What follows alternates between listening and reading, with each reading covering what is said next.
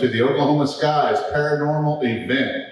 My name is Terrell. I will be your host, and today we are going to have a series of speakers coming to you to share their experiences, their knowledge, and what they know, and they're going to give you their 2 cents worth on this unusual paranormal topics.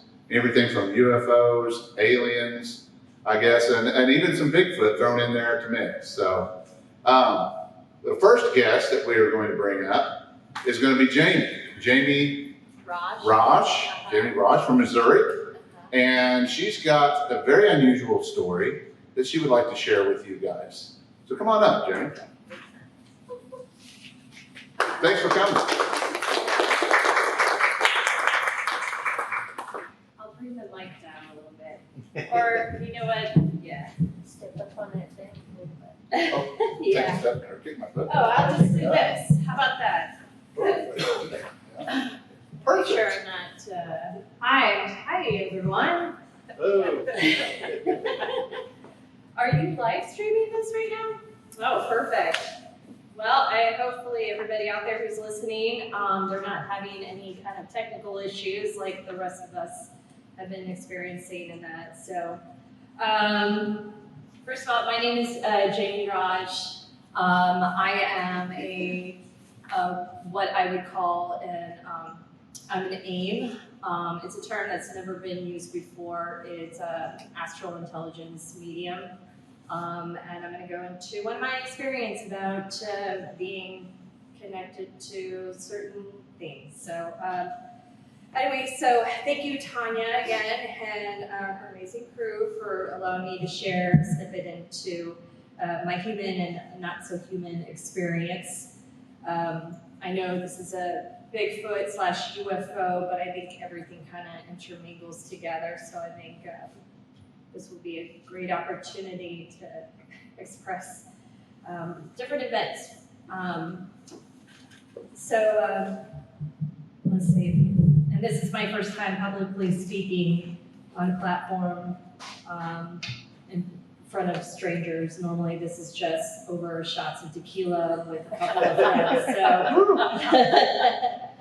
And I hope not to offend anyone's system of beliefs. In fact, more than ever, we need to pray unconditionally and get connected to our source more than ever more than ever, especially what is peeking around the corner for us. I think we can all agree upon that. Today, I will be sharing one of the many stories that I, as an astral intelligence medium. Some may call me a contactee. I am not. I prefer to be called am. In fact, the word contactee is not the proper term for someone doing interdimensional work. It kind of negates the purpose of the soul contracts that we're here for. To me, a contactee just makes it seem like you were just visited, and we're just much more than that. We're not just visited randomly. We're visited for a reason. There's a purpose, as we are all carrying the purpose. Some may call it remote viewing, which in essence it is, but it's not limited, as we do and have a habit of boxing in our very linear human world. So we think that we are, I'm a remote viewer. You're more than that. You're a contactee. You're more than that. At the heightened period of my AM, I was able to teach myself how to astral project, clip pieces in time, listen, and be connected to all of nature. During this period, I thought I was going crazy. I'm sure a lot of people have experienced that. Having conversations with squirrels, having conversations with trees, and you're like, is this really happening? And nevertheless, if you're connected to nature, then you're connected to Bigfoot. And also too, I've seen fairies. I thought never in my lifetime. I'm like, really? This is where we're going? Like, really, fairies? Okay. It sounds crazy, and it's supposed to sound crazy. It's another story for another time, and even had visitors with the not so friendly visitors. In May of 2002, at the age of 23, I got a quick overview of the challenge in my work. During this time as an AM, I was receiving what is known as beam work.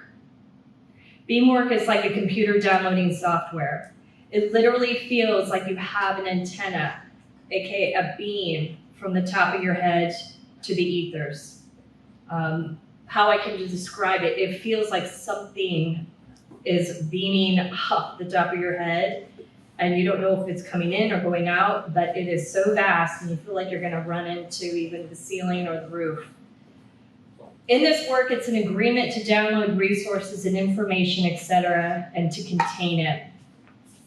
Since files are so vast, they sometimes do not download in complete definitions. Beam work or purpose does not come overnight. It comes in WAV files, meaning you're not going to get the answer right away. Why did I get this significant symbol? Then you usually can find out 3 weeks, maybe years, and even today, maybe I might find out something from this experience. Full downloads would be overload on the human psyche. This could cause neurological disorders, as I was told. Why am I not getting the full download? There's a reason for it. As we see in persons with schizophrenia, by the way, psychics and schizophrenia conduct the same neurological response. However, one can shut it off while the other one cannot. While downloading, aims are put into a trance-like state, a state of euphoria. It's a wonderful feeling. In fact, it is the best feeling. It is better than sex. It is better than anything you can ever imagine, any drug you can ever take. When you are in that state of euphoria, a dump truck could come in and hit you and you would just be, oh well, it's that feeling. I mean, it is amazing. However, it apparently makes aims targets, which I had to learn on one sunny fall day. In September of 2002, my hypnotic download gave me an abundance amounts of creativity. I could not stop building or creating art. And in my case, I loved building doll houses. Got into carpentry, which led me to a hobby shop near my place of employment. At the time, I was a pizza delivery person, and I loved this job because I could be by myself in my thoughts and in my work. I became great friends with the owner. Him and his partner were the only two that ran, him and his partner were the only two that ran the hobby shop. It was, either one of them were working. It was common for me to stop in while I wasn't delivering pizzas. A kinship with myself and the owner developed. And as we spent many hours discussing the outer world, as he himself was another AM, as many creative hobbyists are. On September 28, 2002, it was after a lunch rush. I was not busy, so I did what I would normally do. Go and have a chat with my friend at his hobby shop. Upon arriving to the front of the hobby shop, I could see down the 2-lane road that requires a speed of 30 miles per hour. Approximately 100 yards away, I witnessed what appeared to be a short, blonde-haired woman walking on the sidewalk, looking at buildings with her hands near her face, as if she were taking pictures of the buildings. So, really quick, I'm gonna get off my notes roll. The road it's just a straight 2-lane road. You can see down either way for probably about a good 2 miles. It is that just one stretch of road, and it's 30 miles per hour. So anybody coming on the road, and there's only one exit, or there's only one way to go to the interstate. The other way will not take you to the interstate. And this is important why I tell you guys. So as I pulled up in front of my friend's hobby shop, I looked and I saw the woman. And I want to, the best way I can describe it is that I have to show you.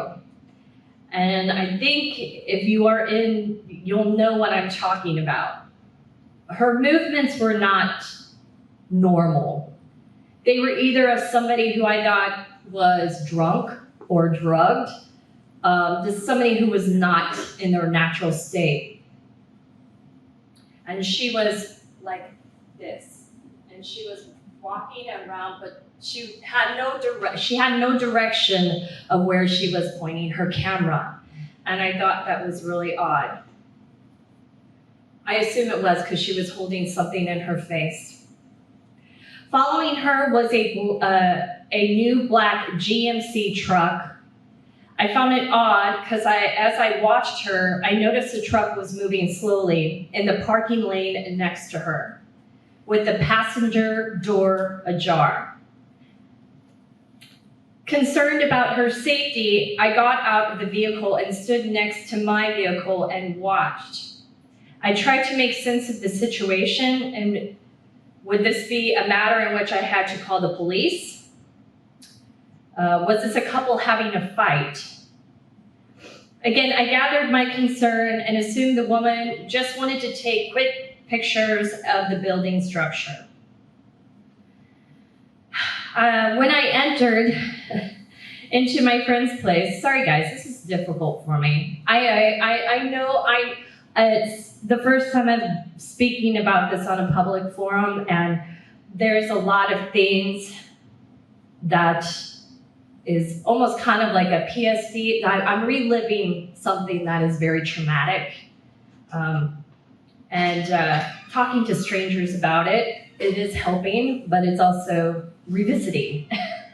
So please be patient with me. When I entered my friend's place of business, he was not there, but his partner was there, and he was attending to the hobby store. Although it was always a pleasure to see him, he was a very quiet man and spoke very little. He was a Vietnam vet, as solid as a rock, and a no-nonsense kind of gentleman. My visit would be brief. I only had been in 10 seconds of exchange of conversation. When I heard the door chime to the front door go off behind me. While facing my friend's partner, I heard a loud voice say, "Hold your light." I looked at my friend to see if he also heard the loud and very stern voice, and instantly I knew that message came to me telepathically. I felt a shift in the room. It was heavy and it was dark. I knew in that moment I was not in the presence of goodwill. I shuffled my way off to the side of the L-shaped glass display case as not to interrupt a possible customer. A husky man that stood around 6'2", 6'3" approached my friend. The man in all black asked him, "Do you know where the interstate is at?" My friend, in a friendly manner, started to give directions to the stranger in black, wearing all black. While their exchange was going on, I could not allow my eyes to look up. I was terrified. What does this mean? I kept thinking to myself, what is hold your light? And I felt this massive, almost kind of like a bubble. Like I felt like something going over me, and that beam was no longer there. I gathered the courage to look up out of the front window of the hobby shop. So if I'm here, the gentleman is over here talking to my friend. The window's right there, and I can see that black truck I saw 100 yards away. There is no reason for that truck to be there that quick. It was a split second. It was like I came in, oh, so-and-so's not here? Oh, well, darn it. And then the truck is there and they're coming in. It should have taken at least probably 30 to 40 seconds later in my approximation. So let's see, counter courage, hold on. Although I was terrified, my human connection could not stop me from looking up at the couple. I could see the same blonde woman walking around the store while the man was getting directions. So I'm here, he's here, I'm staring down at the glass display case, he's over there. There's something not right. In the corner of my eye, I can see her, and I see this woman like moving like this, scurrying around the inside of my friend's hobby shop. And it just didn't feel right, but I didn't have the courage to look up at the time. But then again, human nature comes into play, and I did look up. I could see that, walking around, let's see. I glanced up at the husky man's eyes, and he glared right at me. And a telepathic exchange ensued. I had never experienced before with another human being. In a stern voice and in a southern accent, it sounded like more of a Tennessee, Alabama accent.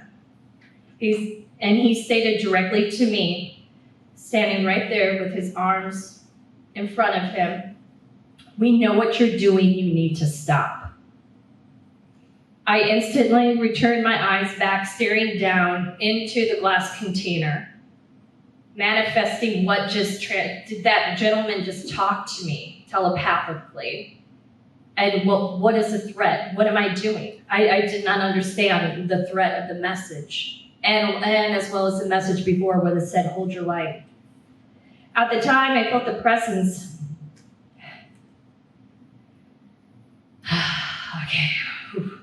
Felt the presence of the woman walking behind me.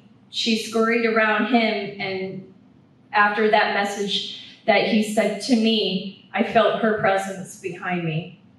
At least I thought it was a female presence. But again, I heard that voice that told me to hold my life, and I'll just say an angelic voice. The voice was completely different. It wasn't mine. And it said, "She's not human." As I gazed over from my left shoulder, the first thing I noticed was her hair. It was a puffy and very frizzy. It was very puffy and very frizzy. It looked like a wig that was slightly tilted, like she just was in a rush and she just put it on. She was wearing a black tank top and black pants. And the back of her neck and spine was exposed. It was almost a weird curve, protruding and greenish tint scaling around it. I have never seen another human being have a spine protruding out, and very evident that that was not a normal spine. Again, the directions of the voice, the angelic voice that I heard that was guiding me, said, "Look at her camera." And when I turned and I looked at her camera, her digital camera was facing backwards, meaning her lens was pointing towards her, not out. Indeed, she was not taking video. How could she be taking video? And in that same voice, almost in kind of like a humor, like, because they knew I was terrified, said, "Isn't that funny? They tried to play off being human." And at the time I was like, what did It's okay to laugh, guys. Sometimes it's okay. This was probably the most confirming points in my life where I knew at that moment we were surrounded by non-humans pretending to be human. The majority of their allegiance is not made from peace and love. After the interaction was clear, these group of individuals should, so after this interaction, it was clear that he got the directions, and then that was it. They left the store, and I was still, after I saw her, I went back down to looking, and it was like they were gone again. And I looked across the street, the truck was completely gone, and I thought, did that just happen? It was not even 2 seconds. They went out the door, truck was gone. And I ran out the door, and it was just me and my friend who owns a hobby shop. I ran out the door to see where that truck went. It should have been going eastbound, and that was a very long stretch to get to the interstate. There was no black truck. It literally vanished, it disappeared. I went back inside and proclaimed to my friend's partner, that was weird, right? That was strange. And he said that was probably the most oddest interactions I've ever experienced. And this is coming from a man who was a Vietnam vet. It was only till later my friend informed me, and after I got off work, I went over to a friend's house and I told her quickly about my experience, and she said, it sounds like you've been visited by the men in black. And I said, who the heck are the men in black? And then she proceeded to go to her computer and show me. I'm like, oh, okay, this explains it. The warning was clear, and unfortunately I did not take heed. I continued my AM work. The threat was real, and I was met with a harsh reality on November 3rd the same year. Another story for another time. Could have ended up very tragic. This was my first time ever speaking on a public forum, guys, and I thank you for for the experience. I have many stories to share, but this is just a snippet into what I experienced as Men in Black, and thank you very much. All right.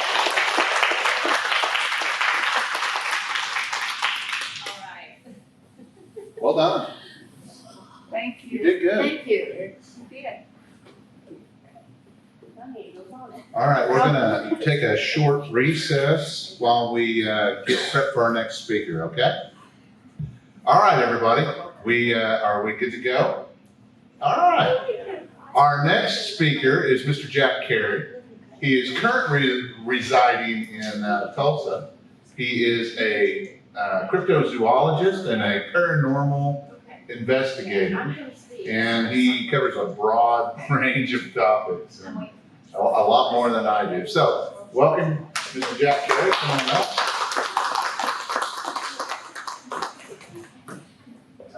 Thanks, everybody. It's a good looking through out here today, actually. So it's good to see. Yeah, you're welcome. So, I'm the founder and current director of the Paranormal Intelligence Agency, and we are in Tulsa, and we're always looking for new cases to investigate. So if anybody out there has a case that they would like us to investigate, please let me know at some point here in the convention. And today, I've been a paranormal investigator and cryptozoologist for about 25 years, maybe a couple of years more than that. I've been doing it since I was 21 years old, and I just turned 50, so I've been doing this for a long time. But today I wanted to talk to you guys about something called the hitchhiker effect, and how that relates to my unified field theory of paranormal activity, something which I published in my book, Paranormal Planet, quite a few years ago. So how many here have heard of the hitchhiker effect? Got 2, 3, 4, there's 4 people that have heard of it. The hitchhiker effect has literally revolutionized paranormal research as we know it. And before I get to exactly what that is, the circumstances on how it came about to be acknowledged in the way that it is today came from a team of scientists working both at Skinwalker Ranch as well as the Pentagon's UFO program. So most people don't realize that alongside the UFO's disclosure program, let's just call it that because that's what it is, and their examination of UAPs/UFOs, they had another program running parallel to the UFO program. And this program was designed in order to do nothing. It was called the OSAP program. It was designed in order to do nothing but study the underlying paranormal aspects of the overall UFO phenomenon. Now, you would ask yourself, what kind of paranormal aspects are we talking about here? And the truth is that 100% of the people that both worked at Skinwalker Ranch and for the Pentagon during this period of time went home to experience a vast array of other kinds of paranormal activity. This became known as the hitchhiker effect. And by a vast array of other kinds of activity, I mean, imagine spending your day in a secret Pentagon UFO program to study these things. And that's weird enough. But then you go home at the end of the day to experience poltergeist activity. Get to experience objects manifesting themselves, material objects right in the middle of your house, and then dematerializing. Shadow people walking across the house. All of this stuff. And this happened to 100% of the personnel. That means they made a causal link between the UFO phenomenon and these other kinds of paranormal activity taking place. Now, this resulted in a profound dogman encounter that I will get to. But chief among the things that they experienced were blue orbs. Over and over again, people would experience blue orb activity. And I've even written articles talking about beware the blue orbs because in every single case where there was close contact with these blue orbs, there were also very deleterious health effects that took place in the form of rare forms of cancer. Now, that's interesting because when you look at the actual aircraft pilots that had encounters with the UAPs, when you look at the people that had experience at Skinwalker Ranch and at the Pentagon, many of them suffered what today we call the Havana syndrome. So the Havana syndrome is actually defined by the fact that there's some type of ionizing radiation that's being used in order to cause severe brain damage in the people who were observing the phenomenon. This happened repeatedly, and if you look online, you'll find any number of articles talking about the brain damage done to our pilots because of this phenomenon. The Havana syndrome has actually been discovered in quite a few people that have worked for the government. So there's a conspiracy theory out there that there's a foreign government of some kind that has a weapon that can do these sorts of things. But in these cases, these were pilots thousands of miles in the air, thousands of feet in the air, and experiencing these craft only to go back and report that they were experiencing all kinds of mental problems. Upon examination, they discovered that these people were having what they described as being profound brain damage. Now, one of the chief scientists at Skinwalker Ranch and for the Pentagon was a guy named Dr. Gary Nolan. Excuse me. And Dr. Gary Nolan is one of the top scientists anywhere in the world, and it's been his sort of purview to look into this brain damage and what's been happening there. But to get back to the hitchhiker effect, every one of these people went home. They experienced a wide array of paranormal activity, and then the activity began to spread out like a virus. So not only did it occur to them, but then it happened to their spouse, and then it happened to their children, and then their children's friends and their neighbors, and it began to spread out in like concentric circles, just like a virus. In fact, they gave it the term a paranormal virus. They didn't know what else to call it. And they still really don't. This is all pretty much brand new stuff, and you can find all of this information actually published in the book Skinwalkers at the Pentagon, and that was written by Dr. Colm Kelleher. He's the chief scientist of the program itself, so everything that you hear all came basically from these people. Well, after this, at the end of my presentation, I'm going to talk about a dogman case here in Oklahoma. But while this was all occurring, there was a high-ranking CIA agent that was at Skinwalker Ranch. Most people don't realize, but the CIA is deeply, heavily involved at Skinwalker Ranch.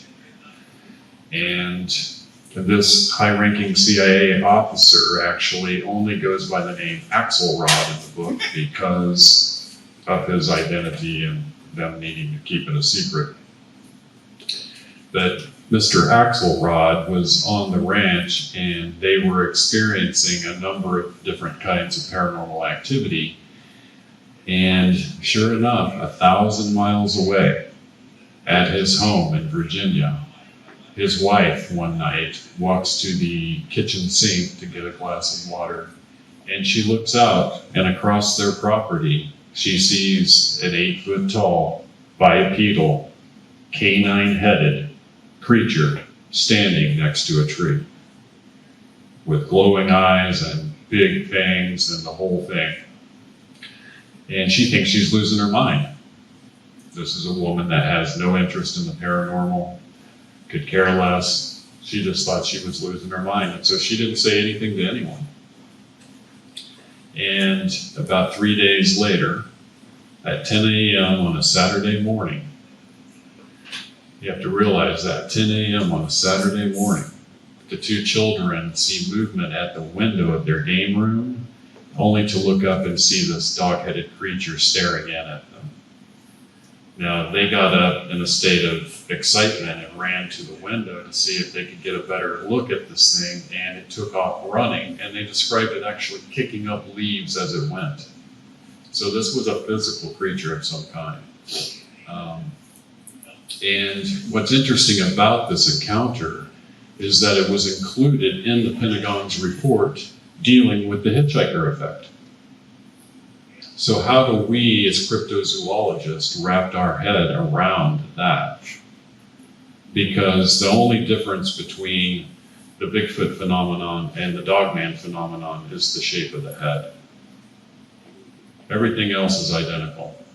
You have a vast amount of indigenous oral history.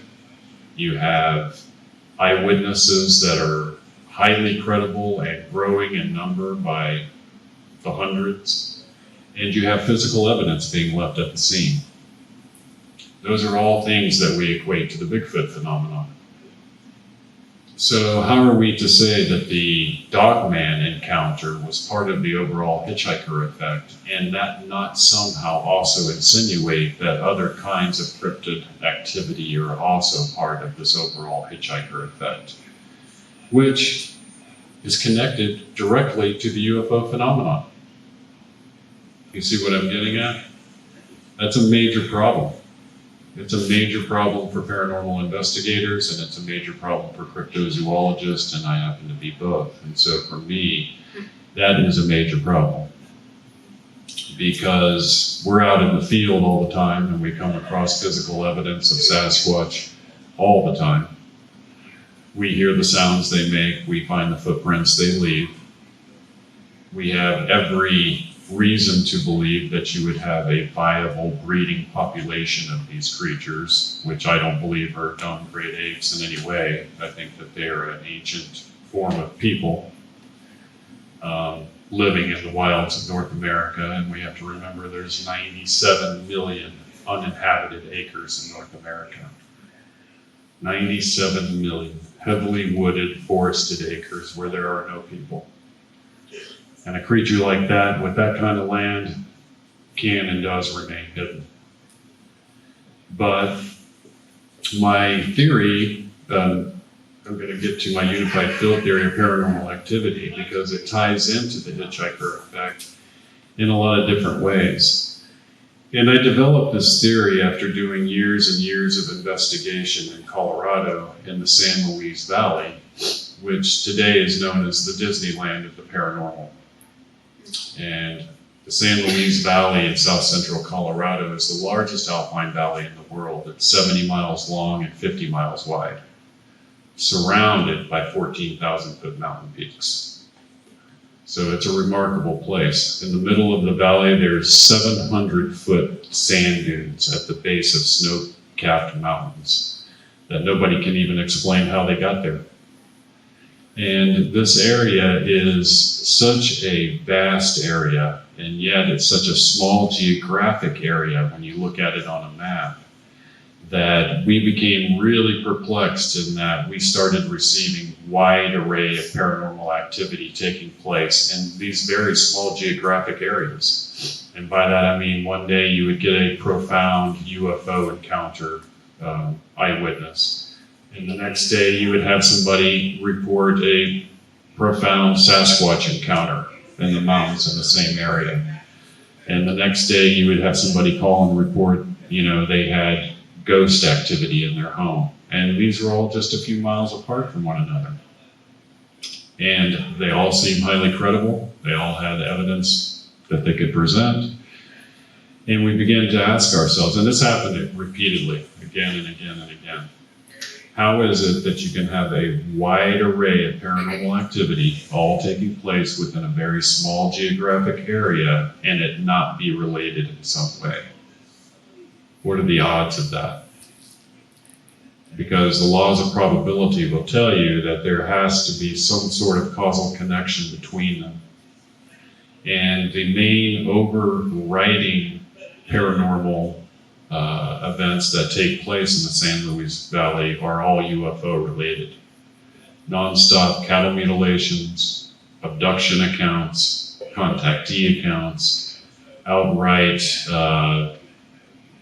military vehicles always in the valley seeming to be following the phenomenon itself. These were all very interesting things, but we began to realize that in different areas around the world and in North America, you have a vast number of areas that have huge quartz crystal deposits. And quartz crystal deposits are prevalent in the San Luis Valley. And it's the one main common factor that they all have. In fact, when you look at Sedona, for example, which is renowned for its UFO activity and its paranormal happenings, and you look at aeromagnetic maps of the countryside, you can see that the mountains have electromagnetic fields that are 500 times greater than the surrounding countryside. 500 times greater.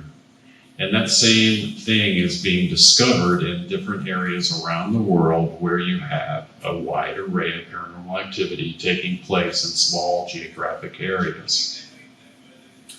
So this led me to the idea that there was a causal link between these quartz crystal deposits and the paranormal activity that we kept seeing. And that led me into the idea of a unified field theory of paranormal activity. And so what I began to realize was that, and this was years before they published Skinwalkers at the Pentagon and talked about the hitchhiker effect, but early on I realized that there had to be what I describe as a singular source for paranormal activity.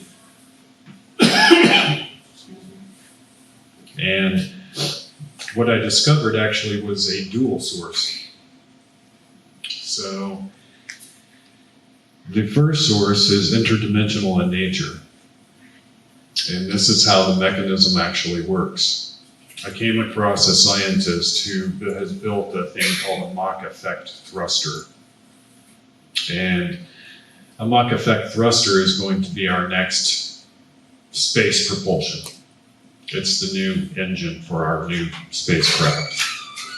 And this brilliant scientist invented this machine, and what he discovered was called the Mach effect, which means, in easy terms, when matter travels through space, there's minute fluctuations that occur in that matter.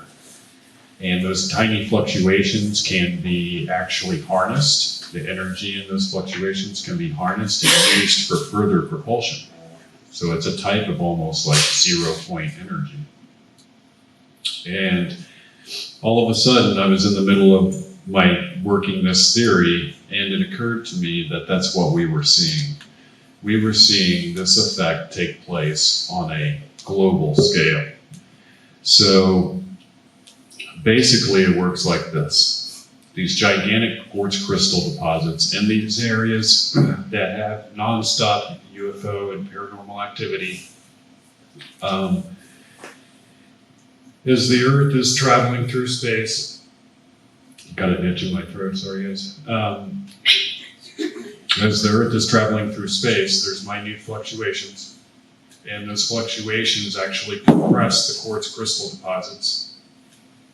And when you compress quartz crystal, it becomes ionized. Now, when you ionize quartz crystal, they emit electromagnetic fields. These electromagnetic fields can be so strong that they can literally rip or tear a hole in the electromagnetic membrane, and that's exactly what our physicists call it. Oh, thanks, sir. Appreciate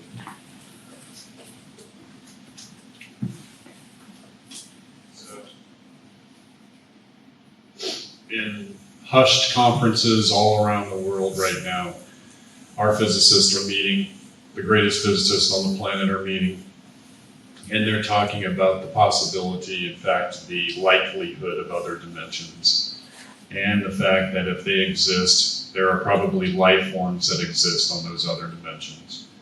And if that's the case, some of them may have grown intelligent enough in order to discover a way into this dimension, right? And they describe a barrier between dimensions. And that barrier is an electromagnetic membrane. So what you have is a mechanism by which, as the Earth is traveling and these compressions take place, it begins to open these doorways to other dimensions.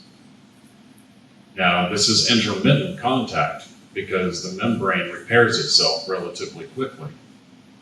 But it's during these periods of time that we have interaction between dimensions, and we describe that as being paranormal in nature.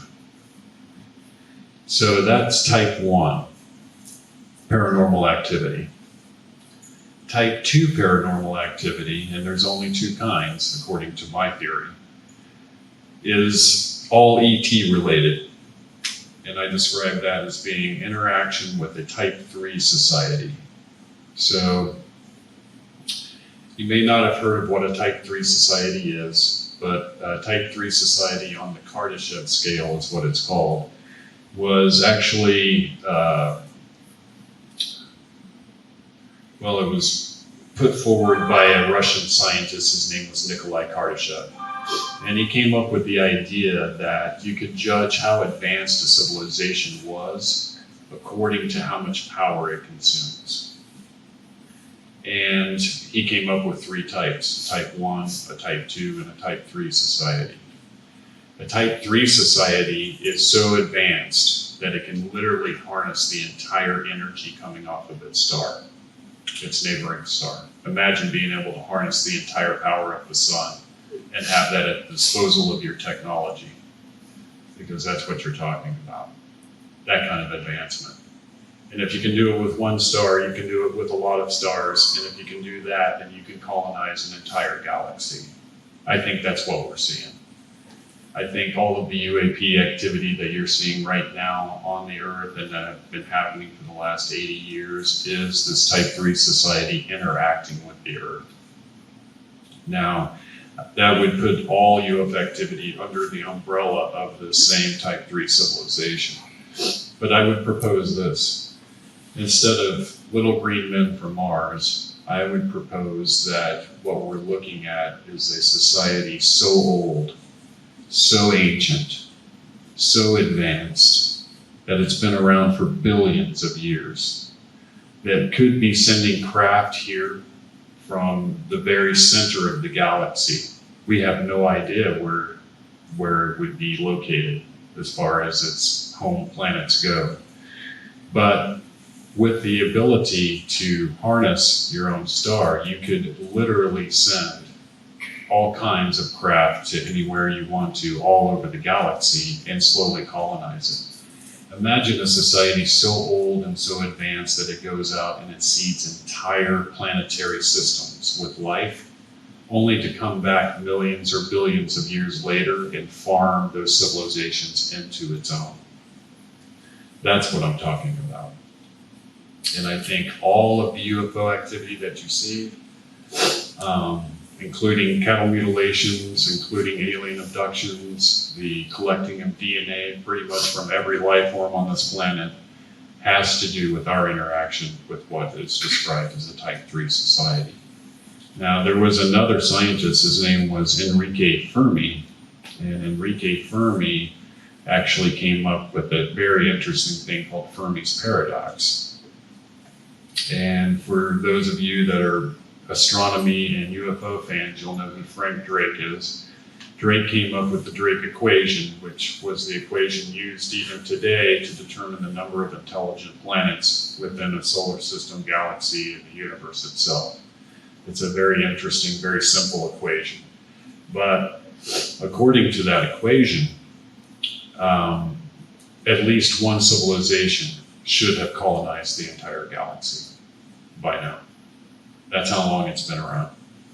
The probability would be that at least one would survive and make it and actually colonize the whole galaxy.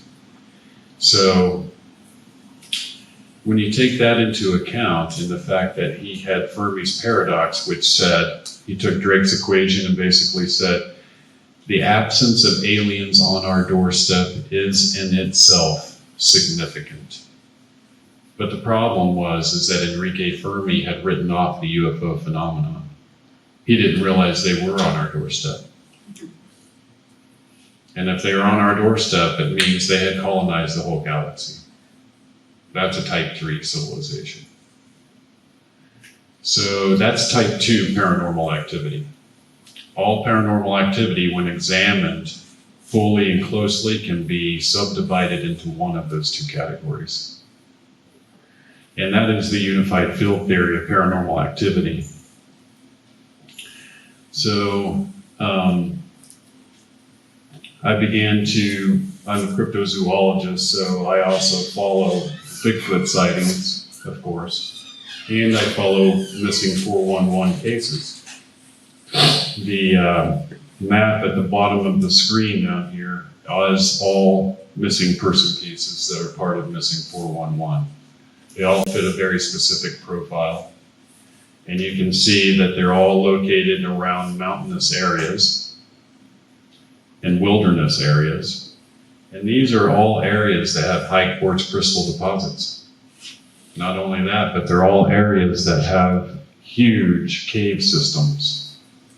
And they're all areas that you have a non-stop supply of Bigfoot activity and sightings. And when you lay them all on top of one another, 3 different layers, that's what you get. You get a spot-on match between the cave systems, the crystal deposits, the missing people, and the Bigfoot reports. They all occur in those same exact areas time and time again. That to me means it cannot be a coincidence. So I began to actually take these different maps and play with them and see what we could see. And in each one of these cases, there are a number of cave systems and Bigfoot sightings and the like. So it's very interesting that they all line up that way. But getting back to our Dogman encounter, let me think.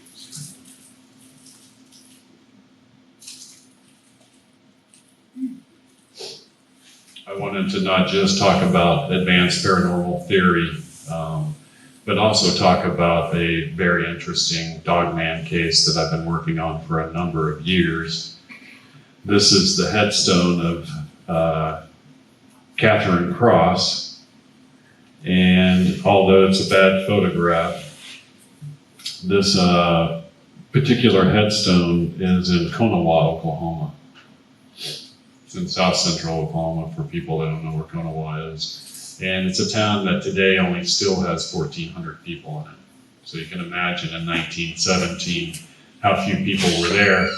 And I even have a photograph dated from 1917 from Konawa of the entire town's population, and there were fewer than 100 people. Now, this case came to me by way of an actual private investigator who heard me on a podcast, discovered I was from Oklahoma, and ended up sending me her 2-inch thick file on this particular case that she had accumulated over a 20-something year period. And she came across the case because she was on another case down around Konawa, and somebody tipped her off that this particular headstone was in the cemetery. And I know you can't read, I got a better picture of the inscription here in a minute, but at the very bottom, right here,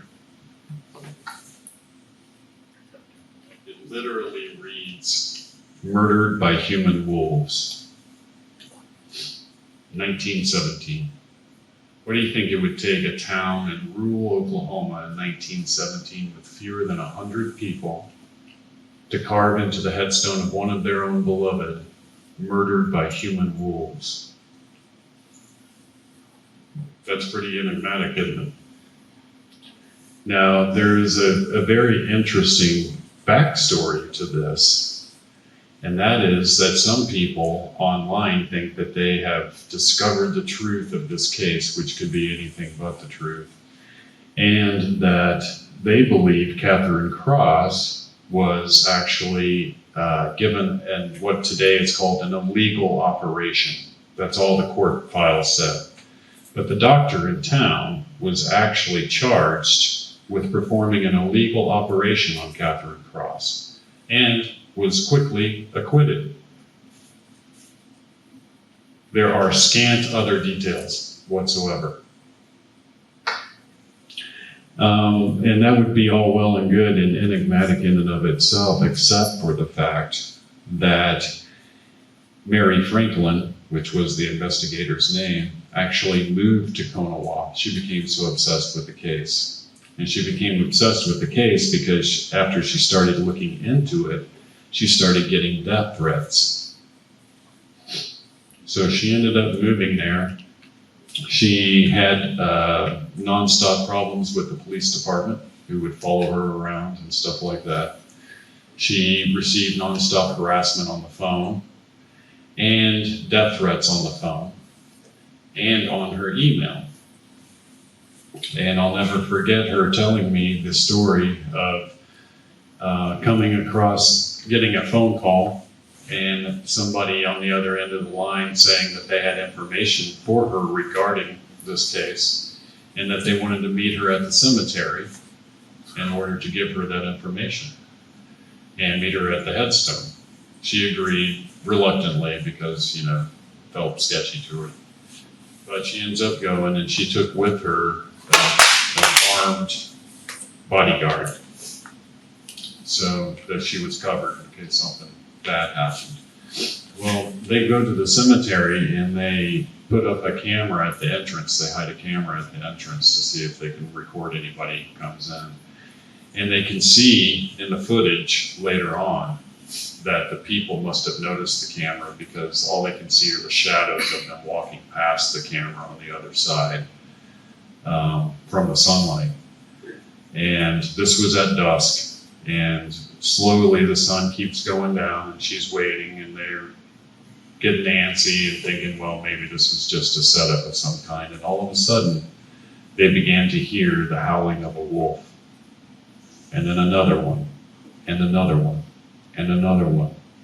And pretty soon, it sounds to them like they're completely surrounded by howling wolves. And of course, they get freaked out, and they book it out of that cemetery, and they go back to the motel where they're staying at the time. And there's an email already waiting for her. And she clicks on it, and it's from somebody calling himself Lichen 666. And it says to the effect, "We saw you at the cemetery this evening. Did you like the serenade that me and my friends gave you? Would you like to hear it again?" That was a not too subtle message that she had finally crossed the line, and that they weren't going to tolerate it anymore. So she actually came across some road workers in this area who had worked out on a lot of these different country roads and had come across other overgrown cemeteries where there were headstones that read "Murdered by Human Wolves" in south central Oklahoma. And we have to ask ourselves, when you Google that, there's no term where that was ever used to signify something else. You know what I mean?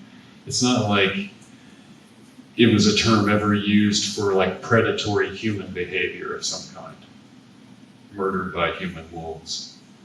And so we're left with this completely enigmatic inscription on her headstone, and this particular headstone is still standing there. Some of the other headstones that were discovered are either completely crumbling at this stage, or they're overgrown cemeteries that aren't even taken care of anymore.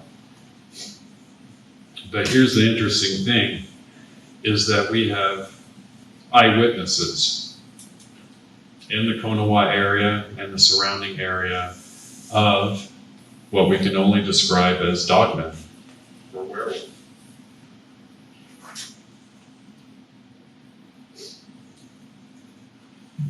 I'm not sure how well those come in, or that you can see these photographs, but these are some of the eyewitness sketches from Konawa. And the first sketch here was actually part of a testimony from a man named Michael Greyhawk, who's a Native American individual, of course. And he describes having been out at the lagoon one night, which is just outside of town, and hearing rustling in the woods, only to see this, what he described as a tall, pale, white, male individual come barreling out of the woods on all fours with an elongated face. He couldn't make that clear enough. He kept saying the face was elongated. And this thing took off running and makes a leap on all fours off the ground and over a fence, according to his testimony.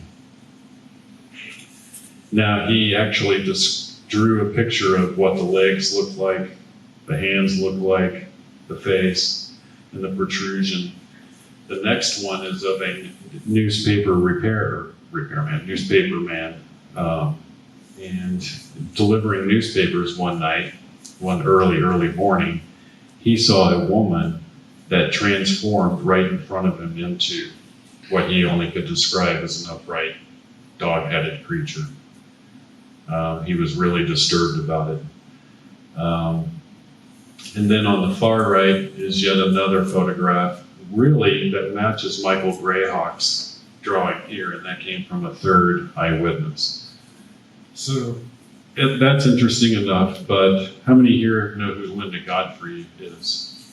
Yeah, so there's a few. Linda Godfrey kind of broke the modern day dogman story in North America. And she was a newspaper reporter in Wisconsin, and she wrote a book called The Beast of Bray Road, talking about a number of dogman sightings that occurred on Bray Road. And she wrote a very interesting book. I knew Linda. She passed away a couple of years ago. but she wrote a very interesting book called Real Wolfmen in North America. And in this book, she has accounts from all over the country. And 3 of those accounts came from Oklahoma. And it's very interesting that at least one of them was around the area of Cailleach, which is also corroboratory. So I begin to ask you the question is, what are we looking at here?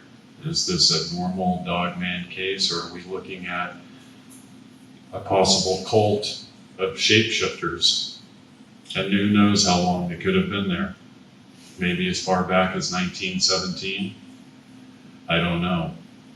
But she was also told that there were a number of unexplained deaths that occurred around Cailleach throughout the years, and that most of them had occurred to women, which is very interesting to me.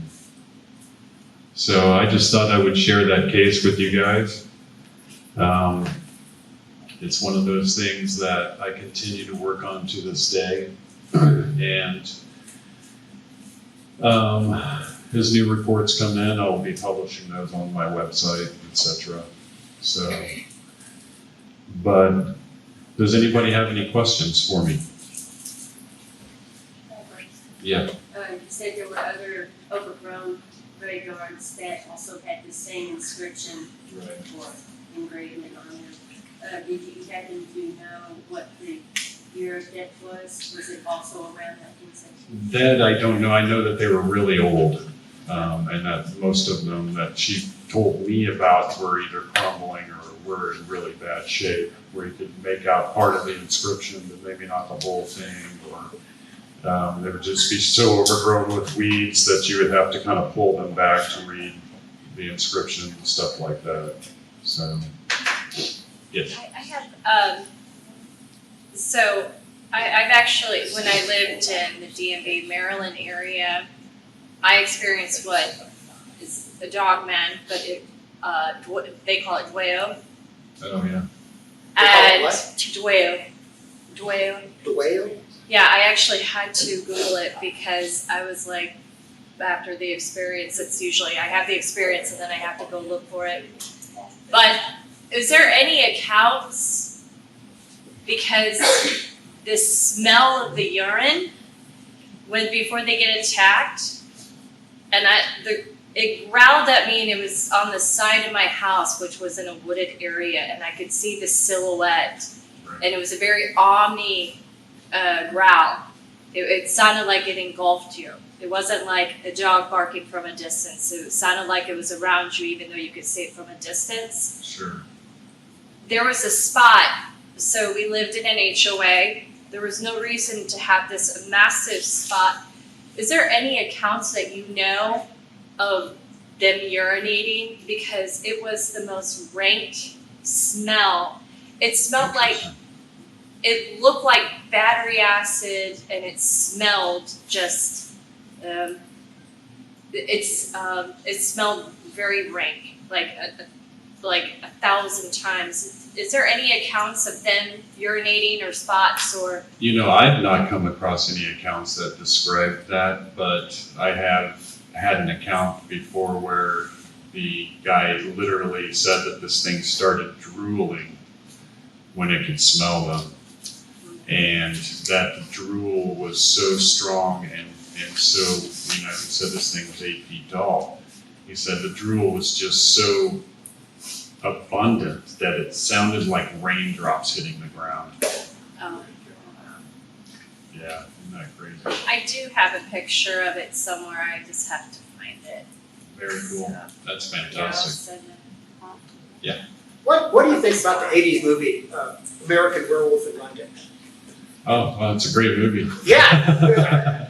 Yeah. They don't know where to laugh or cry or run out of the theater. It's just, it's like the whole cult where they know the werewolf exists, but nobody can say anything about it. And then if it attacks somebody, it infects the next person. Right. And you know, I remember seeing that. It's just like, wow. And the whole idea of it attacking somebody sharing its presumably it's DNA Right. for contact, blood or saliva, etc. is something that's prevalent all through Hollywood. But I've often wondered, and you know, people have asked me before, what's the difference between a dog man and a werewolf? Right. Well, dogmen have this strange, what we would call an ET component to them, as described by the hitchhiker effect and what happened to the CIA agent's wife at the Pentagon. But the werewolf seems to be a genetic that actually runs in some ancient bloodlines.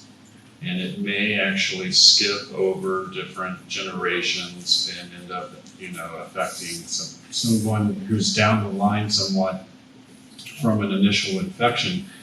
But I think you're seeing a stylized version of that.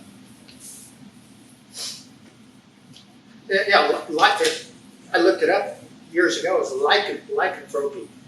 Yeah, Yeah, it's called werewolf. yeah, lycanthropy is very, very interesting. And there have been cases of it where people feel like they're a werewolf and they act like it and everything else, but without making the physical transformation. It's what they call lycanthropy these days. But imagine lycanthropy with a case of hypertrichosis, which is where the hair just grows all over your body. Right. Then you would have a viable, you know, creature of some kind. Yes. In South America, there is legends all over. Yeah. There is one that say that the 7 male children from, the firstborn male in 7 generations Right. is turned into a werewolf, and the firstborn female, the 7th, is turned into a witch. Oh, wow. That's interesting. Weird. That is weird. I have not heard that before, but I've heard the 7th son of a 7th son Yes. thing before. That's Yes. interesting, yeah. So, yes, ma'am. I have a question. Do you know who Richard Greer is? Absolutely. How do you feel about what he's doing? You know, I'm Making kind of, contact. yeah, I'm kind of torn by Richard Greer because on one hand, he keeps saying that they're completely benevolent and, Right. you know, all of that, and I don't hold that same opinion. And I know Richard Greer. I've actually met him before on set at Gailleach. Right. And he's a very nice man, and I'm sure that he's quite sincere about what he says. But we're of a difference of opinion when it comes to the idea that you can just count on these things being completely benevolent Right. and that it's all just our government that's, you know, perpetrating the bad side of UFOs, and I don't believe that's the case. Right. So, What is your idea, if any, on the cattle mutilation in their lips, and their buttholes? I mean, it just makes no sense. yeah. Why can't you have your own cow? I mean, if Yeah, I can answer that question for you actually, and that the reason why, and it's interesting because have you ever heard of NIDS, or the National Institute for Discovery Science? That was Robert Bigelow's initial group, and he's the one that owned Skinwalker Ranch initially.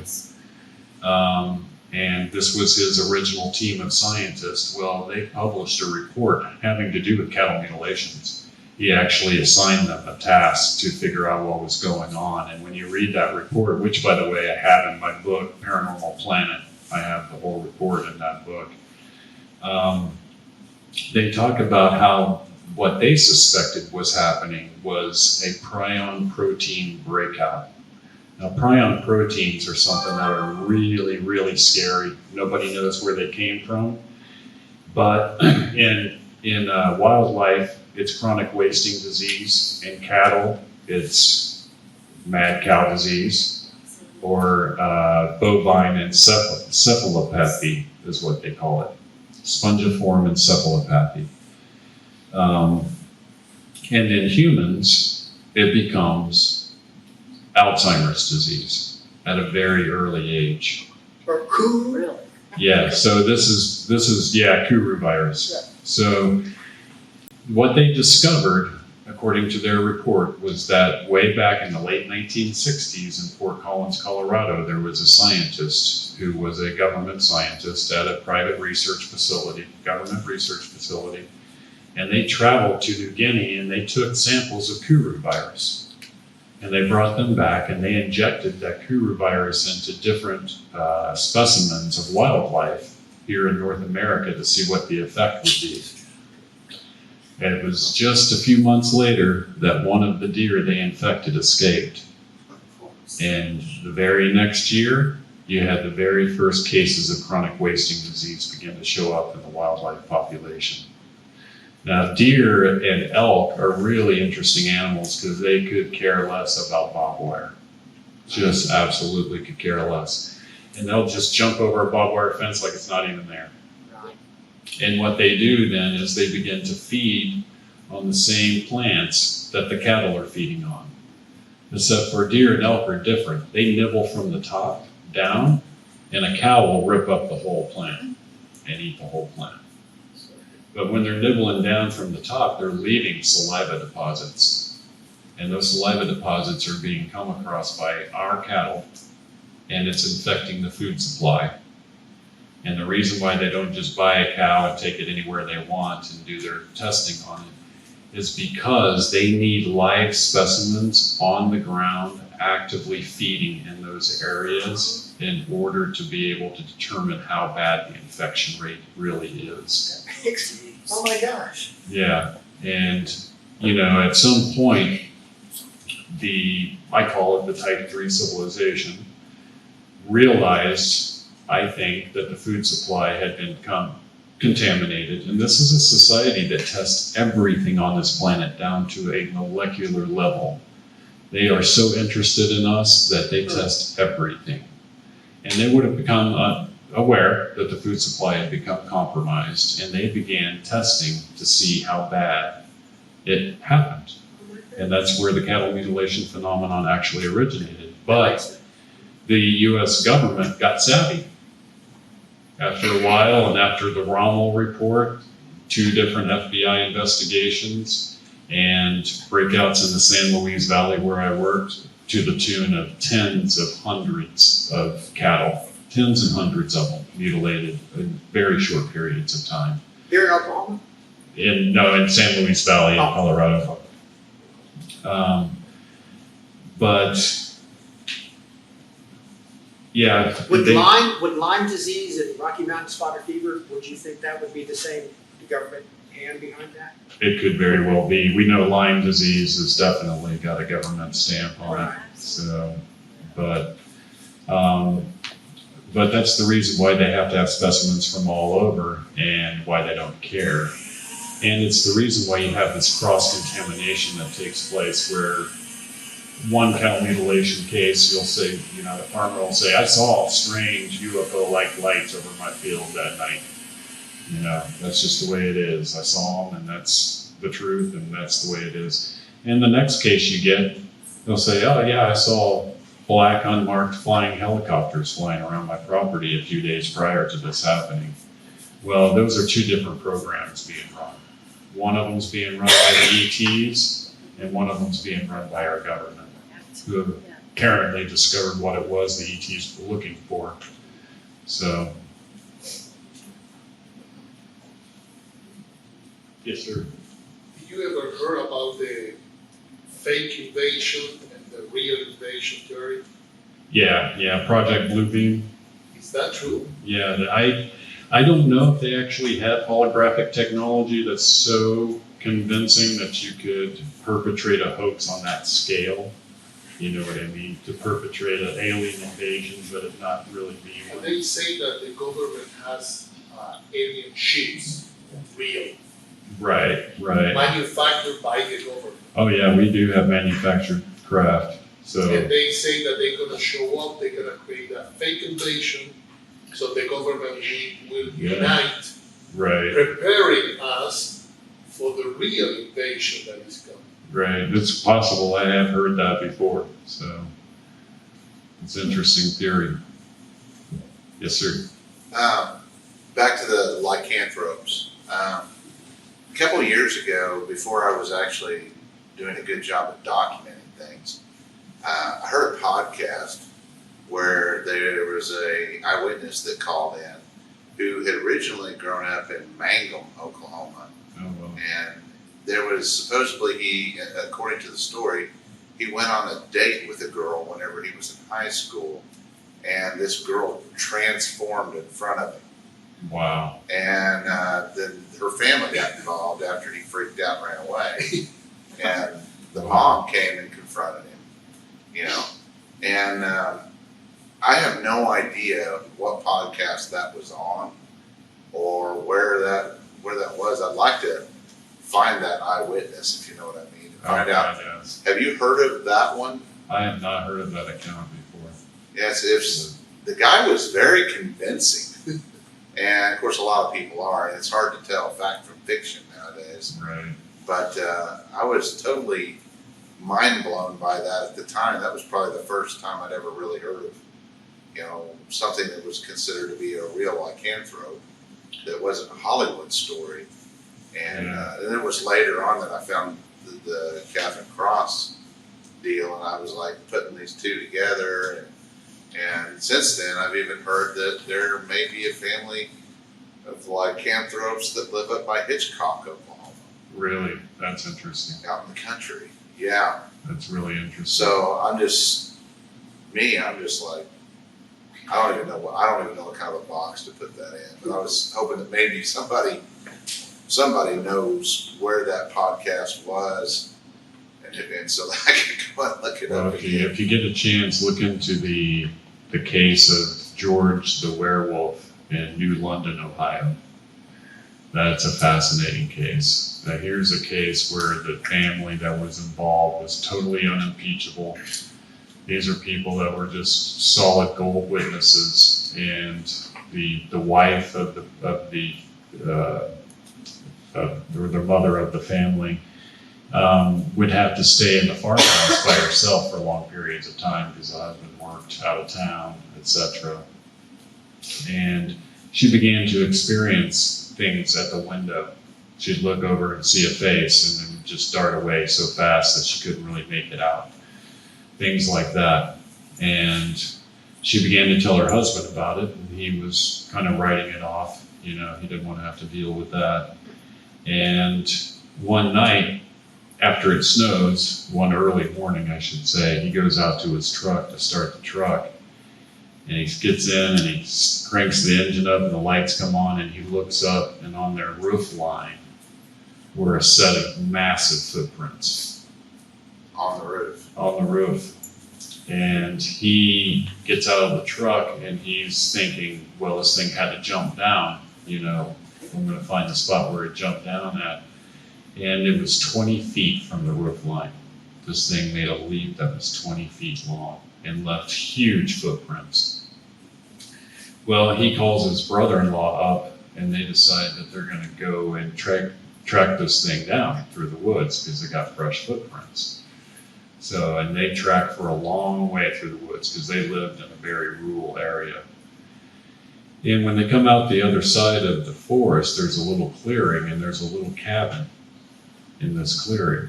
And the footprints go right up to the door, right? And they go up to the door and they began pounding on the door, and there's no answer. And eventually the husband's like, okay, well, let's go. I don't want to have the cops show up and wonder what we're doing here with two rifles outside somebody's cabin, you know, pounding on their door. And so they left, and on the way back, the brother-in-law was like, you know, I think I know who lives in that cabin. I think it's this old man. It's this old hermit kind of a guy, and he calls himself George, and he works down at the tire shop, right? And so they're like, okay, well, let's plan on going down and taking a look at George.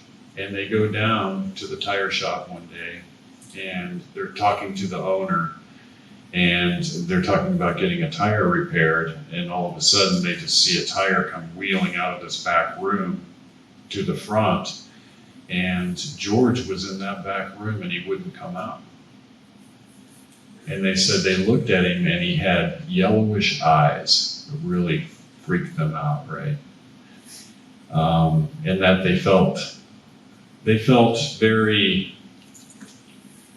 intimidated, I guess, by this old guy that was working in a tire shop repairing tires and living in this ramshackle cabin. And so they go back and they don't know what to think or what to do. But just a couple of weeks later, George passes away. And the sheriff, they had told him this entire encounter, said, you know, old George passed away. What do you think we drive over to his cabin and take a look, see what was going on inside there? And they drive over to the cabin and they open the door, and this guy had 1/4-inch thick steel literally lining the entire cabin. He had chains connected to the walls. And they said it had the overpowering smell of dog inside this place. And the only other thing that they found in George's cabin was a jar, a big mason jar full of silver dollars. Isn't that crazy? And so to this day, many people believe that George was a real werewolf. So, and that's why I say, you know, it's not always the dog man encounters that you come across. Every once in a while you come across one of these cases where it looks like a normal, what we would call a normal human being somehow has the ability to shape shift. And the only thing that I can wrap my brain around is that that must be a genetic ability of some kind. What year was that? That was back in like the late 1980s, early 1990s. Wow. So What was his name again? they just called him George. Yeah. In London, Oklahoma? New London, Ohio. New London, Ohio. Talk about the werewolves of London, right? Yeah, It makes me laugh. with the silver dollar, silver bullet. Yeah. Yeah. I wonder what the connection was Yeah, there. the silver, yeah. Yeah. Maybe That's he was silver. using the silver to keep from changing. I don't know. But very, Silver very does interesting. have certain properties. Germicidal. Yeah, germicidal, antibacterial. Yeah, and silver oxide can directly affect blood, so that's interesting. Well, then the Michael J. Fox made a film about being a werewolf. Yep, yeah. So, Teen Wolf. Yeah. or no, actually, Michael Landon made one back in the original Little Joe on Bonanza. Yeah, It was yeah. his first movie. I remember that. I really do. So, I mean, there's something, Hollywood just doesn't get the ideas out of thin air. Yeah, Yeah. exactly. So, they're- You mentioned in the story about the private investigator investigating that grave and everything, and that person who emailed her, they had, what was it, like in 666 or something. Right. Do you think possibly there could be, because from what all this sounds similar to is it does sound like there's possibly small groups of these people and everything. You think maybe it's a cult and maybe there's some sort of demonic possession that transforms them, perhaps? That's entirely possible. And my feeling on the Conwa case is that that's what we're looking at is a weird cult of some kind. Michael Greyhawk was the consummate witness. I mean, I just have zero doubt that he was telling me the truth of what he witnessed that night at the lagoon. And if that's the case, then we have to say, well, if there's one, there's more.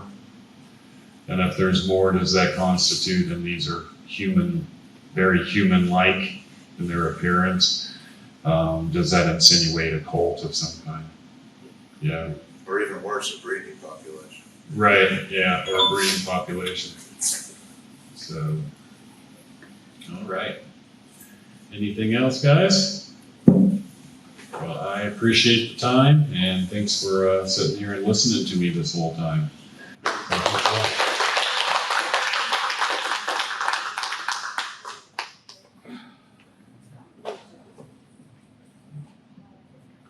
we are going to take a short break for lunch. Somebody rang the dinner bell and I heard it. So we're gonna get out of here for about 45 minutes-ish, and then we will quickly return, okay? And then we'll get back started with the next speaker. Thank you. All right, ladies and gentlemen, it's time to get this party started again. Everybody's recovering from their lunch, and I think we're ready to go. Our next guest is Dr. Webb Sentell. He's from Louisiana. He's got his PhD from Vanderbilt, and he is the only published ethologist to ever grace the Bigfoot community with any type of research that's actually been documented, right? He considers himself the Jane Goodall of Bigfoot research. Although I think Jane Goodall is still a lot prettier than he is. But anyway, he's got a long history with Bigfoot and cryptid type research, and he's here today to tell you what he has learned. All right, come on up. Very much. Thank you very much. Okay, all right. Let me say hi. Get things adjusted just a little bit for me. Well, I'll just do this. How about that? Okay. All right. Well, thank you for having me back. To Tallahassee. This has become one of my favorite places to come and talk about this. And I presented at Honovia a number of times. I presented for the SSE, the Society for Scientific Exploration, a couple of times. They hadn't had a Bigfoot presenter for years when I came in. Bindernagel had been the last one that had presented a paper or whatever.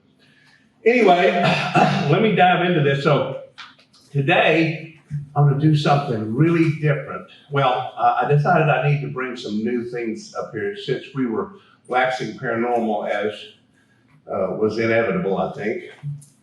I decided not to video myself today and publish it like I usually do, because I'm going to tell you the secrets today. I'm going to talk about stuff that I've not talked about, and I'm going to reveal some of my secret experiences that, or what you would call not exactly scientific. Originally in psychology, we had what was called the introspection school, the introspective school, where you examine a phenomena, then you examine your examination of the phenomena and try to introspect. And it's a great idea, but it's like nailing jelly to the wall. You really can't get very far very easily. So I am, as Brian said, I'm the only published animal behavior scientist that has bothered to come into this. My major professor, over some beers one night, said, we were talking about experiences I had and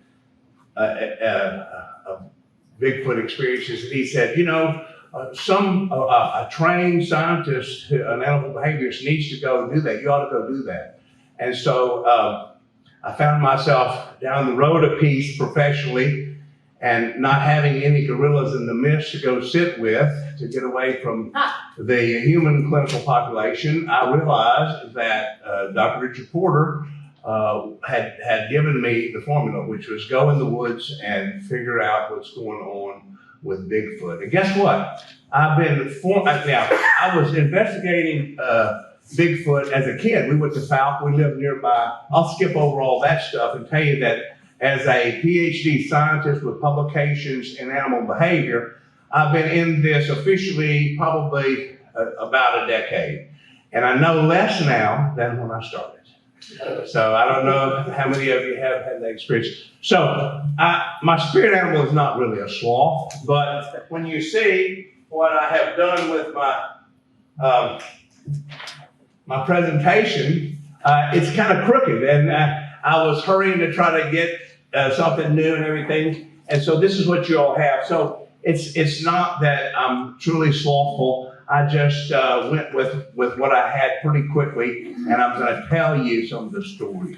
And you have this in your handout. You can see it better from where you are. So I've actually done psychological studies on Bigfoot experiencers. No one's psychotic so far, but doesn't that look like a Bigfoot, that ink blot? That's a real Rorschach ink blot. And I've got some data on some of you. Nobody in this room, so don't worry, but I've looked at it every kind of way I can think of. There's the Erickson Project up there in the middle left. You see Melba on the left, Erickson sitting next to her, and some of these guys, you may know some of these guys. Here's me with my mules. I tried to emulate Patterson and Gimlin, except I had tiny mules. You know, if you take a Shetland pony and you cross it with a donkey, you get a shed ass. That's what they are. And they're cute and they're funny, and actually that did me some good, because I'll tell you later about my theory was to go, you can't hunt them. You try to attract them by doing interesting things that they're curious about. There's my scat sample. There's my hair sample that I got in the Erickson Project with. Over on the far right, middle, bottom, you see Dr. McCormick standing by the mules in the back of the pickup truck. That in and of itself attracts human beings. They want to come take our picture. These little mules that jump up in the back of this pickup truck with their saddles on. There's the marble game down there at the bottom. I've had some just fascinating experiences. So, but let me just jump through here and tell you a little bit about my background, okay? My wife says, it's been a while, but my wife looked at me one day and she said, "Webb, you're the smartest retarded person I know." There's my Mensa card, okay? That's I've got a new one now, but I just decided to sum it all up by putting my old Mensa card in there. I've got a PhD from Vanderbilt. I got in because they said they let me in because they wanted to see what kind of dude I was. I must have had some strange recommendations. But at any rate, I have, at one point, you go, every once in a while you Google yourself. Now let's just admit it, you know. So I Googled myself to see what patients were saying about me and what, you know, had happened, this, and I found myself, it said Sentell and Compton 87, Science. Those of you that keep up with the journals, Science and Nature are the two most august journals on the planet. And here's my name, and so I went and I pulled a citation, and it was about my possum research, and Dr. Caro, the famous predator-prey guy, had written a War and Peace book on predator-prey relationships and had cited my work with Bill Compton on death feigning in Marsupius, Didelphis marsupialis, and as we said over here, what made the possum soul? That's what we say it in Louisiana. What makes the possum soul? But anyway, so here I was in Science, and it wasn't that they were saying this possum research is so good, but he cited my research, and so that was the peak of my scientific, that was the moment at which I went, wow, I guess, now that's not really making it. Making it is, you know, having a major article, not just something that you did that appears in somebody else's book. But at any rate, you know, I'm proud to say that I got some legitimate and illegitimate backgrounds that get me here today. Falk, Arkansas, by way of Vanderbilt. And so this guy right here, David, was with me early on. David hypothesized from the get-go that these things are paranormal, that there's probably dimensional things that are going on. And he's a down-to-earth guy. He's a master's level psychotherapist. Now we're riding, just for the sake of your entertainment, we're riding in a Transformer P-Road. And I've never seen, he built it. And it's a P-Road that turns into a sailboat. Now you gotta do more than just rub it, but it turns into a sailboat. Now we're way up in the bayou, so it's definitely in P-Road mode there.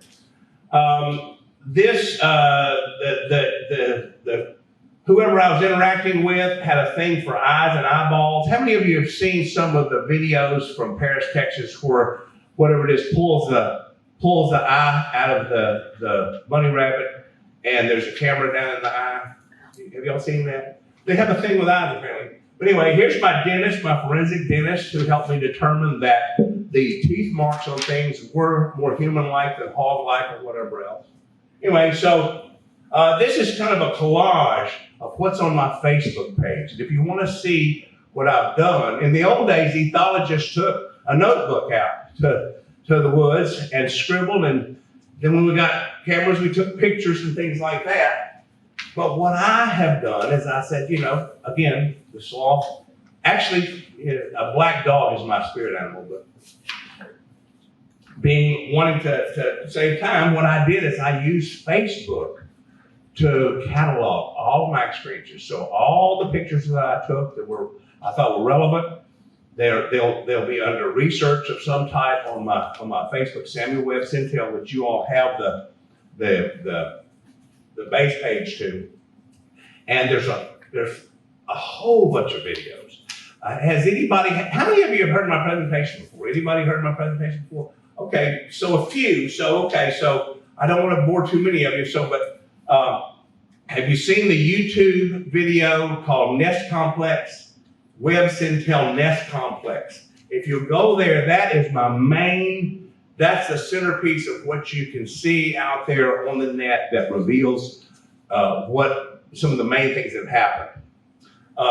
And let me just tell you, let me go into some of the mental aspects of this. That very night, I was going to the woods, and I was communicating with the Great Spirit on the way to the woods. And I'll tell you, some people think you should do self-hypnosis, meditation before you go out. I think that's true. So I was communicating with the Great Spirit on the way to the woods. I said, why would you not let me see one? How come I can't have an experience like these other people have had up close and personal? And this voice, not my own, said, are you ready to die? And I thought, well, is it like that? And so then no more. And then I went to the woods where I got lost. I had on chest waders.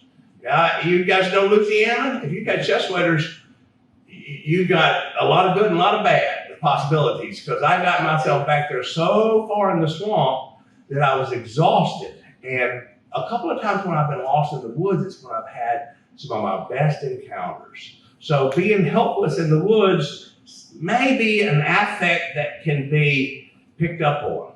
Let me do a few more of these. Here is, I'm a fan of not only James Thurber, but Merle Travis, the guitar picker, and they were amateur cartoonists. So this is my cartoon. You really can't see it well, but I got it out of the trash. But this Bigfoot over here is saying, so you're dumpster diving again. And the Bigfoot in the trash can is saying, no, Plato says it's shadows on the cave wall. I've got a theory that these guys don't actually exist. They're actually just bad dreams. If I could only find some proof. So that's, that's my Bigfoot doppelganger. I have entertained the theory that we all have Bigfoot personas in another multiverse that come through and talk. I don't know. I have no idea what's going on with all this stuff. Here's the weirdest guy I know. You can't see him well there, but we kind of talked around him a little bit. Colonel John Alexander was, he's a retired Army guy. He ran several programs. He was affiliated with the Men Who Stare at Goats and the Army's remote viewing projects and things like that. He was a principal researcher on the original Sherman Ranch Hunt for Skinwalker.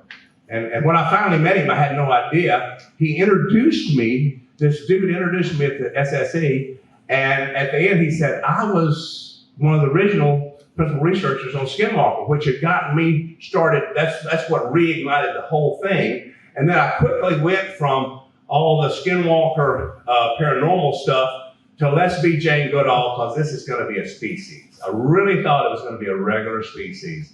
And if I say I'm disappointed, it's not. That's kind of a funny statement. I don't know what to do with where we are now.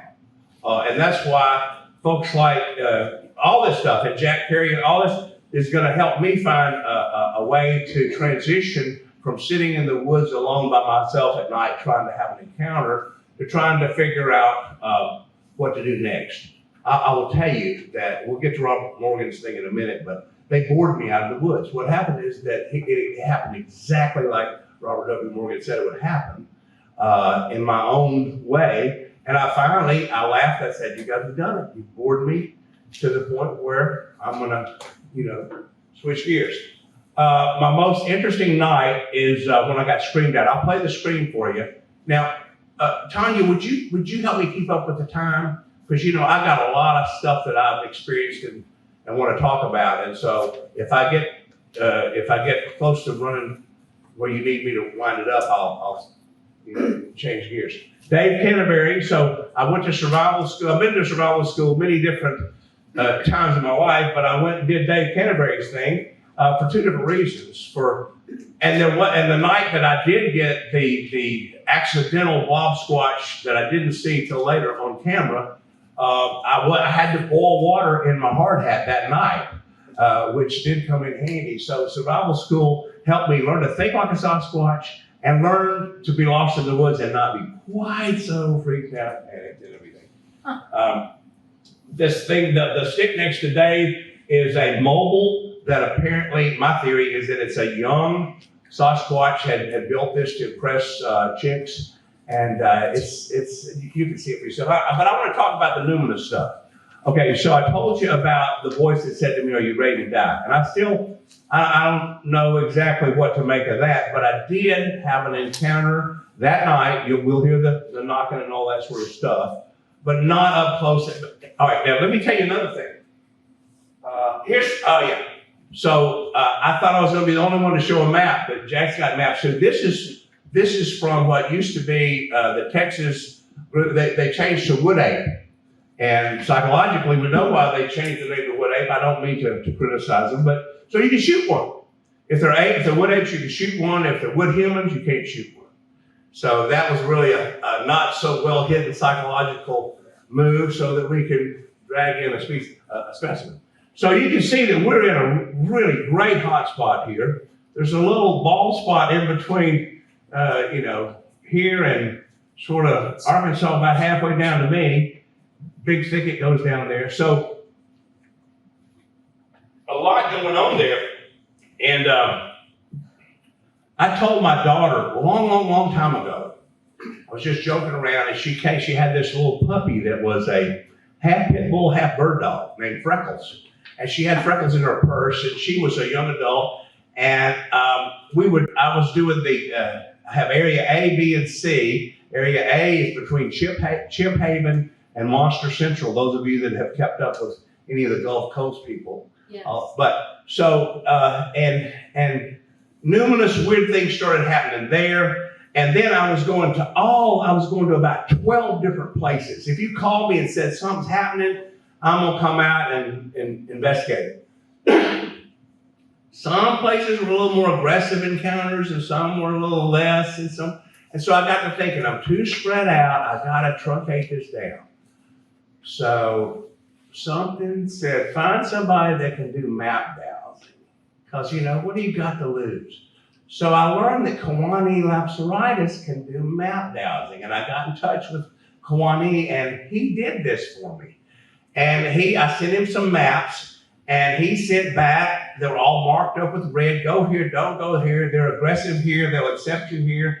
Just amazing. And he had some circles where he said, UFO activity here, how many of you are familiar with Kawani's writings and books?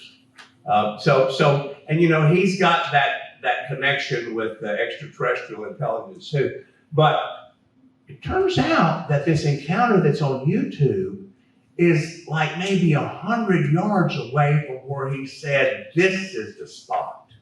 And that's Caddo Parish, the C site. B is Bossier Parish, and A is between Chip Haven and so what I did is I truncated it down because I wanted to have an habituation thing. I wanted them to get to know me and me get to know them, and we start interacting more. I didn't want to go out there to where one was going to rip my head off, and there were some stories around Louisiana where there'd been some aggressive ones. So I think, in my theory, and I said to my daughter, I said, Freckles is probably going to be the one that's going to discover Bigfoot. And she's a dog that really liked poop. She really loved poop. And so I'll spare you the details, but on the night in question, a freezing January night, midnight, I'm out feeding my meals, and everything freaked out. And she went down there and she pointed, and underneath the pine straw were these two Bristol stool samples that we sent to the lab. And the lab declared they could not discover the species of the feces. They said it looks like human. They think it eats organ meats like liver and kidneys, but they don't think it's human, and it was way too big to be human. So the freckles did. So a lot of times the things in my head have turned out to be weirdly true. The dog that I joked would discover Bigfoot found the turd, if I can use that scientific term. The night that I said, why can't I have an encounter? And I was told, you want to die? And then I did have an accidental pin in the forest.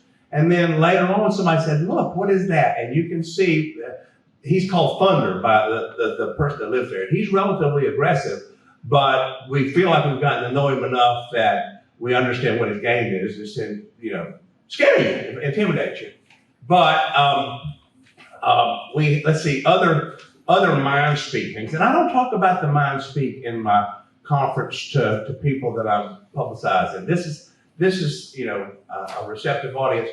One night when I was, let's see where we're at. Okay, so one night, this is Area B, Bossier Parish, and gosh, I don't know, I'm going to just try to summarize it real quickly. I was coming out there I was trying to get out there at 3 o'clock in the morning most nights. And I'll tell you about the Robert Morgan method in a little while.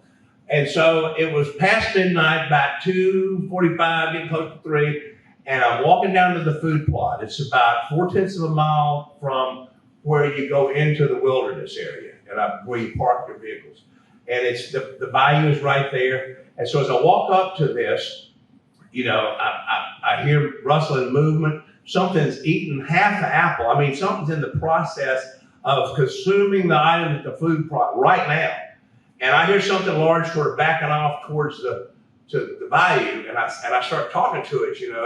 I don't know. Some people feel like they know Bigfoot language, and I'll tell you this: there's a couple of people that have quoted Bigfoot words to me from different parts of the country that I was familiar with from my parts of the country. But anyway, so I started talking to whatever this was. Oh, hey, I see you're having the treats. Okay, good. I'm just going to put the fritter, because they love apple fritters. And I replaced the fritter, backed off, and I'm walking back, and I'm going, oh my goodness, I'm just scared. Very scared. And so I'm walking back, and all of a sudden something screams at me, and I felt like my hair was. Now I have on the only high-tech stuff I use is hearing enhancers. I don't, and I'll give you my theory on that if you really want that. But I mean, I just, and just loud and just right, and so something's over here, something's over here. So I just sit down. I just go just like this, and I start knocking on my stick. And I tap, and something goes tap, and I tap. Oh, did I knock it off? I'm sorry. I did, didn't I? Oh my God. Did I screw this up? Yes. Oh Lord. Don't step in the Don't touch it. No, the cable. The other cable. Not that one. And so I tapped, and it tapped, and I tapped a couple of times, and this went on for, it seemed like a long time. It couldn't have been more than a minute. And I had this talk with myself. I said, okay, this is why I do this. This is it. You got to get up and go back to the food plot. 50 yards, the longest 50 yards I ever walked in my life. And so I said, I'm going to go, and I had squeaky boots, okay? I had these snake-proof rubbers, and I would squeak these things like, the orchestra's coming. And so, I'm going, and I go back there, and the fritter is gone. I had the fritter taken while I was there 3 times. This was the closest. I couldn't ever get whatever this is to, they just wouldn't go that far.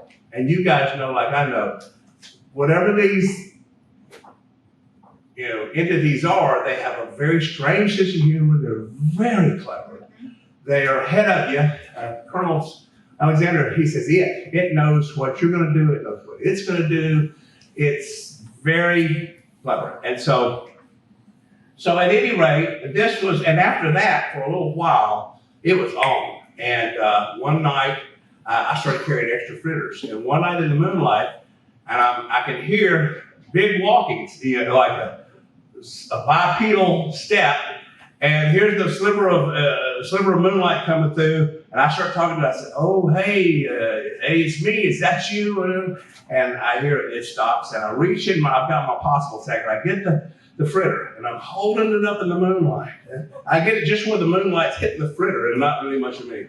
And I hear about one step. I hear a crunch. I go, expletive. And then nothing. And we stood there. It stood there. It stood there. It stood there. It stood there. And finally, I came to the conclusion that whatever this was felt the same way I did, very ambivalent about this meeting.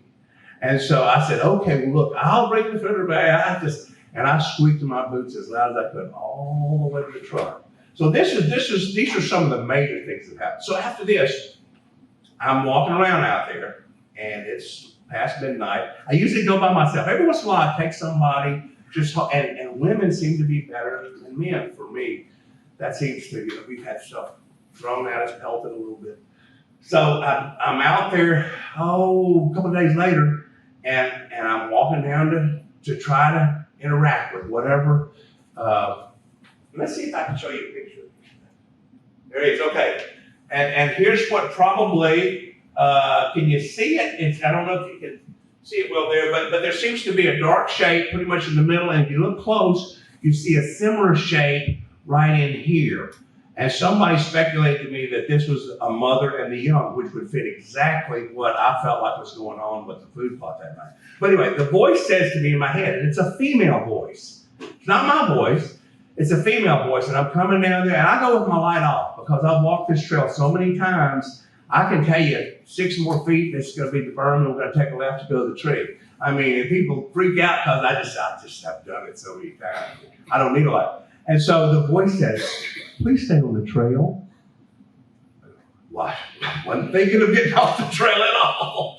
Last thing I'm going to do is get lost out here at night. So I've had those words. One time when I was, has everybody seen enough of this to see what we're talking about? That this looks like maybe a shape in there. And this is about 200 yards from where all this happened.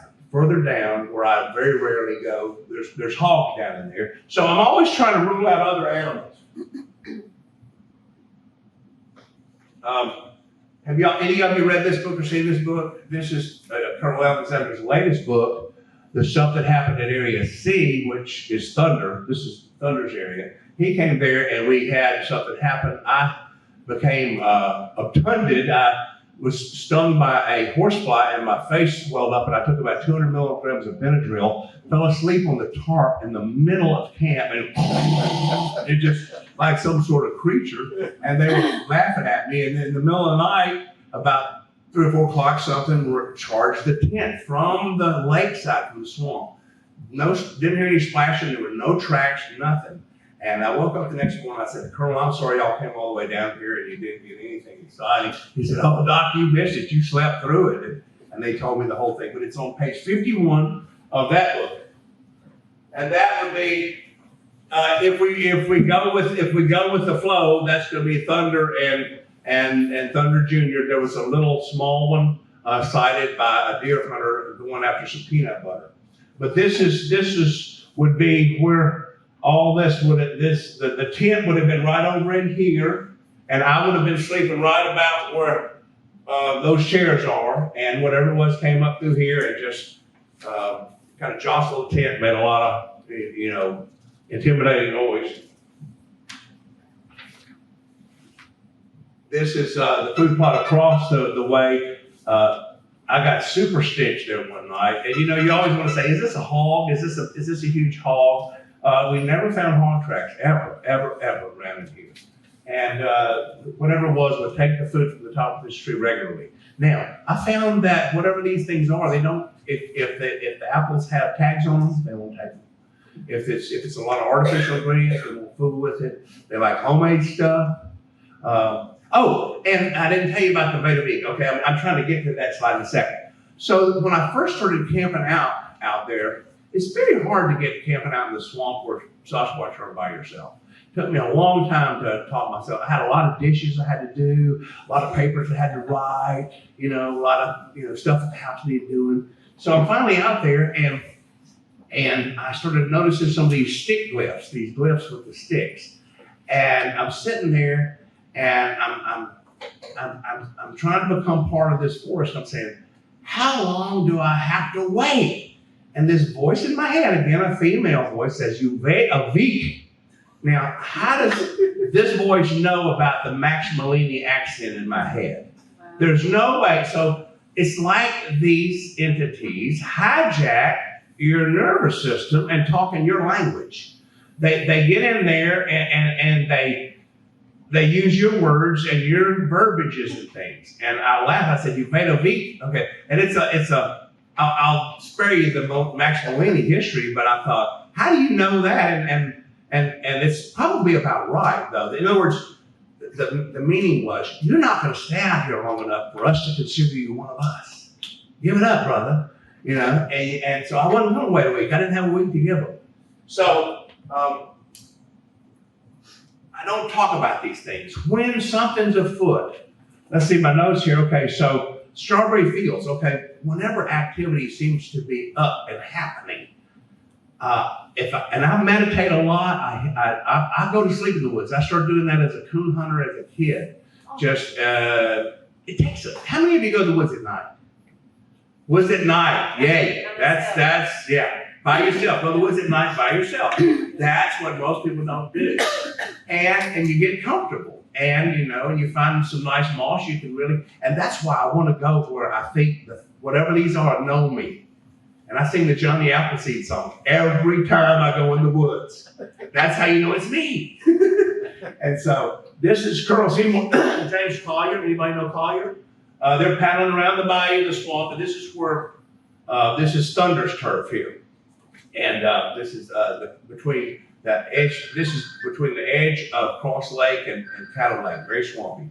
But when things are afoot, I have this strawberry fields type of visualization. It's red and black swirling. And when I see and it's like dots, it's like red and black dots, and they'll kind of be a field of swirling. And to me, that is sort of like the tingle, the sizzle. I know some of you have gotten the sizzle. I'm being watched. There's something here. How many of you had your belly rumble? I've had 5 trees pushed over in the woods near me.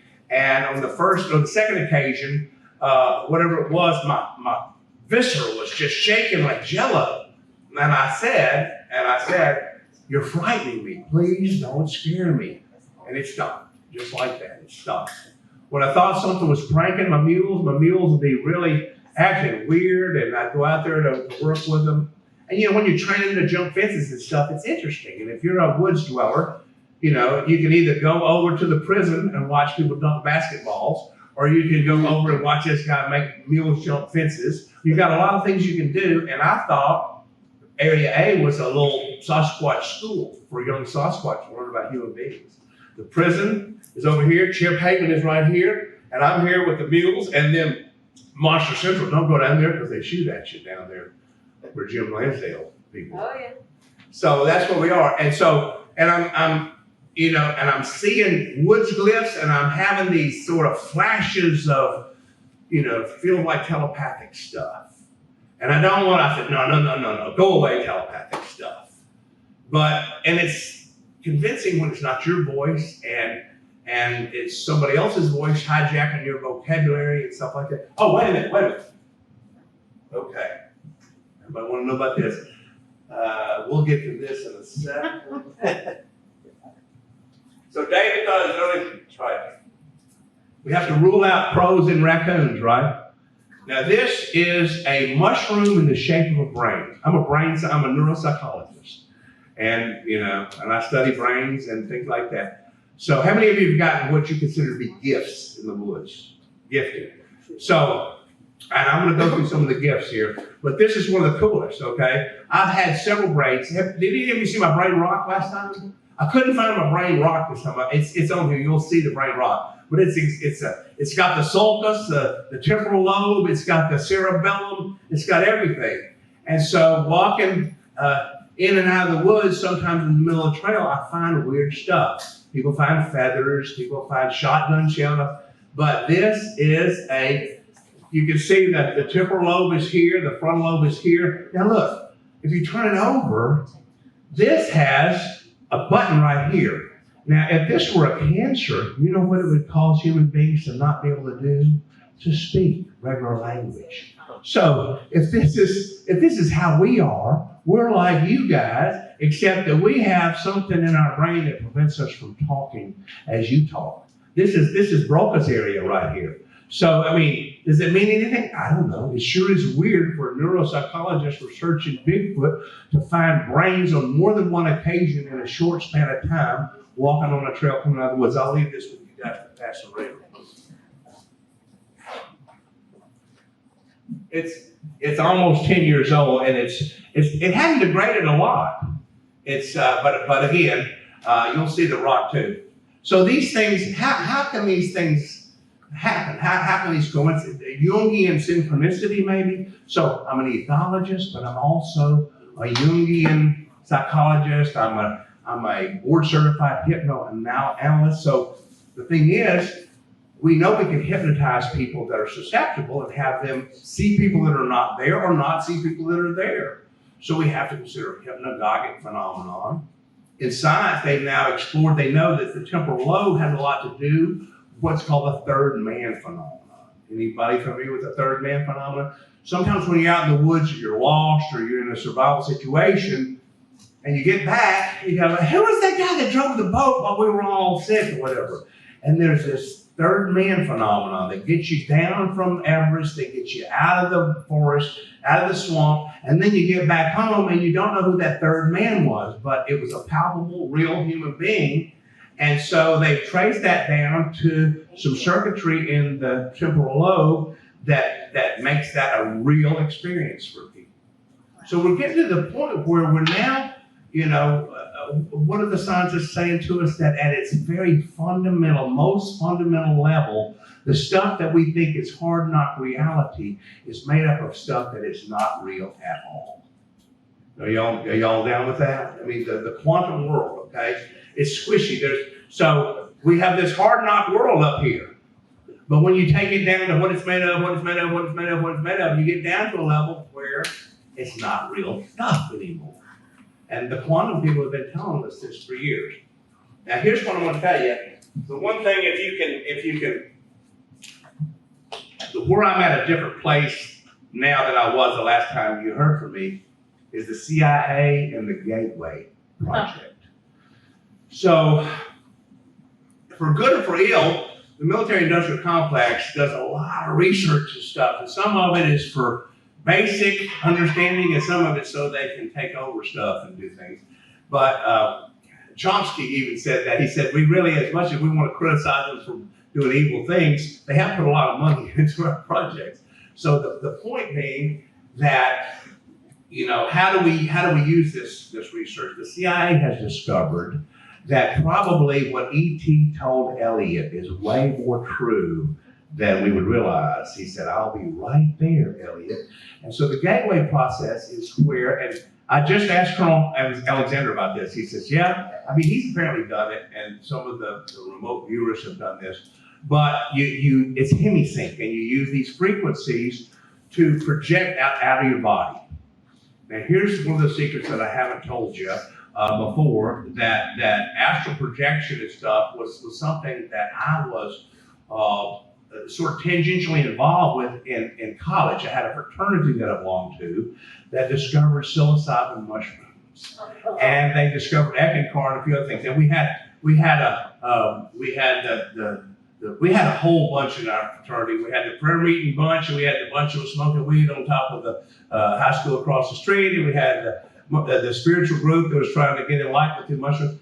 So one day. And our fraternity initiation is pretty heavy duty in terms of, it's not just a bunch of BS, it's some profundity. But these guys this was around the time, I remember, of us going through all that sort of stuff. And I remember having an experience on psilocybin mushrooms where a Bigfoot suddenly, I was sitting there, and a Bigfoot suddenly stepped out of the woods and stood in front of me.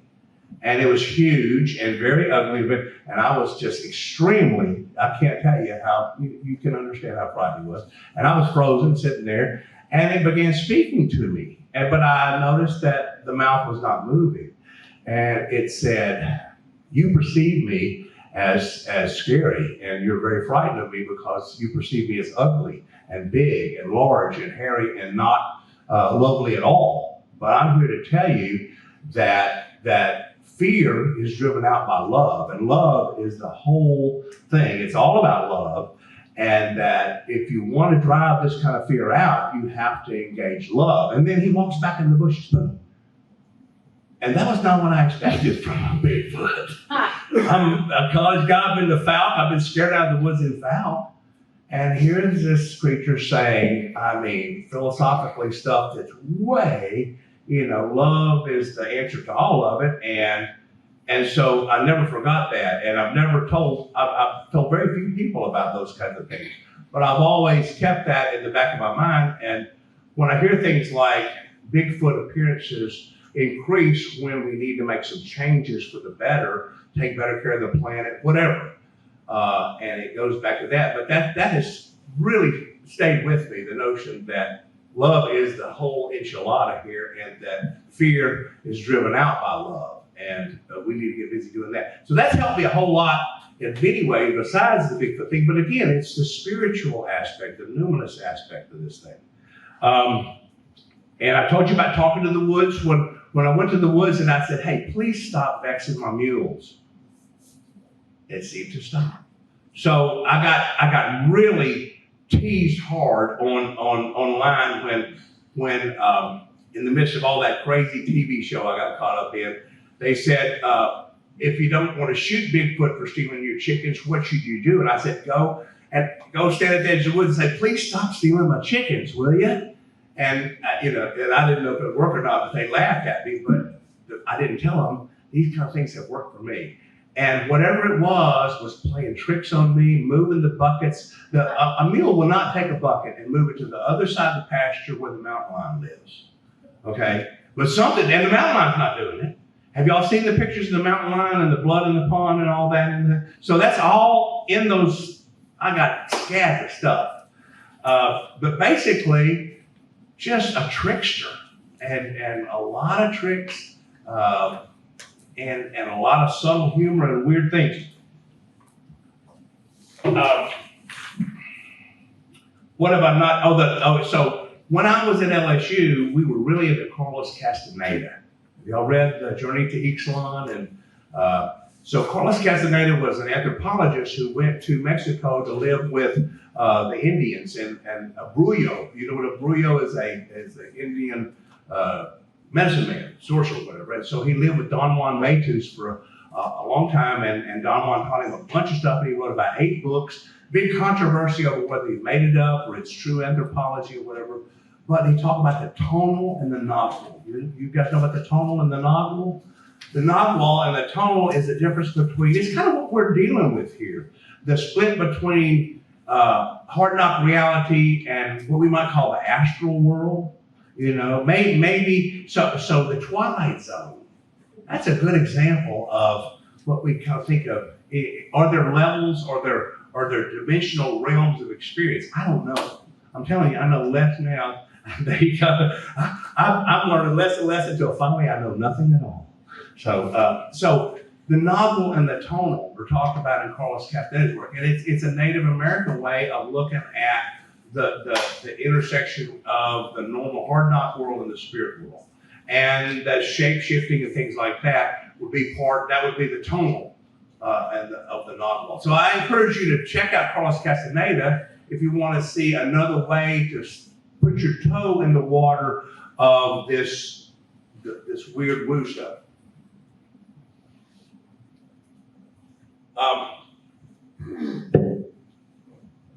I have a feeling I need to go at a quicker pace to get covered it. We tried, this is cornmeal and starch, and we tried to get footprints of what was coming to the food plot, and guess what it did? It just spread it, like took a broom and spread it all over the place. No prints, no marks, no anything, just you didn't fool us with your, and every time we try to do tricks, whoever it was would out-trick us. So, and I'll tell you, how many of you have got thermals and all that? Every time I took my thermal to the woods, they punished me with 2 weeks of non-activity.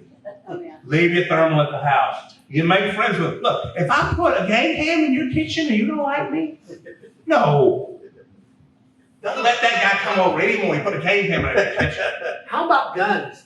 Guns, well, Do they know that you got? I've come to the conclusion, I don't think guns matter. Right. I tried it without guns, okay? I didn't do a chi-square because it's like nailing jelly to the wall. You know, what's a significant occurrence, what not is significant or not. But I, in my just estimation of it, didn't find any difference when I carried a gun and when I didn't. Now, feeling vulnerable, I think, is what it's about. I think if you feel vulnerable and not want to draw your nine out and start brandishing it, I think that's when I think they can feel that. I think there's a connection. And let me tell you this. So Tom Powell was one of my original inspiration guys. Have y'all read his book, The Locals? Yeah. He was a science teacher out on the Pacific Coast, and he's the one who did the Skookum cast. He should get credit for the Skookum cast, but he was not. He was a bit player. And they said, no, you stand down. We're going to take credit for this. And somebody else took credit for doing the Skookum cast. He thought of that idea.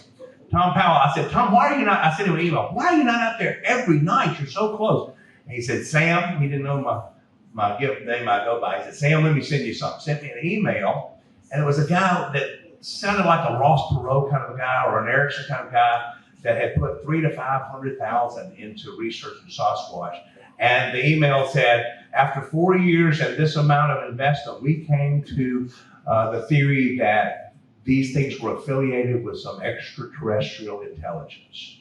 And that's about, it's just like a one-page summary. And so I then understood why he was going to the woods a lot less. And y'all have talked about the fact that when you come to the house, the phenomenon follows you to the house sometimes, right? And how many of you, have you ever had that where they call it the coconut telegraph? Yeah. Where the wood knocks happen at home when you get back home? So it's weird stuff, okay? And now, so Bigfoot that's what the quantum scientists say the universe is in here. And we're all in each other's universe, and it's all inside here. So I'm going to do the gateway process. I'm going to go do the hemisync, and I'm going to learn to go out there. And if you go look into it, I'm scared of fooling with things that have those alphabet attached to them. But Colonel Alexander told me that he thought it was, reasonably safe to do and all that sort of stuff. So I'm going to do it, and I'll be back to tell you about if going inside helps you understand what's outside. And I think it does. So these are the types of things that I don't talk about very much, and the orbs. How many of you have seen the lights? Yeah, the lights are part of the deal. Okay, wait a minute, let's get to this. Let's do the same thing again. Okay, so my landowner where Thunder lives says, Doc, I keep seeing these shimmering. It's a shimmering in the air. I can't tell you what it is. It's round, it's a shimmering. And I get home and I'm looking through my pictures. This is the Caddo Parish Area C. And so the pictures we were looking at would be right over there, not too far from there. But here's what looks like a circular shimmering type of thing. It's maybe just a camera anomaly, who knows? All right, have you ever heard of the Neluciphilia? Uh-huh. Okay, there's a Neluciphilia fan out there. Okay, so they are Bigfoot-like creatures that turn into balls of light and travel around. Now, does light bend? I heard that light doesn't bend. Why is this light bending? I don't know. I just know this is a weird picture.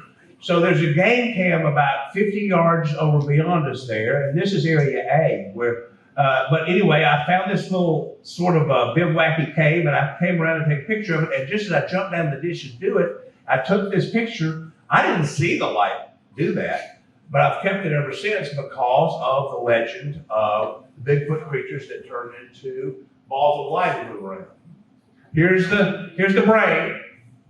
Here's the other brain, okay? Here's the rock brain, okay?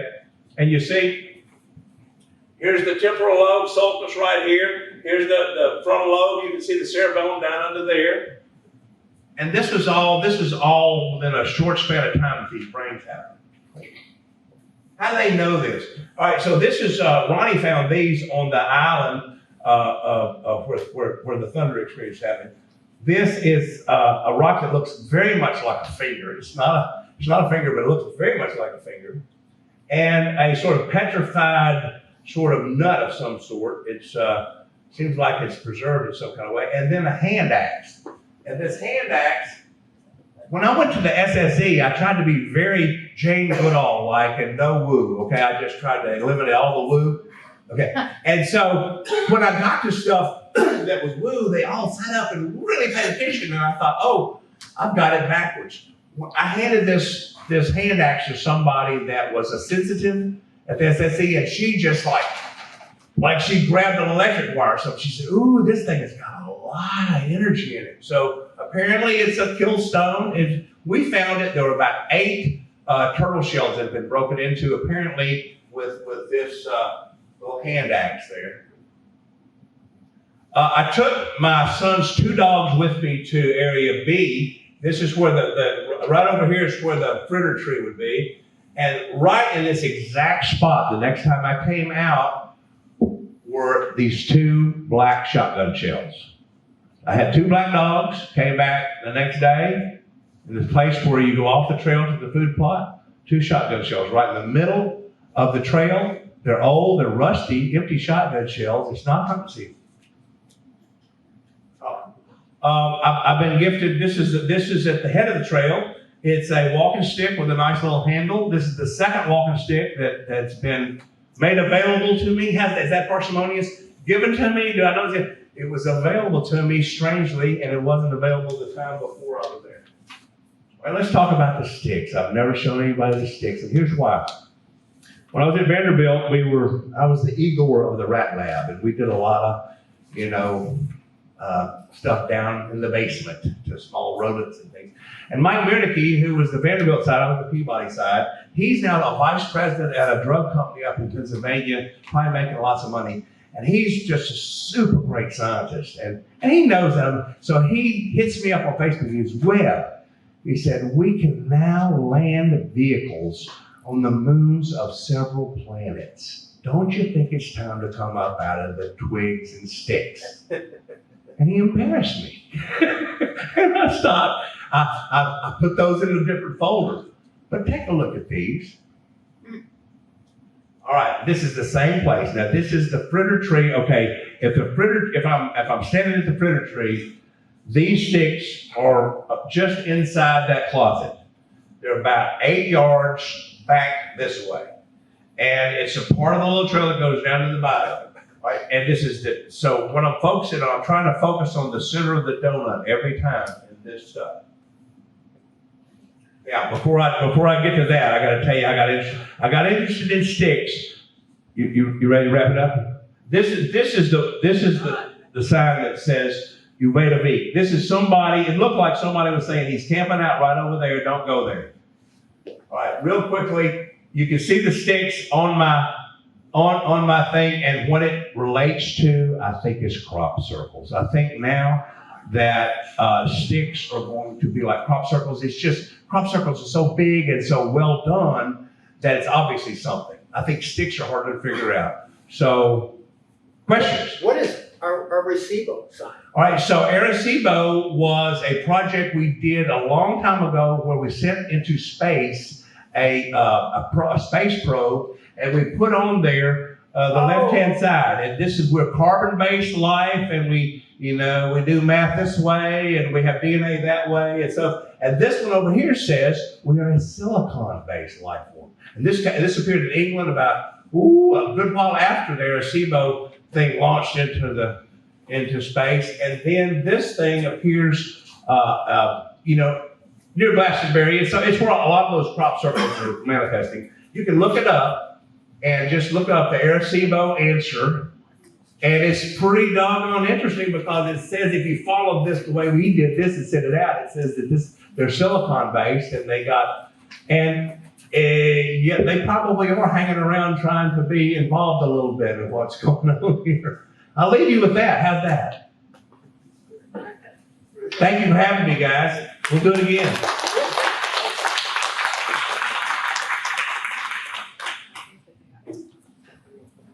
Thank you, sir. Thank you, Dr. Webb. All right, that was good. That was good. Some excellent photos, and I never saw that coming. Thanks for sharing that.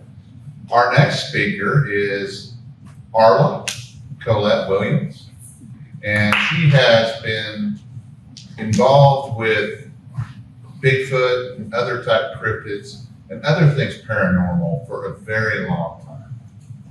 So please welcome her to the stage.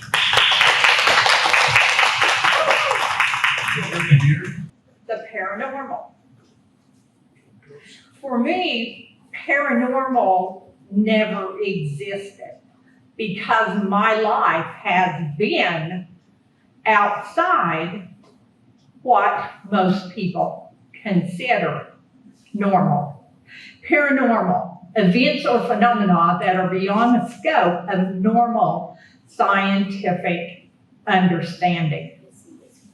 I've been on this earth almost 74 years, and I can tell you, when I was young, science wasn't even anything anyone talked about as far as proving any of the things that I had known from the time that I was a little girl.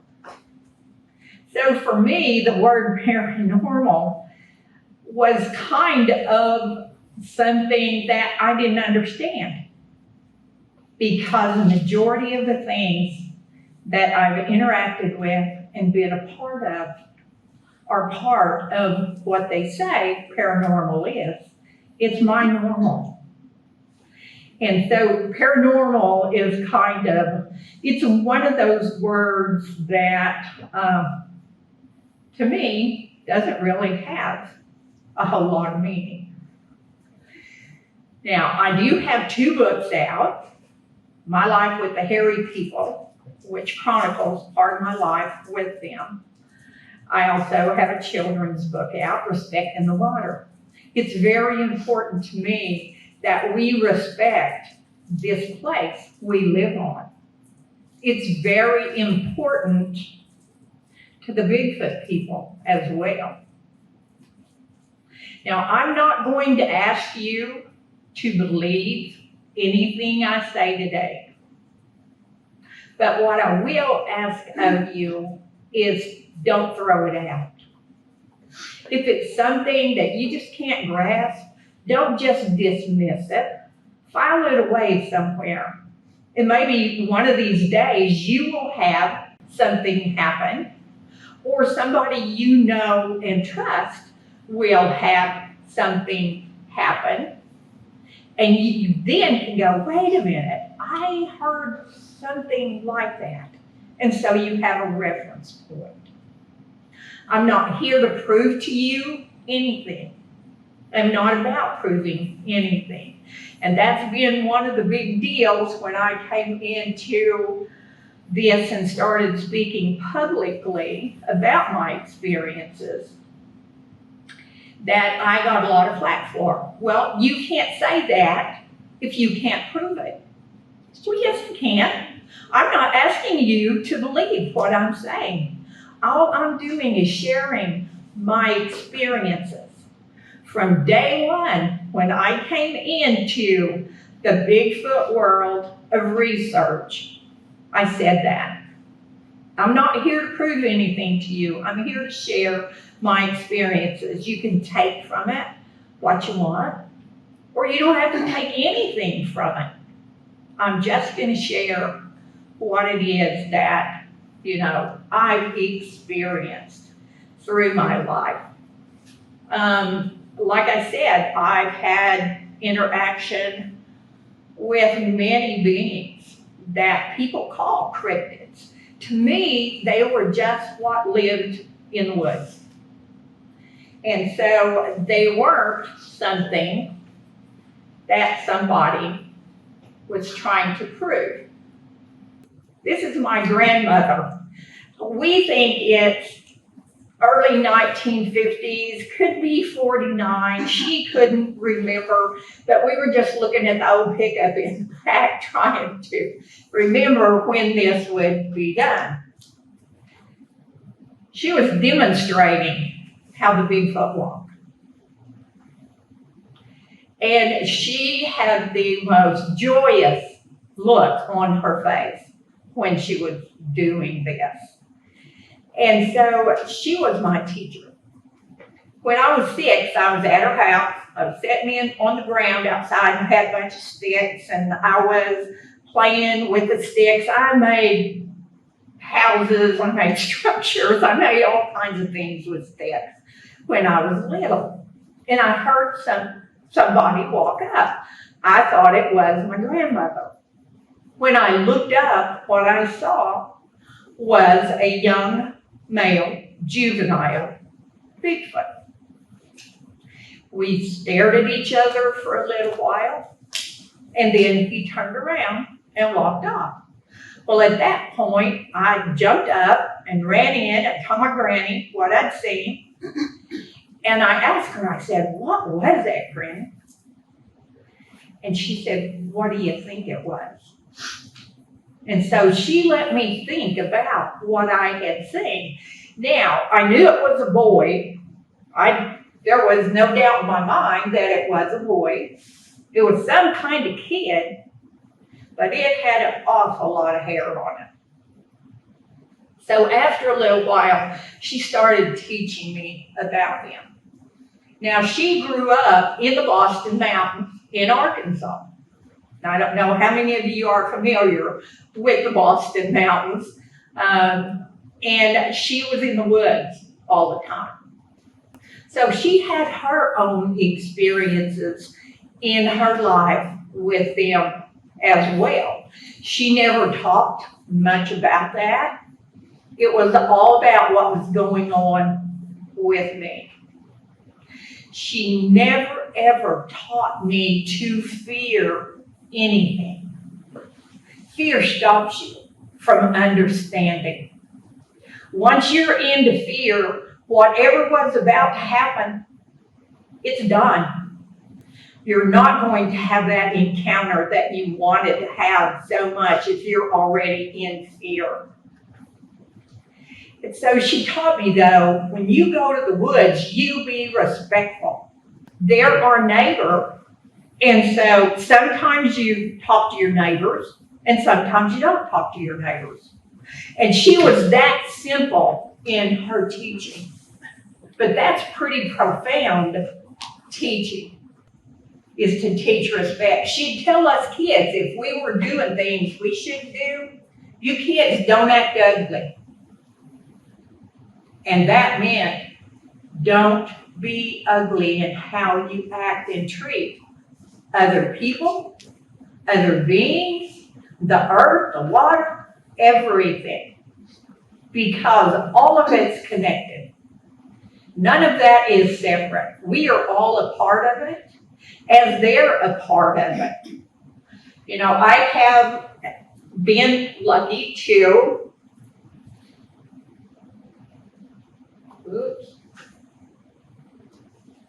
there we go. I've been lucky to have interaction for most of my life. There were times when there wasn't much going on, and then we would come back into it.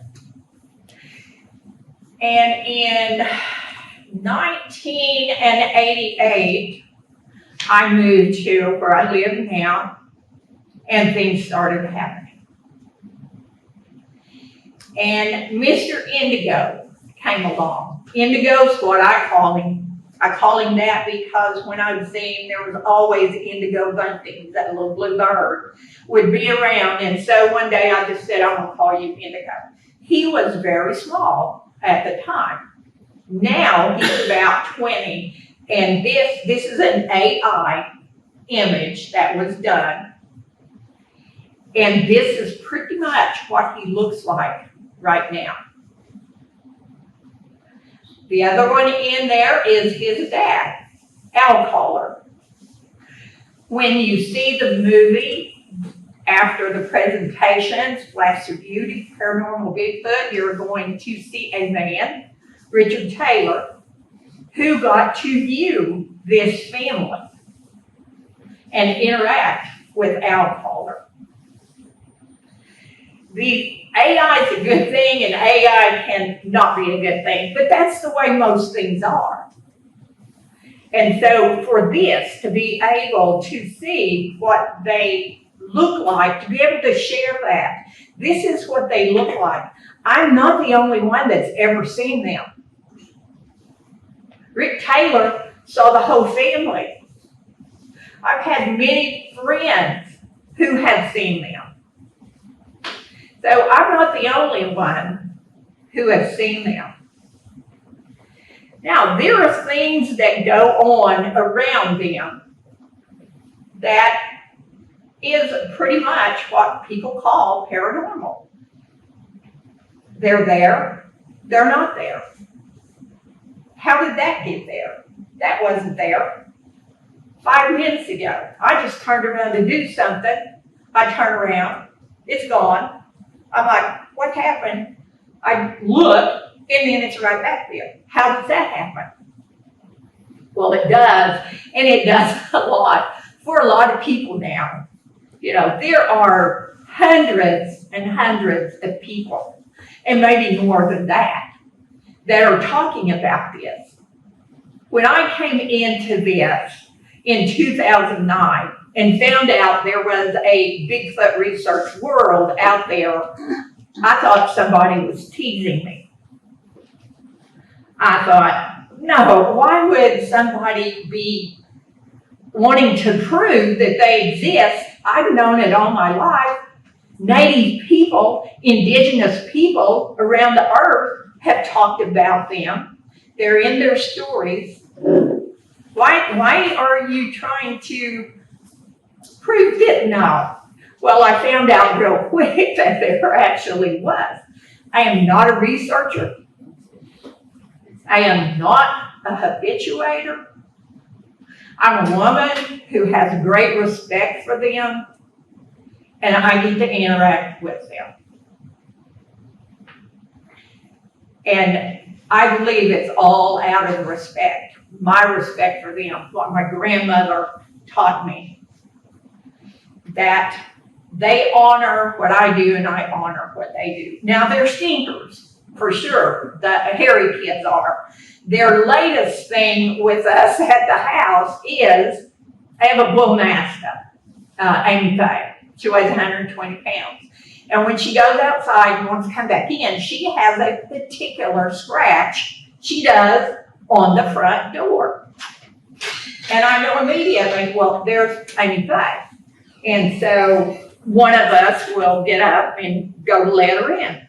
Well, she's already in the house. And this is happening. Stuff like this has happened with me, with the hairy kids, for a long time. And so they think it's funny now. So we could be sitting in the house doing something and we hear what sounds exactly like Amy Faye scratching on the door. Now we've got wise enough to look for Amy Faye instead of getting up. And it's playful things. It's out of respect. When I first came into this Bigfoot world of researchers, and that's where the universe put me, I say sometimes I feel like I was dropped down in among the Philistines, because from day one, when I started sharing my expenses, it was like somebody was out to get me for something, which was fine. That never bothered me. It never shut me up. For all those years, I've talked about it. And I've brought what people call paranormal. It's part of my experiences. How can I share an experience if I take stuff out of it? It's not my experience. It's something else. One thing I don't do is not say something because I think someone's not going to believe it or not going to approve of what I said. I know that I am to share what it is I share. And it's not necessarily about the Bigfoot people. It's about the people who are involved in this. and have an encounter that they don't understand, but they're afraid just to talk about it. And so it became known that you could come to me and talk to me about anything. It didn't make any difference what it was. That you were safe with me. I never tell anybody what to do. I was taught to teach by listening. And I always want someone to have their own experience, not something that's mine.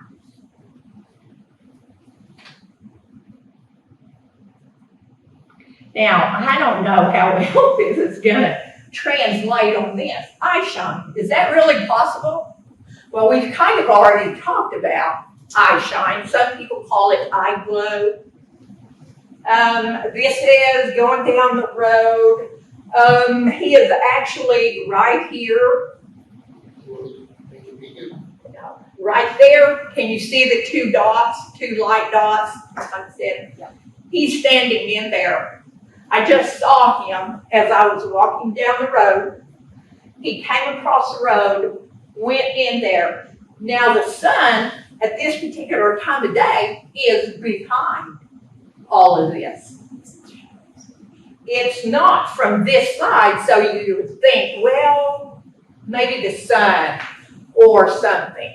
This particular day was one of those days where it's kind of hazy, cloudy, but not so cloudy that you couldn't see sun shadows in there. And all of you know in Oklahoma who know anything about the woods, they're dense for this part of the state. And so he was in there. I know who this is. I have seen him before. I have a name. I call him. And so I go that day, I'm walking, and I take pictures of everything. I mean, I've got pictures of ant mounds and all kinds of stuff. And poop. Oh my gosh, I've got a whole deal of coyote poop, different looking things. And I love nature, and I love the woods, and I love what's there. And so this day, I had been taking pictures, and I always say, okay guys, I'm taking pictures. They already know I'm taking pictures. I don't have to say that, but I say it out of respect for them. It's their choice to be in it or not to be in it. And I can say that for 100% surety, as so many things have happened with so many other people who are taking photos. They got really good photos. And you're looking at it, yeah, that's pretty good. Well, then you go on to another photo of something else, and you're looking at that. Well, let's go back and look at that photo. Well, that photo's gone. Where'd it go? How'd that happen? That is becoming more normal every day. I hear people talk about that every day, that's going on. FLIRs, how did they just shut off? How do batteries get drained? They do. I have audio, hours and hours and hours and hours of audio that I did a few years ago. I rarely audio anything anymore, but it's like there would be nights where I'd set my audio up, 30 minutes into it, it's off. I had one time that went backwards when I turned it on. I was like, what the heck is this? It was going backwards. I didn't hit anything I shouldn't have hit. It was off when I went to do it. Now, did they do that? Did they flip something so that when I flipped it on to listen, to go back? Yeah, they could if they want to. The one thing I know from my experience, they can pretty well do what it is they choose to do. The eye shine. more and more people are seeing this. And in places where they know that this is not from an exterior light. I was in a gathering I used to have every year I in think Georgia. he needs you on the mic.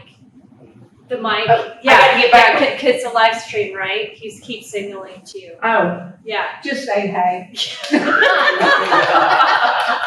I take hey real well.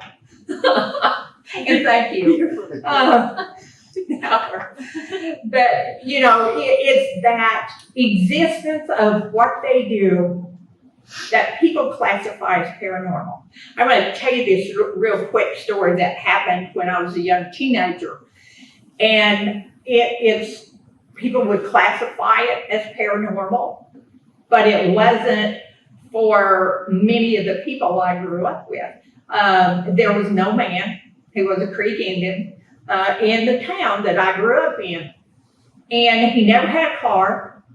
He lived way out in the country. And he would walk to town and get his groceries and walk back to town. Well, I was always wanting to go talk to him, and my grandmother would say, no, that is disrespectful. You do not go up to him and start asking him questions about stuff. So I didn't. Well, one day after school, we're riding around, and we see him at the end of Main Street. At that time, we drove Main up and down, and he was getting ready to turn with his groceries and go to his house, which was, I don't know, 5, 6, some miles, I don't know, quite a ways out. Well, I wanted to pick him up and take him, and I said, I'm going to pull over and take him home, give him a ride. And everybody that's with me, no, don't. He's got medicine, don't. Some of you will know what that means, and some of you won't. But I didn't stop. I think they would have all got out if he would have got in. So anyway, we drive on out to where he lived. Now, I drove down the middle of this road. This was a rough old road, and I went fairly slow and careful. No car passed me from behind. No car passed me coming towards me. We were the only car on the road. When we got to his house, he was walking up on his porch with his groceries. Now, how'd you do that? He remembered. And that's what's happening now for humans. We're remembering. And that's what awakening is about, remembering who we are and what we can do. I am assured that humans can travel as orbs as well. If we can remember, how do we do that? We know how. For me, orbs are another mode of transportation. It's an energy change in your vibrational being, and that's what comes, is those orbs. And I was told humans can do that too. You just have to remember who you are.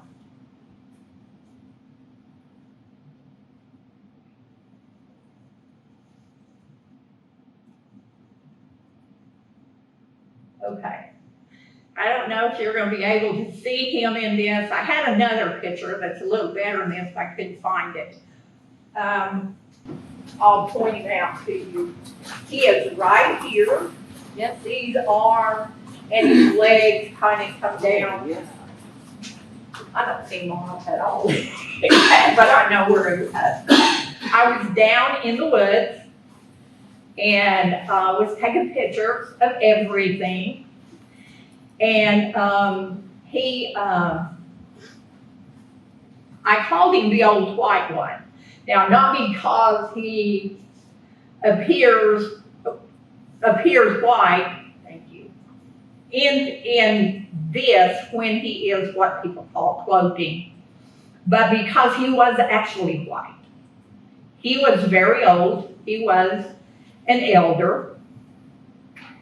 And I was taking pictures, and it was at this point that I got the photo. I mean, if any of you afterwards want to look at that better, it's on my laptop, and you can definitely see it better on there. The interesting thing about this is he's not connected to the ground. He is what a lot of people call transitioning from being in the physical to going to where you can see him. Well, you're good. I usually always have somebody else do that. Thank you. And it was at this point to where he was almost where I couldn't see him. How many of you have had an actual encounter where you saw one and he disappeared? Okay. It does happen. Too many accounts that it happened to negate it. That's where we were several years ago with even sightings. People were saying, oh, you're just seeing this, or oh, you're just seeing that. And then more and more and more started coming up with what they were seeing. I saw this one. He was doing this. I saw one over there. He jumped up and then, he took off. And so you start getting thousands of reports. You have to say, okay, wait a minute. And these are all in different parts of the United States. Somebody's seeing something. Not all these people are delusional. And I've been called that too. And I own it, actually.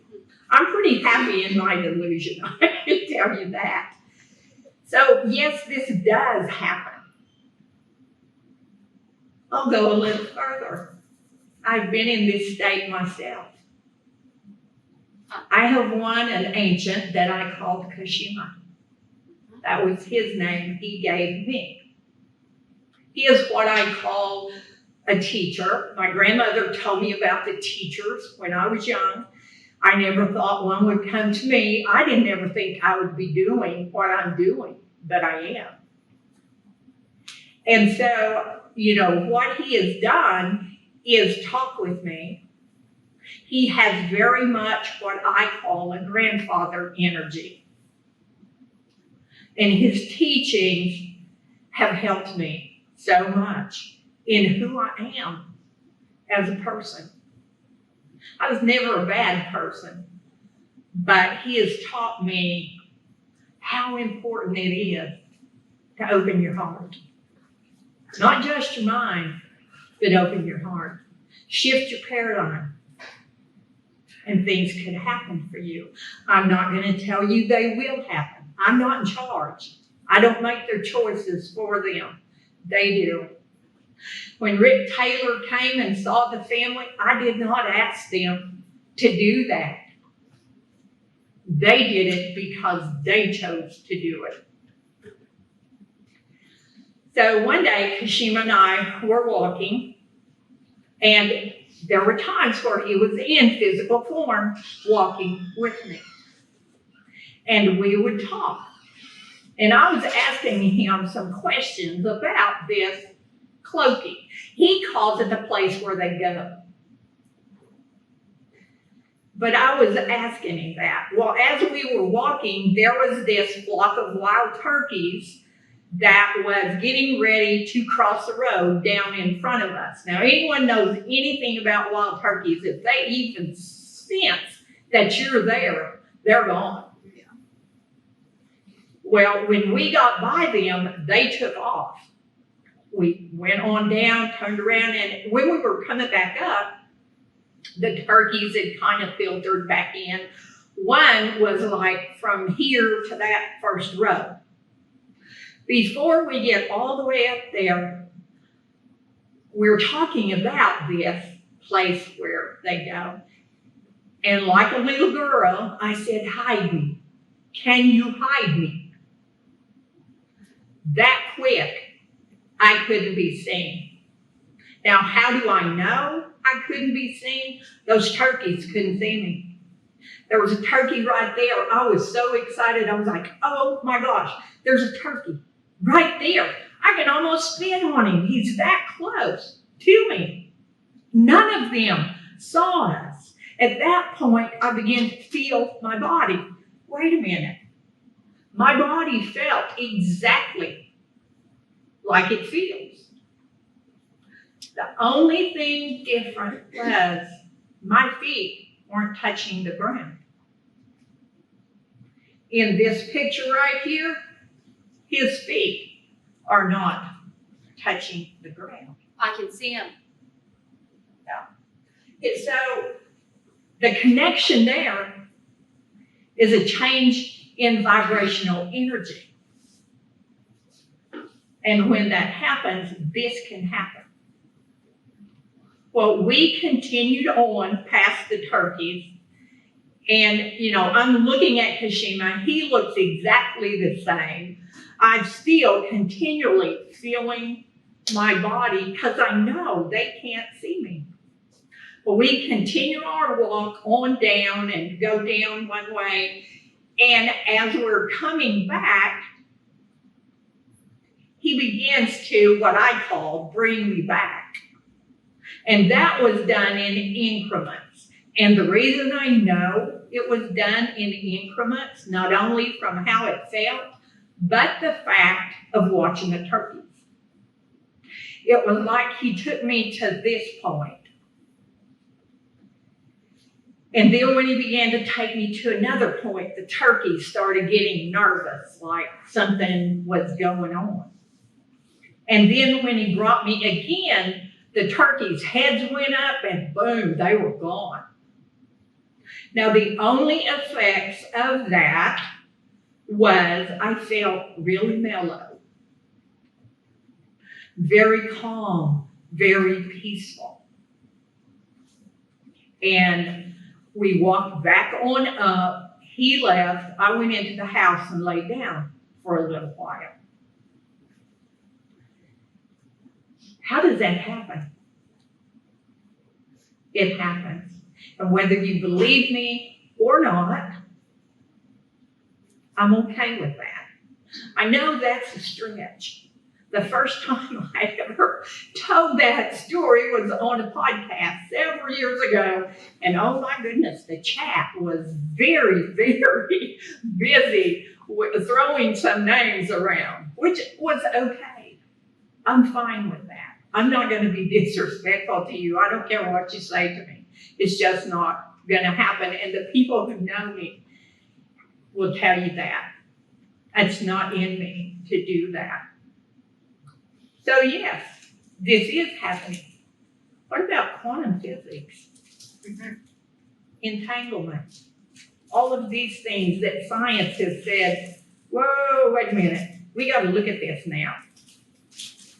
We need to figure this out. I know back in, I think it was 2014, I was going to be at a gathering in Oregon, and Ron Moorhead was going to be there, for those of you who know who Ron Moorhead is. And we had been talking, and he said, when you come, I got some papers I want you to look over. And I want to talk to you about what I think is going on. And I want you to explain to me how the experience goes for you. Quantum physics. That's what he was talking about. And he had been working on that for quite a while. So my experiences with what quantum physics and energy are telling people now, that's what was going on. That's a simple thing. Or is it?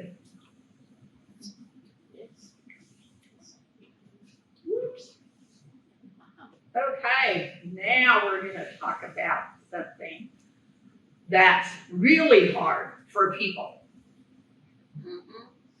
But healing. Can they help heal you? How can that be? It's like anything else. If it happens enough times, you start to go, wait a minute, I've got to look at this. Maybe I don't believe it, but if you have a true scientific mind, you are going to look at it from all angles. You're not going to throw it out. So many people have reported having a healing while being in close proximity to the Bigfoot people. Healings of various kinds of illness, from cancer to severe skin problems. I'm not saying the Bigfoot people are a deity, but I am saying I do believe they know how to use the energy for many things. This is primal energy. This is energy from the beginning, not primitive, but from the beginning. You can see this type of energy in Qigong, in Reiki, in Tai Chi, in some of the Eastern modalities of healing. This is all that same energy flows. I'm going to give you some experiences that people have related to me. One of them I saw with my actual own eye, well, two of them actually, I saw with my own eyes. The first one was a man who was really troubled with gout, and he just could not get over it. His medication, his diet, nothing was working. Well, he was working on a habituation area, and he would just go out and sat where they were supposed to be. He would take notes of what he heard, what was going on. He was going at it purely from the research, scientific way of documenting everything that was going on. Well, he got to noticing after he'd be there for a week or two, his gout would just go away. And then if something happened that he had to be away from there for a week or so, he would start having problems with his gout again. This happened enough times that he asked me, do you think my being there where they are is healing my gout? I said, it's not important what I think. What's important is what you think. What are you thinking about this? When you're around them a lot, you don't have trouble with it. Now, why is that? When you're not with them, it starts to creep back in. So it wasn't my place to tell him, oh yeah, they're doing it. Because that's not important. What's important is for him to believe that. Now, if he created that in his mind, then that's a plus too, because it took the gout away. Was down here over by Honabi camping with a group one time, and there was a woman there camping with her husband, and she had really bad problems with skin issues. And when it would break out, she had to go through a series, I think, of steroids and I don't know what all else. Well, while we were there camping, she broke out all on her arms. And she was like, I'm going to have to go home tomorrow because I'm going to have to get on my medication or this is just going to get worse. So the next morning, they were so active. The Bigfoot were everywhere. There were footprints. There was all kinds of signs. You were hearing things. One of the guys had had a face-on encounter with one. That next morning, when she came up to where we were, that skin rash was gone. She said, I have never had this happen before. She said, it takes weeks to get this cleared up. Now, how did that happen? She asked me, do you think the Bigfoot did it? I asked her, what do you think? Do you think they did it? The one thing I will say is I've read too many things and been involved with too many people who have had that happen. I don't know the circles of people that you talk to. I talk to a pretty wide circle around the United States and overseas, and I'm hearing this a lot. This is that energy flow that's going on. Another one was, and this was witnessed by several people. I was not with these people, but this was witnessed by several people. This man was having heart problems. They were at the camp. He didn't want to go home, but the pain was really getting bad, and he had a history of heart problems. So he was just, so upset. Well, I'm going to have to go in. I can't get in out of these mountains tonight, but I'm going to have to go in tomorrow. But they had had so many sightings and so much stuff going on. They were literally all around them, calling, wood knocking, doing all kinds of things. And so late that evening, he went into his tent. His friend that was sleeping in the tent with him, they went in there. They laid there, listened to the night sounds and how awesome that is, and they went to sleep. Well, he was awakened in the night with this sound. How many of you have heard that? I've got an audio with that on it too. It was almost like a vibrational buzzing. And he's laying there and he's going, where in the world is that coming from? And he's like, it's coming from me. It's coming from my chest area. And then he began to feel it. And he just lay there quietly, listening and feeling that vibration. Well, he's trying to be quiet when he wants to jump up and say, oh my gosh. But he doesn't want to wake up his friend who he thinks is asleep. So finally, the person who he thinks is asleep says something. What is that noise? Where's it coming from? And they get up and peek out the door, don't see anything, came back over, laid down on their cot, and where is that coming from? And how long has it been going on? And he says to his friend, well, for quite a while now. She said, well, at least 12 or 2 hours. It woke me up, and I've just been laying here going, trying to be quiet because I didn't want to wake you up because I knew you didn't feel good. But she was hearing it too. Now, during this time that this is going on in the night, the whole camp, all the other campers think they hear these two people walking around the camp talking. They think that they just went for a night walk and they were talking, going out. Well, they weren't out of that tent. They talked for a little bit.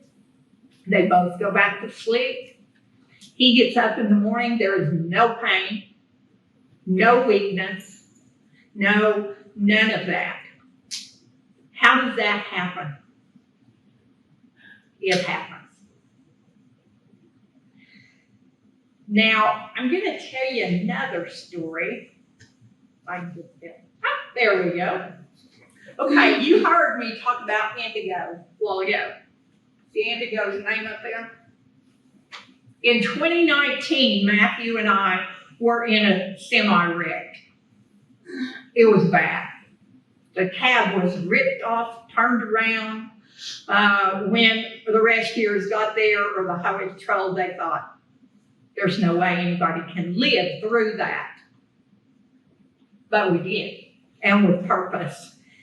And so both of us were life flighted, and that's a big story. But we finally get home. This was in northwest Arkansas, where this happened on a road we shouldn't have been on, but that's where Arkansas DOT told us to go. But I'm having a problem after we get home. And so my nurse came in, home health, and we're talking, and she decides she wants to call paramedics and have them come check me. My leg was like huge. For me, what happened in the wreck was my foot had 6 bones broken in it. My leg was crushed. I had a huge hematoma, part of it's still there, in this leg. This leg across the ankle was sliced open. Now, my leg and my foot are huge. So the paramedics come, they start assessing me, and they're like, we think it's a PPE. You need to get to the hospital. So the PPE is a blood clot. So, well, we could take you in the ambulance, but it's going to take an hour and a half to get there, and it's going to be rough. Or we can life flight you. Oh boy, another life flight. So they life flight me to St. John's in Tulsa. And they bring me into the emergency, and they come and start checking me and assessing me and all this. And then they come in and they say, you have got a blood clot on your upper and lower right lung. It's that close. And the right leg was the leg that had the hematoma on it. With your hematoma, we don't know how we're going to address the clots. Because if you know anything about blood clots, what you do for a blood clot wouldn't work real good with a hematoma that's pushing stuff out. So they came on something to do. My doctor said, I have never read information where there were no medical number terms for what they did to you, because everything they did to you, they hadn't really done before. Well, yeah, I'm kind of scared, but I'm okay. So they're taking me up to my room, and my daughter's with me.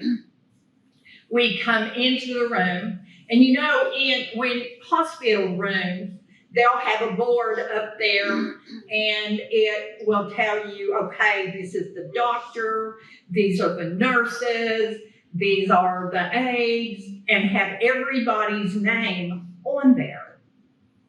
When we walked into that room and I looked at that board, you see that name right there? Your admitting physician was Dr. Indigo. No way. There was no Dr. Indigo in that hospital at that time. Wow. How did that happen? When I saw that, I said, I'm going to be all right. I'm in good hands. At that point, they didn't know if they could save my leg, let alone my life. Had somebody intervened. Now, does that make them deities? No, it does not at all. It says they know how to use that energy. You know, how do you do that? How do you do Reiki? We have Reiki people here who do Reiki. How does that happen? I'm not even touching your body. And yet there are healing properties, things that are going on. It's energy, vibrational energy. That, when I saw that, I was like, that's amazing. I'm okay. Indigo's got me, you know. So I was just totally, okay, whatever you're going to do to me, I'm going to be okay. Somebody's got my back. I can tell you I've been from coast to coast and into British Columbia. I have hiked and primitive camped by myself. I walk around in the dark, and a lot of times barefoot. I'm connected. I stay connected to everything that's around me. It doesn't matter to me if it's a leaf or a giant tree or a person or an animal or grandmother moon or grandpa fire. All of these things, we are all connected to them. And the truth of the paranormal world is we're waking up to this is normal. This is not paranormal. This is the normal course of life. And how does that happen? Open your heart. Open your mind first, and then open your heart. You know, Kashima talks about something that he calls the knowing. And that's where we're going to. And what is that? Webb, was it you talking about that love, that feeling, that, have any of you ever felt that from the Bigfoot people?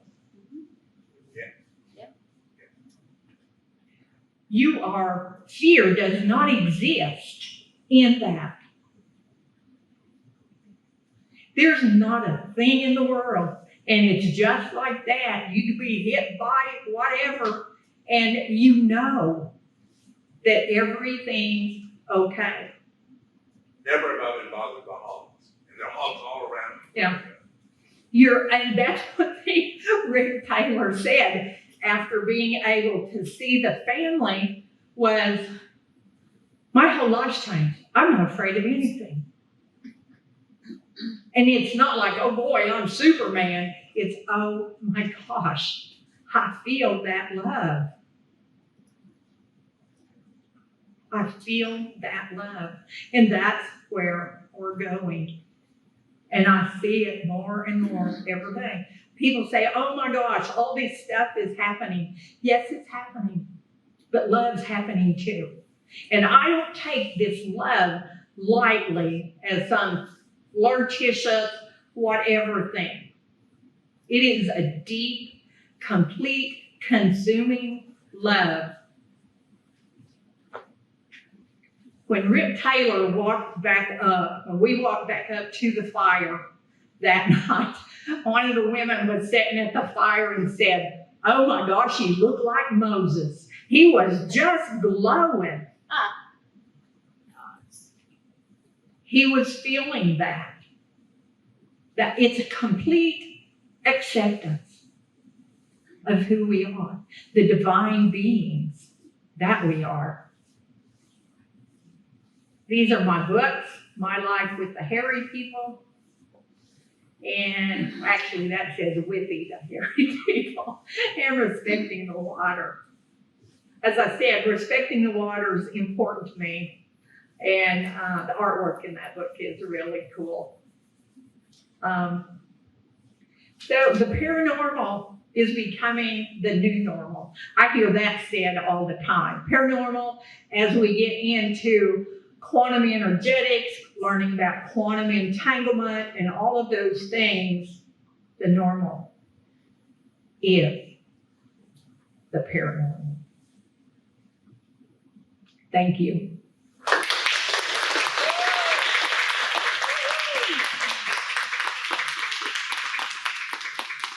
All right. Thank you for sharing, Arla. Wow. All right, ladies and gentlemen, our next speaker is Darrell Adams.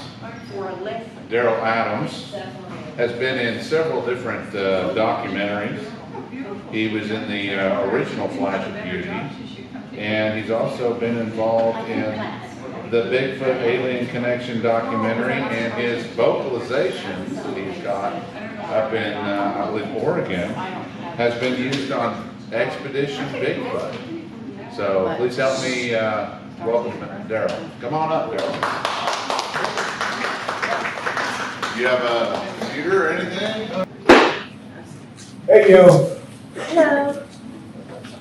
I'm Darrell Adams. I recently moved here about a year ago from Oregon. And I was involved out there with, I actually owned a property they call the Alvin Lab, which was made by Toby Johnson, because we were out hunting and we cast some knee prints, giant knee prints in a bank. And that night, once we got them cast, it was under the out moon. So that's how we kind of got the name. And then I had built a brand new big shop on the property. And we put the knee impressions in the shop. And then that's when all this hitchhiker stuff started happening, he was talking about. And orbs, all kinds of different things. Here's an orb in front of my little pickup over there. I took a picture of. It was going along the ground about 4 feet up. Real slow. A faint looking light. Looks like a lantern with no outline. Want me to get closer? Okay. It was a faint looking light. Looks like a dim lantern that was going really slow, about 4 feet off the ground. So this was after we got the knee prints in the shop, the impressions, all this stuff started happening, all the hitchhiker effects stuff. I moved to Oregon in 2011 after I retired from underground construction in California. I had a contractor's license. I also worked for a union company down there doing underground construction for 37 years. I started right out of high school. So I'm gonna move to Oregon and go hunting and fishing, you know. And when I got there, I bought this property, and my brother actually is from here. Our family's from Oklahoma. And my brother, we were Boy Scouts back when we were kids in California, and he was into the Bigfoot stuff. He actually wrote Roger Patterson a letter from Patterson Gimlin, and he wrote my brother back and said, yeah, you kids need to come up here and we'll go on a Bigfoot hunt, but it never happened. But anyways, my brother was always into Bigfoot. Me, I thought it was a joke. You know, Loch Ness Monster, Bigfoot, whatever. So I get to Oregon, I wanted to go hunting and fishing. My brother's like, when you're out there hunting, look around for all these tree structures and all this stuff. I'm like, okay. So I get out there hunting, and what do you know? I start finding all this stuff, and including footprints. So then I buy this property probably, I don't know, I first lived in a smaller place, and then we bought this one about a year later. And I had got invited to this thing they have out there called Beachfoot. It's put on by Todd Neese. I don't know if you guys have heard of him. He's a Bigfoot guy on the West Coast. So I went to that, and all this little bit of strangeness, I was hearing vocals behind our property. And I met Ron Moorhead there, and we're sitting around the fire with him and Bob Gimlin, and we're all just talking about Bigfoot stuff. And I told him what was happening, and he says, well, there's a guy named Toby Johnson that lives right near you. Get a hold of him and have him come out, and he can kind of help you out, you know, with what's going on there. So that's kind of how it all started with me. And then once we found those, I was elk hunting, and Toby was truck driving, and he came and went with me. And we found those big knee impressions in the bank. And you could just see the hair striations or whatever they were. I mean, these things were this big. Looks like someone got mad at their little brother, took him out and jammed his head in the red clay bank. That's what it looked like. Well, really, there was a deer trail coming down this way off the edge of that mountain. It was kind of on the edge, on a logging road. So it was a perfect ambush point for this thing to kneel down like that and wait for a deer and then just grab it. So we went to town and we got some plaster and stuff, or he did, and we came back there that night. It was actually about 9 at night when we first started casting them, and you know, they're this big, so it took a lot of stuff. So about 1 in the morning, it finally set up enough for us to take it to my shop, and we put it in the new shop. Within about 3 days, all this hitchhiker stuff started happening at the house, paranormal stuff. We would come home from church, there'd be a big rock in the middle of our living room. All the doors are locked, we had outside cameras. Really nice big farmhouse. My dog's upstairs, scared to death under the bed. And so this was one of the orbs that we got. The big shop was just right to the right of that. I guess the white line is kind of dark, but you can't see that's the edge of the shop. But we started getting orbs, all kinds of Bigfoot sounds. We started hearing this property backed up, it was an acre or two, and it backed up to BLM land, whatever you guys call it here, maybe government land or core land. And there was 1 million acres of it, in Oregon there, in the mountains. So we started hearing sounds, like after we put those knee impressions in there especially, the sounds got louder. Like they were like, hey, we want our stuff back. So I started recording. I had a parabolic, and I recorded with my Sony recorder every night for probably 8 months, 8 hours a night. And I'd sit in there for 5 hours in the morning after my wife went to work with Audacity on a screen and just pick out I had so many sounds. And then the sounds that they use on Expedition Bigfoot that we gave them, I have them, and there's a lot more to those sounds. They just took little clips of them out. But it sounded like a T-Rex and an African lion had a baby. And it was just, the thing behind us was kind of like an amphitheater, the way the mountain was made. So it just rumbled down through there.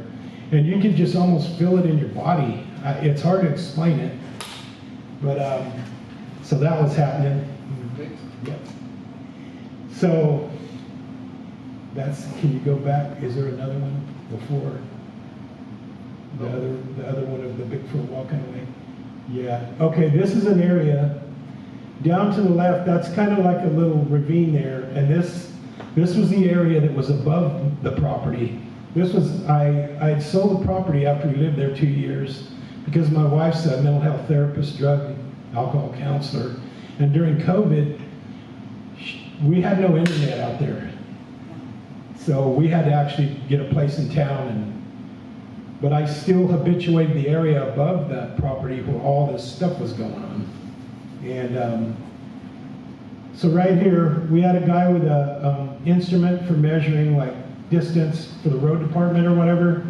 That little stub up there on the tree, I don't know if you can see it, it's up about 3/4 of the way. It is 8 foot 7 inches from down there because you can't hardly tell, but the ground kind of rolls over right there down into a little ravine. And then if you want to go to the next one. So I had habituated that area for about 2 years almost at this time. Go out there about every week or two and rub peanut butter on a tree, put out cookies, hard-boiled eggs. I tried. This one here is a light in the sky that we would see all the time. The neighbor had lived there since '96, and he called it a chandelier because it would just go in and out like a ball of plasma energy. And it would be real pretty, all kinds of different colored lights like a jellyfish. And then it would also kick out little orbs on the side. See them right there? You can't see them very well, but it would throw out orbs into the woods where all the Bigfoots were. And the property was kind of the perfect storm. It had the new big metal shop. It had a spring running down off the hill behind it. It had the main power lines for the whole state of Oregon running within 1,000 feet behind it. And the whole ground there was covered with quartz rock underneath and on top, and agates and jasper. So it was kind of the perfect storm for that ice cold spring water running through there with the power lines also feeding the power. And Oregon, it's usually rainy and misty, so the power lines would be crackling, and it was just all kinds of different things. This was up there at that habituation area. I had went to the Dollar General, they're on every corner, and got a little handheld mirror, sprayed it with some Pam cooking spray, took a nail, got up the tree a little ways, about 8 feet, nailed it onto the tree, rubbed peanut butter behind it and stuck a bunch of cookies back there and we can mirror against it. And these are some big finger swipes. They're probably, inch and a half wide almost. And you can, if you look at them real close, you can see the dermal finger ridges on them. It's like 2 fingers.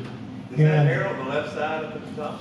That is actually a microphone Toby's recording. It's the thing so the wind doesn't make noise. Yeah, no, that's what that was. But that whole thing was covered with peanut butter. So how did they get that peanut butter off that tree and not leave a single drop of it without taking the mirror down? It was just craziness. And that's just one of their footprints going to the area where I would put the peanut butter and stuff on the trees.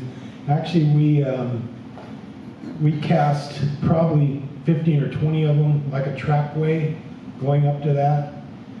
And I would put my game camera, I would hide it. They got this stuff out there they call old man moss or whatever, it's growing in the trees. It looks like moss hanging.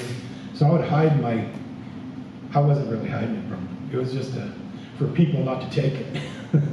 But I would hide my game cam, come back about every week and a half, and take the card out, put another one in, put some more peanut butter. I tried everything. Peanut butter, I would put marshmallows, apples, pears, Jiffy Pop popcorn. I would hang way up because it's greasy. And then, if you could find the container, there would be, I found 3 or 4 containers with big old finger swipes on it. I was just retired and didn't have nothing to do, so I was just trying to figure out little booby traps for them, not to hurt them or anything, just to get evidence, basically. And those are those knee impressions I was telling you about. See my foot, how big they are?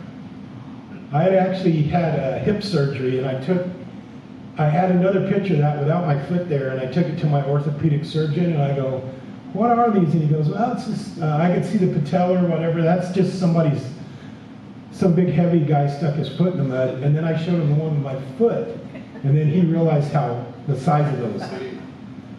They're huge. And they had hair all in them. They still actually have hair in them. You can't really see it, but there's little black and reddish colored hair sticking out of them still. Is that on the floor with your foot? How high is it from your foot? This here is a 2x4.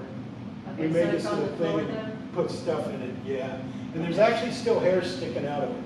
Yeah. Trying to gauge the size of your foot compared to. Yeah, I only wear size 10 foot shoe. So yeah, that's sitting on in that shop on that concrete floor. And those little pieces of clay over there were stuck on it, and then when Toby peeled them off, you could see all the hair, where it got stuck in the mud. It was a perfect, because it was muddy that day and rainy, and it just kind of, when it picked back up, it just kind of made a perfect impression. So, but yeah, he still has them. It's crazy. And there they were when we first got them. We still had the dirt on them. I think that was the next day. And those next things there, those are some orbs at that place. We saw them for maybe, I don't know, a few minutes. And they would come up out of the ground. They would go up to that point and then just fade out real slowly. Some of them were like zipping up, but there was a lot more of them to the left. There was a field behind us there. And then the power lines would be back there about the middle of them when you're looking up into the mountains. And there's the shop, the new shop we had built. And actually I don't know, on the floor end, if you can see the drain, the downspout, up about 10 feet on the downspout after we built it, something took its hand and crushed the downspout. You can't hardly see it on there, but it just crushed it like that, brand new downspout. And then there was a big handprint about that wide with big fingers. And they have like this stuff on their hands that's kind of greasy. They're like a bear or something. They have grease built into their body. And this was, I was with a group of people. There's about 7 of us. We were up in the woods, and there was these ladies doing their drumming, and we had a fire, and one lady is can see stuff or whatever, so she says, there's a Bigfoot over there by the creek, and they were all around the fire doing their drums and stuff, so I kind of walked up this little area, and when I started getting closer to where the creek was over the little rise, I started hearing like some grunts and some like whoop, whoop, like that. So I stopped when I heard that. And then I could hear the creek running, and I heard that. And then all of a sudden I saw this flashing, and it was like an old flash bulb, you know, like when you were a kid, the old square flash bulb thing. It was weird. It wasn't really, there was it was a clear night. Everything was perfect. And that's a big pine tree to the left of it. You can't hardly see it because it was after midnight when this was going on. And I saw this thing flash, I can't remember, 2 or 3 times, so I just picked my phone up and just started clicking 100 pictures, and I got it. So I stood there, it flashed a couple more times, and probably stood there 3 minutes, nothing happened. So I went back down real quick and got Toby, come up here, check this out. And as we were walking back up there, we heard something hitting rocks together, like real fast, like I don't know, they're real loud, they just clack rocks together. Bigfoots do that, like a warning or something. And then throwing some rocks in the water, we heard some more stuff. And it never happened again, the light. We stood there about 20 minutes listening. It's kind of small, but it's we were up there and coming down the hill on the other side where all those little orbs are coming out of the UFO thing, the chandelier they called it. It's a silver man, it's a man or something in a silver suit, like a total jumpsuit. He's at least 7 to 8 feet tall. And he has on a hat or a helmet that's shaped, it kind of reminded me of the Pope's helmet, you know, the thing that he wears, it's got the little cone.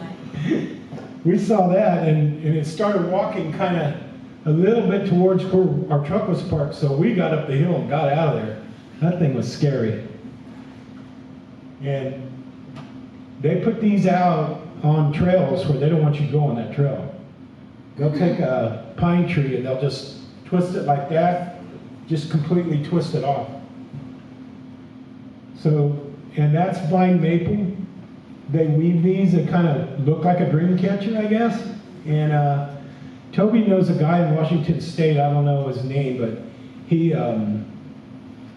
does all these wooden things off driftwood off the coast. He's even made things like a Volkswagen van out of them, but he makes horses. And so Toby got a real good video of this and showed it to him. And there's some intricate weaving in there that he says a human couldn't even do it because it's weaved inside other things that it's an impossible thing to get. I don't know, but we found 3 or 4 of those. We found so many footprints that hydrocal was $50 a bag. We just got tired of casting them. It was just kind of crazy. Was that the last one? Yes. I guess that was it. Yes. Yep. But, in that house, we also, the upstairs had 3 bedrooms, downstairs had 2. It was a big farmhouse, all redone. It was really nice. One night we were in bed, me and my wife, and the whole room just lights up like someone turned on this super bright light, like energy light. And then maybe 30 seconds later, dark. And it was weird because it didn't affect your eyes, like if you look at a bright light and you can't see anything, it didn't do that. It just lit up the whole room. My wife's like, oh my God, what was that? Like, I have no idea. I mean, the thing, we're out in the mountains in the middle of nowhere. There's no roads above us. Nobody can shine a spotlight in there, nothing. Just the room lit up. So that was some more of the paranormal stuff we had. That and I had some sounds. Oh yes, you have 2 PDFs. Oh, I don't know. No, this is something else. Don't worry. See if you can, there's a few sounds on there I had. Yes. Let me play. The house we bought in the area. It was Native American area. There was a river out front, and across the river was a higher flat land where the natives, the Calapuyas. This is some of the recording I did in the backyard of the Bigfoot.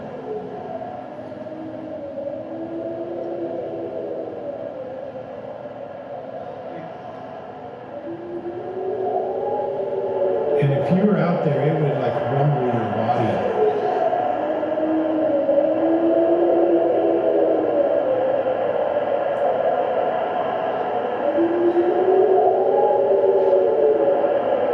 Expedition Bigfoot uses a lot, there's a lot more to that.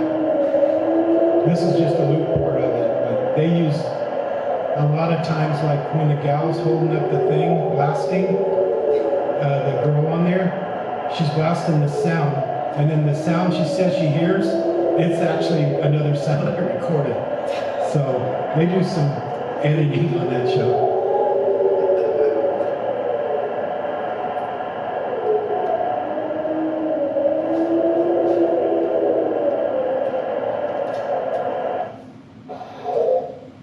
Yeah, that was another one. Yeah.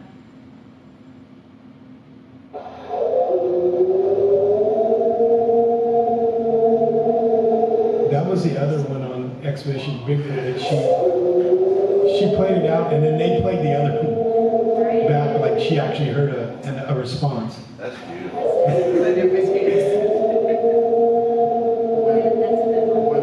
When there is commercials, when they coming back from commercials, there is this sound with like an animation of a Bigfoot Wow. howling.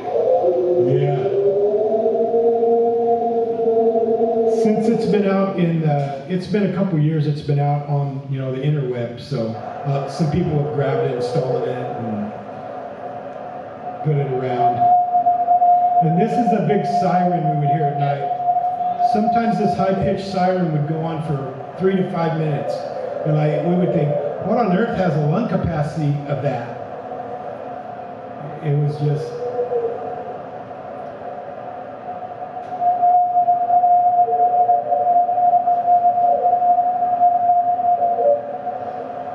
And then sometimes we would hear, have you guys ever went to a zoo and you hear the monkeys and they're fighting, and they're real loud?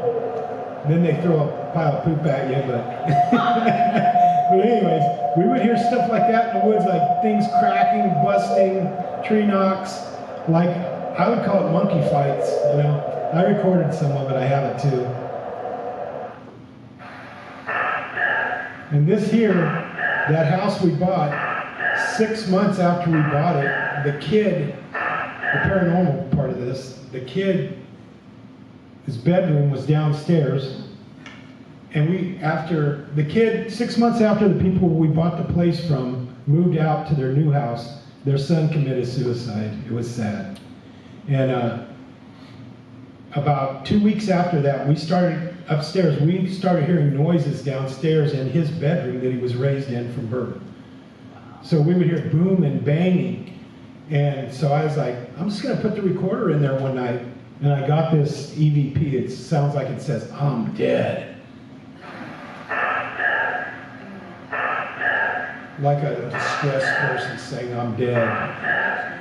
And also, on the door of that bedroom were these creepy little white chalky handprints imprinted on the door. And you couldn't get them off. I mean, Toby took pictures and everything, and then we just left them. They wouldn't. It was some kind of stuff that wouldn't come off the door. And about 2 weeks before we moved out of the house, we never used the bottom bedrooms. We only used the master upstairs. That bedroom had the lights that have the glass thing on them like that, and then the 2 light bulbs, the glass covering. We hadn't used that bedroom.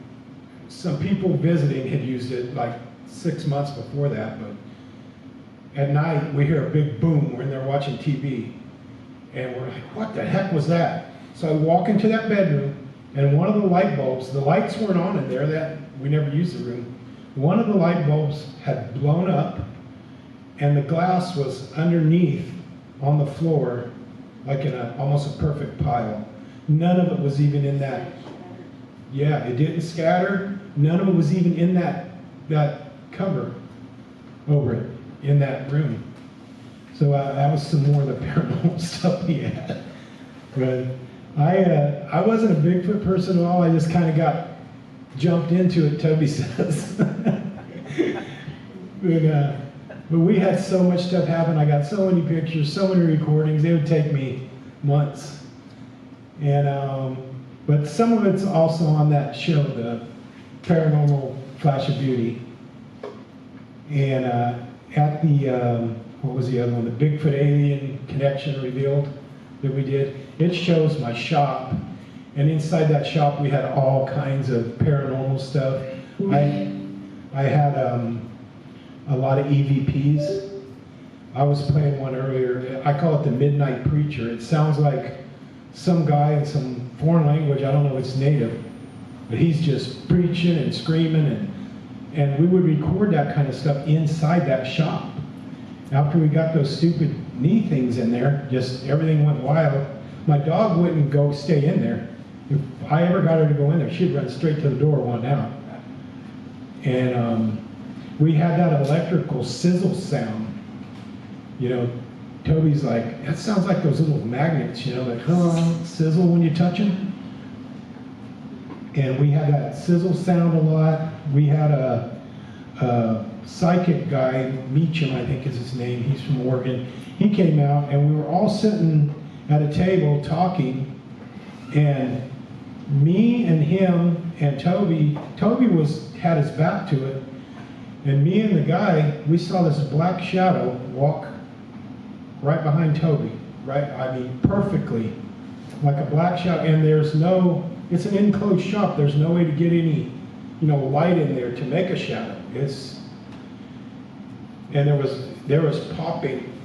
Toby recorded it sounded like you get 50 guys in there with ball peen hammers, and they're just hammering on the wall for a long time. It's just boom, boom, boom, boom, boom, boom, boom. And we have that also recorded. It's crazy. And then it just stops. And you go in there the next day and you're thinking, man, this place has got to be beat to death. Not a mark, nothing moved, anything. We'd constantly have like popping and stuff. I got scared real bad in there one night. I heard a bunch of popping and banging in there. So I opened the door real slow. I wouldn't hardly go in there at night by myself. And we'd been in there during the day, and we had a Coca-Cola can sitting on the table, the fold-out table in the middle of the thing, the garage floor, shop floor. And I flip on the light, and I open the door just enough to see that Coke can going around in a circle on the table. Like if someone just spun it and it didn't fall all the way over, it was just lightly going around. I freaked out, shut the door. And the next day when I went back out there, it was laying on the floor. But that's just some of the weirdness that happened there. There's so much, I can't hardly remember all of it. I put the recorder out. I did it for like 8 months straight, recorder with a parabolic. And I started putting peanut butter sandwiches on the fence. There was a fence back there, with a T-post, how they hold the fence. And so I just start putting, and I put my game camera there. I put the peanut butter sandwich there, and I put my recorder. And I have the recording. I didn't have it on here, but you can totally hear the Bigfoot walk up, like crunch, crunch, crunch. And since I put my game camera there, he was mad, because he was taking those peanut butter sandwiches every night. So he walks up, he goes, like that, and he's like, because he's sniffing that game camera, and then he hits the fence with his hand. You can hear the fence rattle, and then he just walks off a little faster than he walked up. But it sounds like a 1,000-pound person walking up to the thing. It's just crazy stuff like that. It was a constant thing. Before we moved there, probably about 4 months, my wife had open heart surgery. And in the back, I put them out for some hummingbird feeders. There was trees in the back. So she went out there And me and her and Toby had been talking about her heart surgery, and she was healing up and doing really good. And we'd been talking about that the day before. We were eating dinner talking about it. And she went out there the next morning, it was a Saturday, to put more of the stuff in the hummingbird feeder. And here under the hummingbird feeder by the tree was a glass heart, a pink glass heart, about like that big. And we started noticing after we lived there for a while, we got kind of used to all the weirdness. You know, the leaves, my wife had a Jeep, and in the door handle, they would put green big leaves, you know, look like the maple leaf, in her door. They do little subtle things like that that you don't notice at first. On our big deck out front, they would put 3 rocks on the rail. Something to do with the number 3. I don't know what it is. They just put 3 rocks there. Another thing is Toby was going to build me a totem pole Bigfoot to put in front of the shop. So we had it there in the ground. I think I went to get a haircut. No, I came out to go get a haircut, and I noticed on top of the big totem pole thing, there was a rock. It was an agate. They have a lot of agates out there. And it was a carnelian agate, a real pretty orange one. So I took a picture of it with my phone, and I thought, we tried to, debunk everything to 110% degree. I thought, maybe a crow flew up and dropped it. I mean, it was a pretty good sized one, but crows do stuff like that. So I took a picture of it, went and got a haircut, came back, and the rock was gone. I sent a picture to Toby. He was truck driving at the time. And the rock was gone when I came back from getting a haircut. And about, I don't know, an hour or 2, maybe 3 later, I can't remember, Toby texts me 2 pictures, but before I could open them, he calls me. And he's like, dude, you ain't gonna believe this. I'm like, what? He goes, can you see them pics? And about that time I could see them. And Toby has a young son named Jude. He's a cool kid. And his son lived 30 or 40 miles away in Eugene, Oregon, from where we lived. And in his son's bathroom floor, that rock appeared. And his son took a picture of it, sent it to his dad, said, look what just appeared in our bathroom floor. It was the same rock. I don't know where his son lives. I've never been there. It just, it messes with your head, You think, wow. But that's some of the kind of paranormal things. Then we'd see the neighbor called the chandelier would show up occasionally. I actually only seen it when I was taking my dog out to go to the bathroom at night before we would go to bed. And it was just like a big jellyfish that would be pulsating in the sky. And it was the thing that shot the orbs out. And it didn't see it all the time. The neighbor lived there since '96. He said he's seen it ever since he moved there. But that thing would be just pulsating like that, and then sometimes it would go a little bit real slow and then just fade away. And then a lot of times when you're trying to film it, your phone would distort to film it. It would start crackling and kind of had some kind of energy that messed with your phone. But it would be right over those power lines. And then they would throw those orbs out into the woods there where all the Bigfoot stuff was going on. And we just pretty much had all kinds of stuff. I got so many recordings, photos. The guy, the producer, Brett from Flash of Beauty, he goes, you got enough to make 3 mini-series with reenactments. Because I was just retired, I was used to working every day, and I was just always had my phone. Like I see all these guys say, yeah, I saw Bigfoot over there. Who doesn't have a phone these days? I always just take it out. Take it 3 seconds.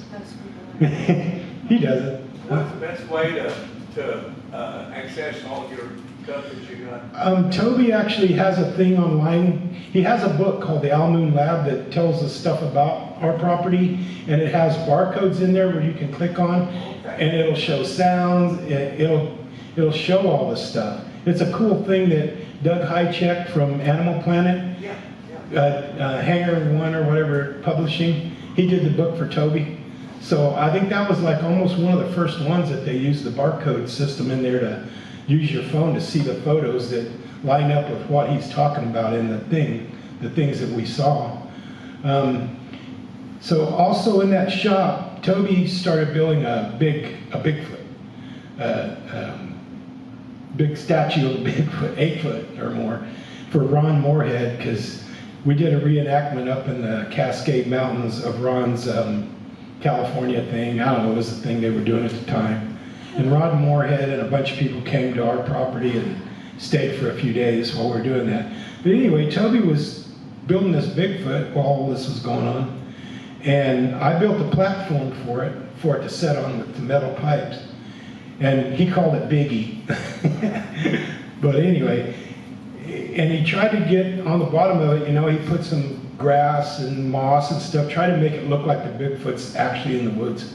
So one day he's like, I need to go online and see if I can get a taxidermied rabbit to put below it, like looking up, you know. The next day, I wasn't home, but he'd come in about 2:33. He was staying at the property in his trailer at the time.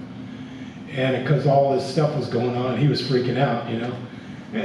Because he's been searching for Bigfoot for 20 years. But right where he parks his Jeep, on the ground, here is a dead little cottontail rabbit.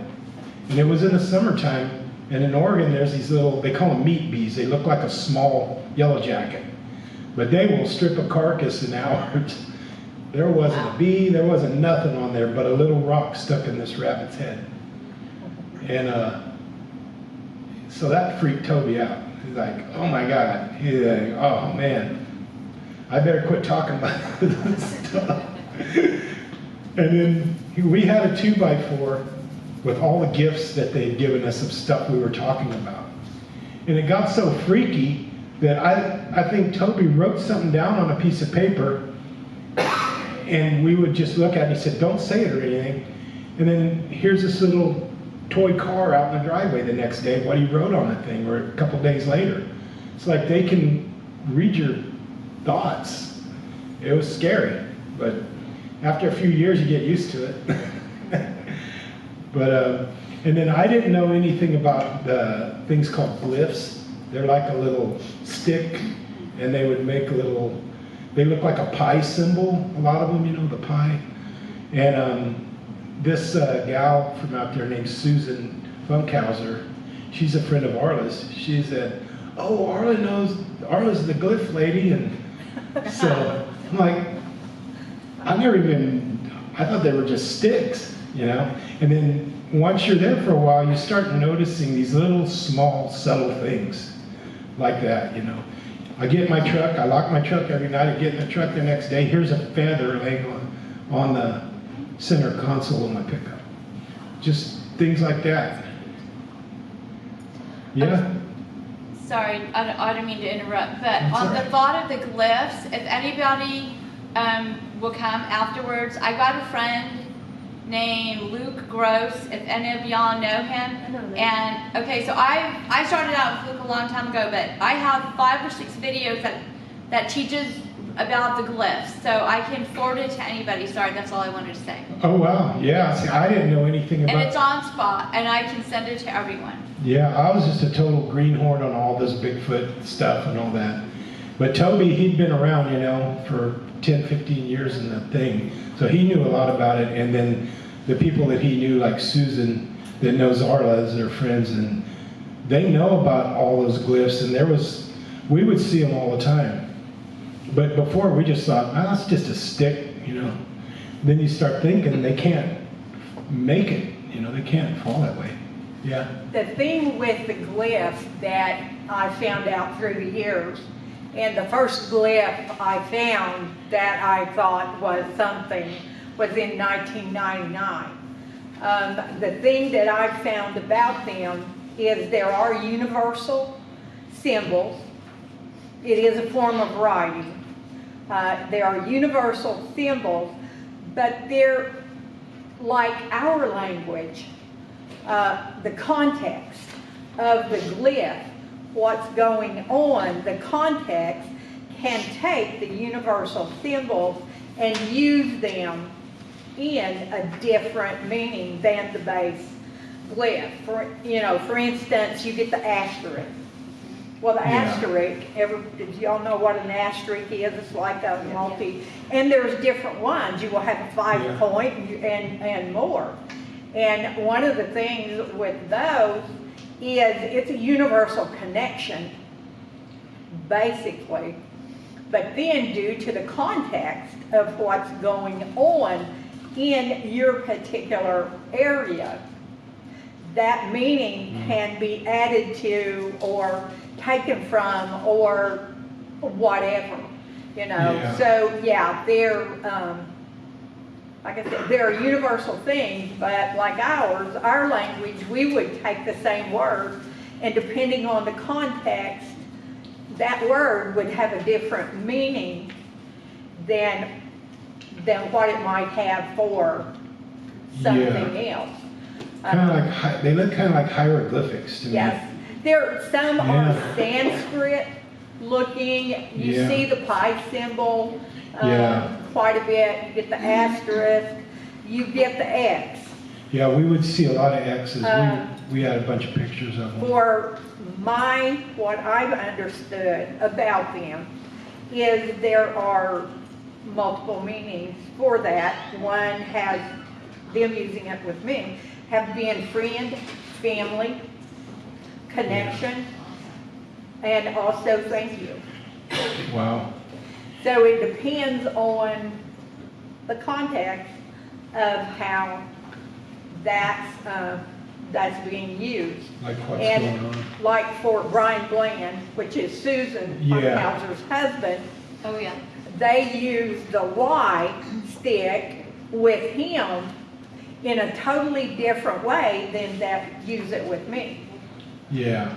So that's the thing when you begin with glyph is you're going to see universal symbols that can be translated in different ways. And I always tell people when they send me a picture of a glyph or something, what was going on in your life at that time? What have you said about things? And think about what's going on where you're at. And then look at it. Yeah, you can take the universal and like what Cindy has to share. Yeah. And look at those. There's also a book, Woodwork. I think Tom Cantrell has it, and it's Tom's and Brian Bland's. Because they did this whole study of glyphs. They've got thousands of them over the years. Man. So it's an interesting concept. It's a form of communication. Wow. Once you start seeing it, you start noticing that it's there. That was the thing there. You start noticing the little subtle things like the glyphs or something like an A hanging in a tree, or the weaving. They do a lot of weaving out in the woods with a vine maple. There's a lot of vine maple in Oregon, which are, vines everywhere. They would weave it, not just in the circular thing. They'd weave it. I started making, like at the habituation area I did for 2 years, I started making little traps. I got some two-sided sticky Scotch tape, and I got some bacon grease, and I rubbed all over it and put it all over the vine maples where they were weaving. I got some perfect big old fingerprints, and I had so much stuff. I would take boiled eggs and hang them in the double-sided tape and get all kinds of fingerprints. And then I got a ton of hair. We sent hair samples to Cindy Dosen up in Canada. She's with the Olympic Project, and she's like a lab. She has a lab, and they always come back as human-like, unknown hair.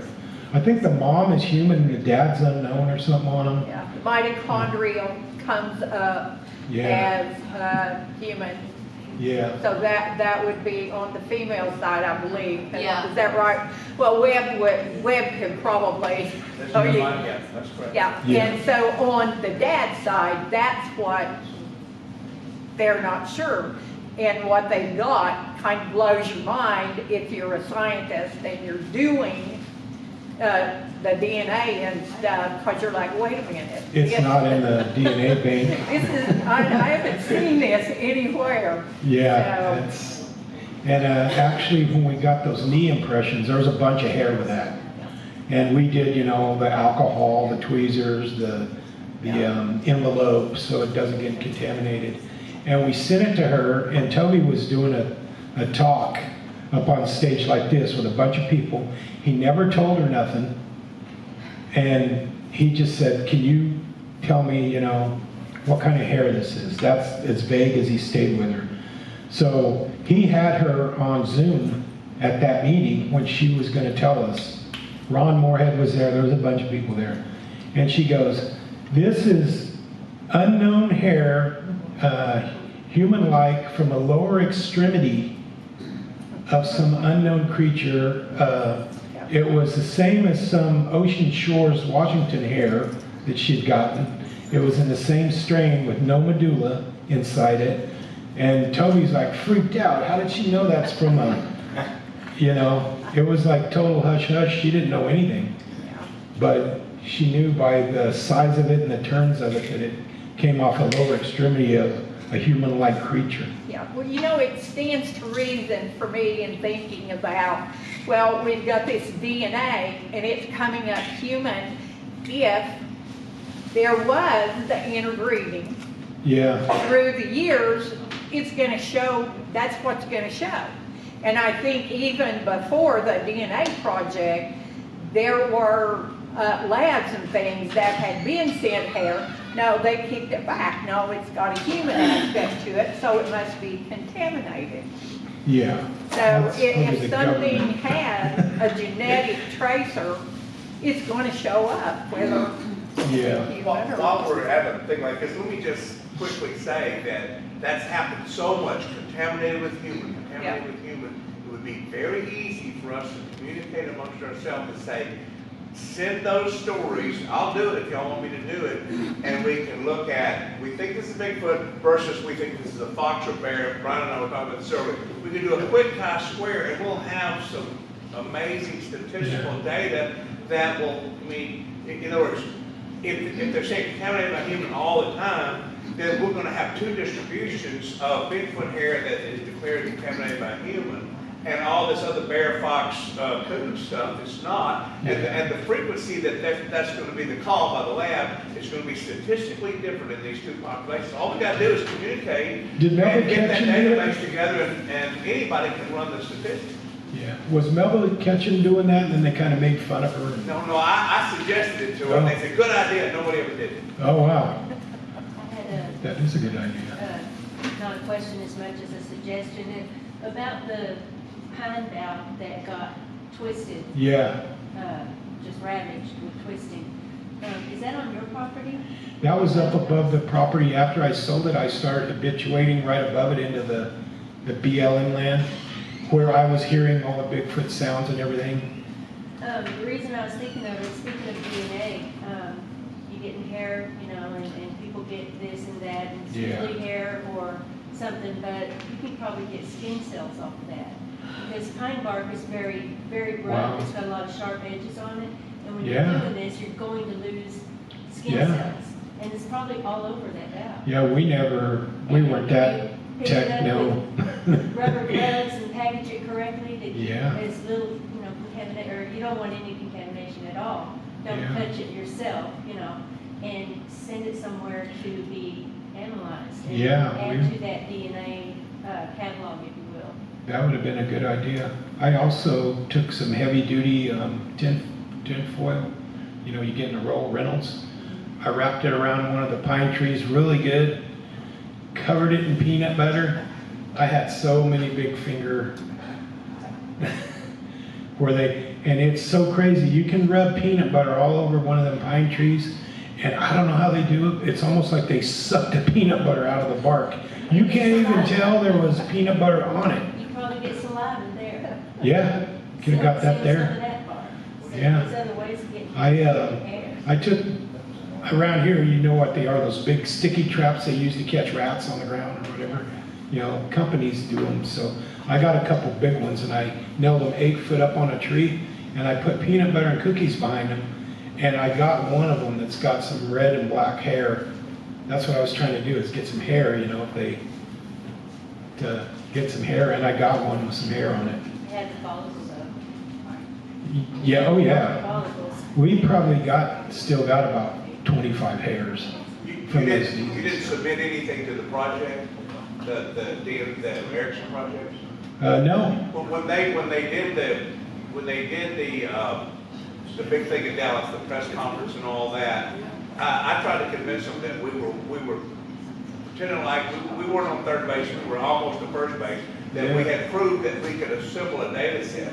So there's a whole lot of data, your data should have been in the set. And so what I tried to do is I tried to slow the roll and say, guys, we don't have anything that science is going to recognize at this point. We can say that we've assembled a group of people that have done a study, and we were able to do that. But we proceeded so fast, it got so hugely discredited that it kind of slapped everybody down. But there's guys like you that have lots of data that need to be examined.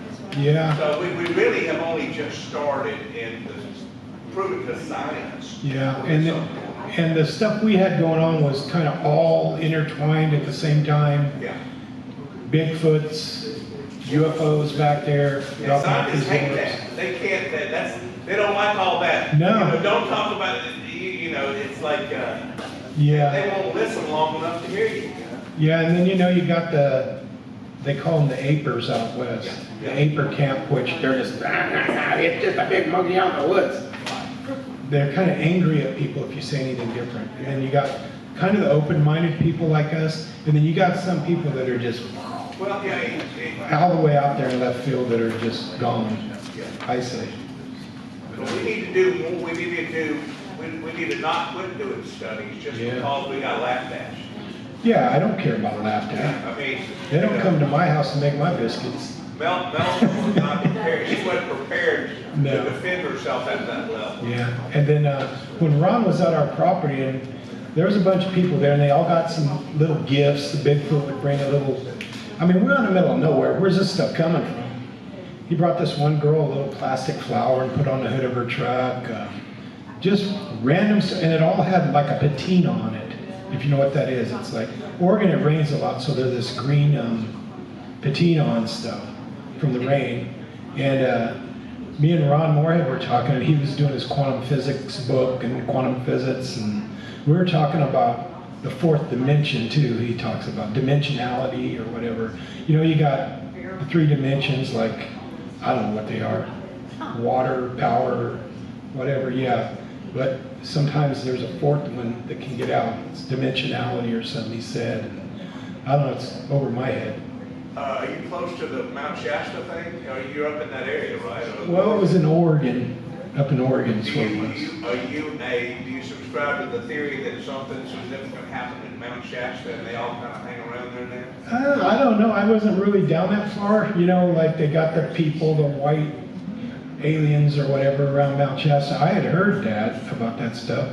And then I got that big, tall, silver alien looking thing that landed down in there where all those orbs were going. I gotta check out your stuff. And yeah, go on YouTube, Owl Moon Lab. Toby's got a bunch of stuff he did, and the book.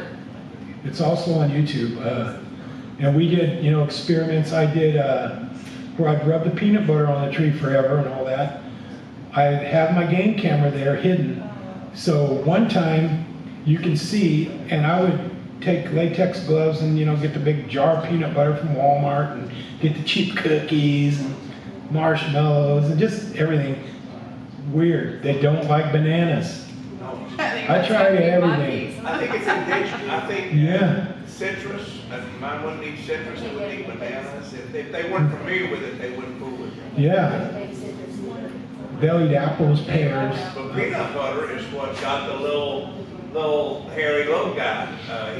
They had made it a deer stand, and some guy saw this little small hairy boy getting the peanut butter. Yeah. Well, they were crazy over peanut butter. I would take a big rock, probably 15, 20-pound rock. I'd completely coat it with peanut butter. I'd put a bunch of cookies in a stump that kind of was hollowed out in the middle. I'd set that big rock on the cookies, and I got thumbprints and fingerprints But if I came back a day later, they had sucked all the peanut butter off that rock, and you couldn't find it. But they would take the rock, get all the cookies out, and put it right back. When I leave peanut butter, because it's a big hit in Texas and Oklahoma too, the Sasquatch, they really love it. But when you put anything like a pie, I always rake the ground underneath, make sure it's nice and fluffy, so that I can always see what tracks are there and what I left out. Because there's other things that are in the peanut butter too. If it's on There's possums and stuff like that, Honey or molasses? No, I didn't try that. You know, the ground in Oregon, there's so many pine needles and everything. You could stomp on it with your foot and not even make a dent.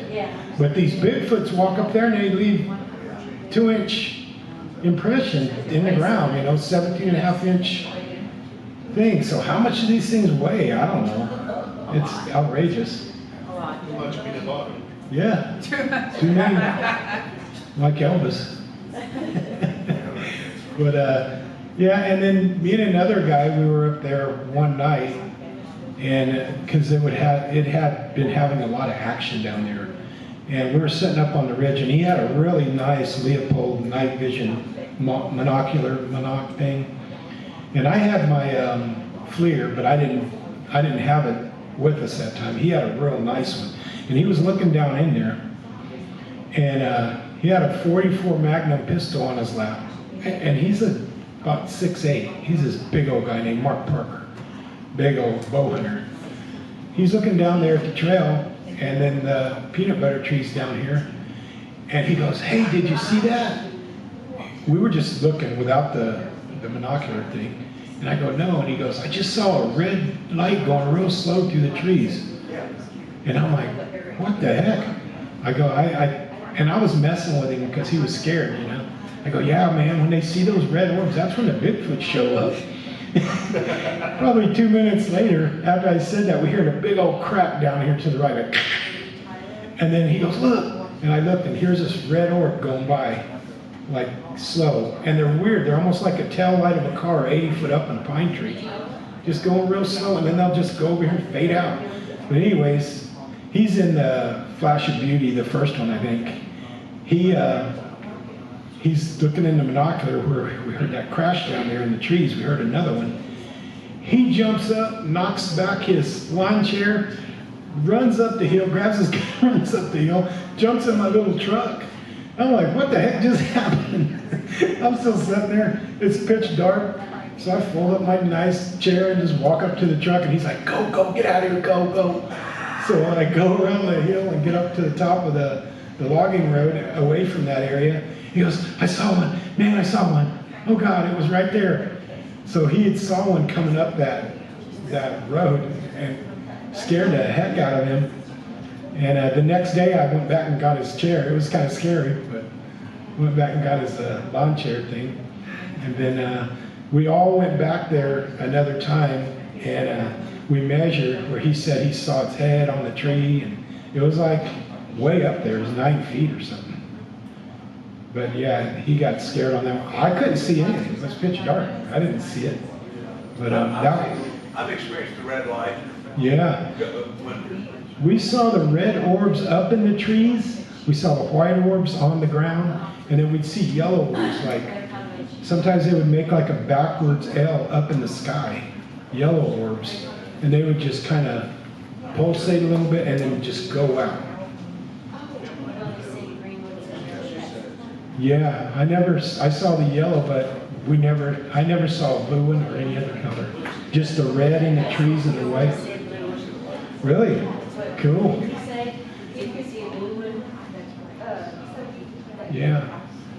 Somebody said today, if you see a blue one, It's a lot of times it will affect you somehow. You'll end up being very sick from Wow. cancer or something really bad.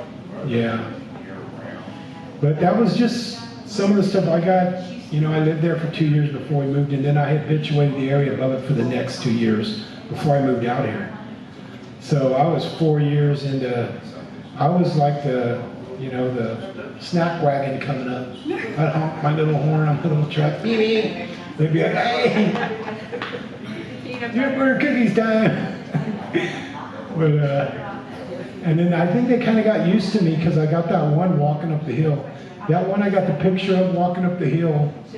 My grandson was with me that day, and he went down in there to get the, he's fast, so he went down there to get the card out of the game camera. And then I was limping around because of my hip. So I was up, and I always had my phone ready. And then I saw something black, so I just started clicking. And then I got those pictures of that Bigfoot, those two walking up there. But it was walking real fast like this. And then we went over there, and that's where some of those footprints, like we saw the footprints. And then we went up on the road, the logging road, and you could see a couple footprints where it just kept on going. But yeah, that, and one time me and that Mark Parker guy that saw the Bigfoot and got scared, I put out like 24 eggs, half boiled and half not. They love eggs. And I would wrap them in that 2-sided tape and hang them on the vines, and they would take them out of that. I mean, I couldn't even hardly untape them. And then I'd get all the fingerprints. I was just making booby traps, getting DNA stuff. And then I got hair and all these footprints and fingerprints, and I was just like, what else? I don't want to hurt them, Yeah. What? They love eggs. And you know what was weird? Have you tried honey? Have you ever tried honey? Yeah, we Stole did. it real fast. We tried honey. It was, I'm gonna have to try the eggs. yeah. What was weird is we thought we'd find eggshells. You put out, you buy those things from Walmart that's like 4 flats of eggs or whatever they were. I'd get my big pot out like it's Easter egg hunt and boil half of them, and I would just hide them everywhere out there. Like, how many is there? 75 or 76 of them? 48. Yeah. Yeah. And they seem to prefer the cooked from the raw or the raw from the cooked. We never found it. We never even found a shell. They just took them all. Yeah, they just took them all, and we would even hide them like Easter eggs, like under moss and in the barks of the tree stumps and gone. But one day me and Mark went up there, the guy that got scared when he saw the Bigfoot. And here in the middle of the logging road, I mean, this is a logging road and people hunt, go through there. Here's this egg standing in the middle of the road. Doesn't have a mark on it other than a greasy fingerprint. And not a crack, and it wasn't boiled. It was a raw egg sitting in the middle of that logging road. And Mark's like, oh my God. Maybe they figured out it. Bro, it's a late factory use, so you can call it shop. Color it, pink Easter egg. But it's just strange things like that. We'd find rocks, like there's a lot of agates and quartz in the ground there. That was one of the things, the ground was just full of gemstone type rocks. And then that cold spring running down through there, and power lines kind of creates the perfect storm. But we would find agates 8 and 10 foot up in the trees, on the limbs. I was new owners of the residence. Yeah, they keep saying they have a 1,000-pound Saint Bernard that shows up on their deck at night and scares them. That's what they told me. They can hear it, boom, boom, boom. It would be 2 in the morning and we would hear it, boom, on the back door, like boom, boom, boom. I'm like, oh crap. My wife's like, what's that? I grab my pistol and go down there in my underwear, my flashlight. Nothing. They fill up the peanut butter jug. Make another sandwich. But no, it was just Had a lady at a conference mess with you. one time because I was telling her I like these kids, younger kids that I know they'll eat. Yeah. She says, now what if somebody else moves into that place and you sold it and went away? How are they gonna have to, what are they gonna have to put up with? And are they gonna be in danger? Sasquatch will get angry now because nobody's. Oh, nobody's feeding them and all that. Yeah, I've heard that before. Oh, man. I've heard people say don't feed them or habituate them because then when you stop, they'll get angry. I never I've had. never seen it happen or heard of it happen. The only anger thing that we ever saw was my son-in-law. He's 6'8". He's a big old Marine, and he bought us for Christmas a cool bird house, a little bird house, because there's those swallows out there, that come around, swifts or whatever they call them, and on one of the fence posts was sticking up in the air 8 feet, so he got up there and he screwed it to the fence post. So we're recording in the shop one night, and we hear boom, and then we hear like a laugh like that. Next morning, the birdhouse is knocked all the way over the fence into the blackberry vines. So, yeah, they just thought it was a joke. But yeah, I could go on for a week about all the stuff that happened there. But I guess we're going to watch the movie, so some of it's in that. We have a Zoom We'll in. send the movie. Oh, do we? What's the Zoom? It's a Flash of Beauty, Paranormal Bigfoot. And the first one was just a Flash of Beauty, Bigfoot revealed. The MUFON lady has got her electricity going. Oh, She cool. actually drove Okay. somewhere. So she's gonna zoom in and then we're gonna watch the movie by And if any of you guys want to befriend me on Facebook and stuff, on Messenger, I can send you pictures. All that. Very good one. Very good one. Yes. Thank you so much.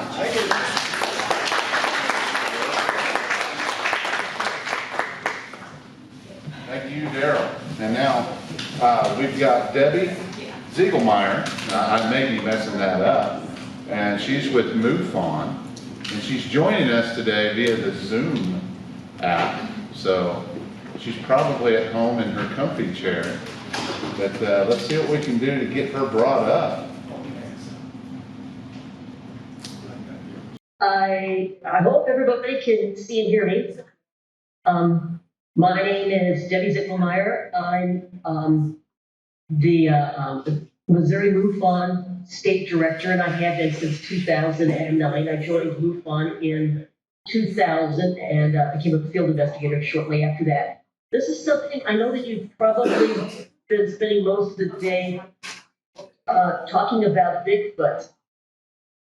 Although I'm not a Bigfoot investigator, we did here in Missouri in the 1970s, and actually to present, I just saw what might have been a picture of a Bigfoot last night from a witness investigation.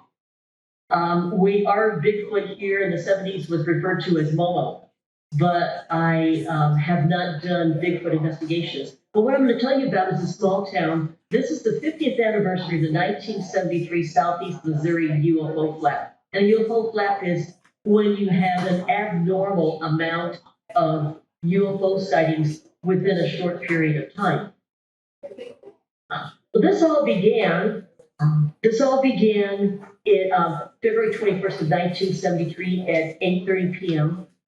Just a brief summary of it. Piedmont, Missouri is a very small town here in the state of Missouri. And this basketball coach, Reggie Bones, and 5 of his basketball players coming back from a tournament in Essex, Missouri. They came around the corner. They'd seen lights ahead of time, but came around the corner and saw this large circular craft hovering over a field. There were numerous witnesses that came forward. I think as many as 200 sightings reported on that night of February 21st. This triggered a UFO flap, and it triggered activity being reported that is still being reported today. Here. Okay, so the best way to try to describe what happened, this is a newspaper article of Reggie Bone, and this is a real quick description. You can see Reggie down here in the middle. He's being interviewed of where he saw this in the field. And I have access to the original interview by Mr. Bone. Start out real quick. What's your name? Reggie Bone. And you live in Piedmont, right? About how old are you, Mr. Bone? 43. What's your occupation? Teacher, basketball coach. Would you tell me what you saw with reference to these objects or lights around this area recently? Well, February 21st, we were coming back from a basketball tournament in Essex, and we approached the turnoff on Highway 60, which is Highway A, and it all started. I was kidding one of the kids who keeps score for me because he missed a couple points, and I said, well, can you see that, Fred? He said, I looked back and forth, and sure enough, it didn't have the markings of an aircraft, but I didn't say anything to the kids because I thought, I really need to keep this to myself. Well, then, as it turned out, we went west on 49 and came across the Brushy Creek area, and there's also an area there called James Hill. And we go up over the hill, and it's a church on top of the hill, and as you come around off this hill, one of the kids in the back seat said, Coach, there it is. There's what you saw, and there's what we saw back on 60 sitting right out there in the field. And of course, we got the car to a screeching stop. And where they stopped it's just a little 2-lane road. So they were stopped, they were parked on the road and parked off of the road when they stopped. He said, of course, we got the car screeched to a stop. We all got out and slammed the car doors and made a mad rush to the back of the car to see it. And what we saw were just a band of lights. I couldn't say whether they were actually revolving like a wheel or whether they were blinking on and off, but there was no pattern. We looked for a pattern, discussed it later. They were red, green, amber, white. You might see red, then green, then red again, then amber, and then white. We estimated this to be about 50 feet off the ground. And in the valley there was no moon this night. It was close enough. I could estimate 200 yards, and being conservative, really, I still thought at this time that, anytime now we're going to hear something like a motor or a chopper down or something in trouble. But we couldn't just see anything but the lights. It was real dark. It was between you and the huge hill, a large hill, and that just north of the field, and the Black River is north of the place where we were, and the rest of it, well, I'd say it's farmland, it's wildlands of timber. After you stopped there, did you turn off your lights and motor? We did turn off the lights, yes, and we turned off the motor. And what happened then? Well, it made a 90-degree turn, went over in the tree line right to the right over there, stopped, and we watched it, and it began to circle back around the field over closer to the tracks of the river. And I told the boys, I said, let's get in the car and let's go there.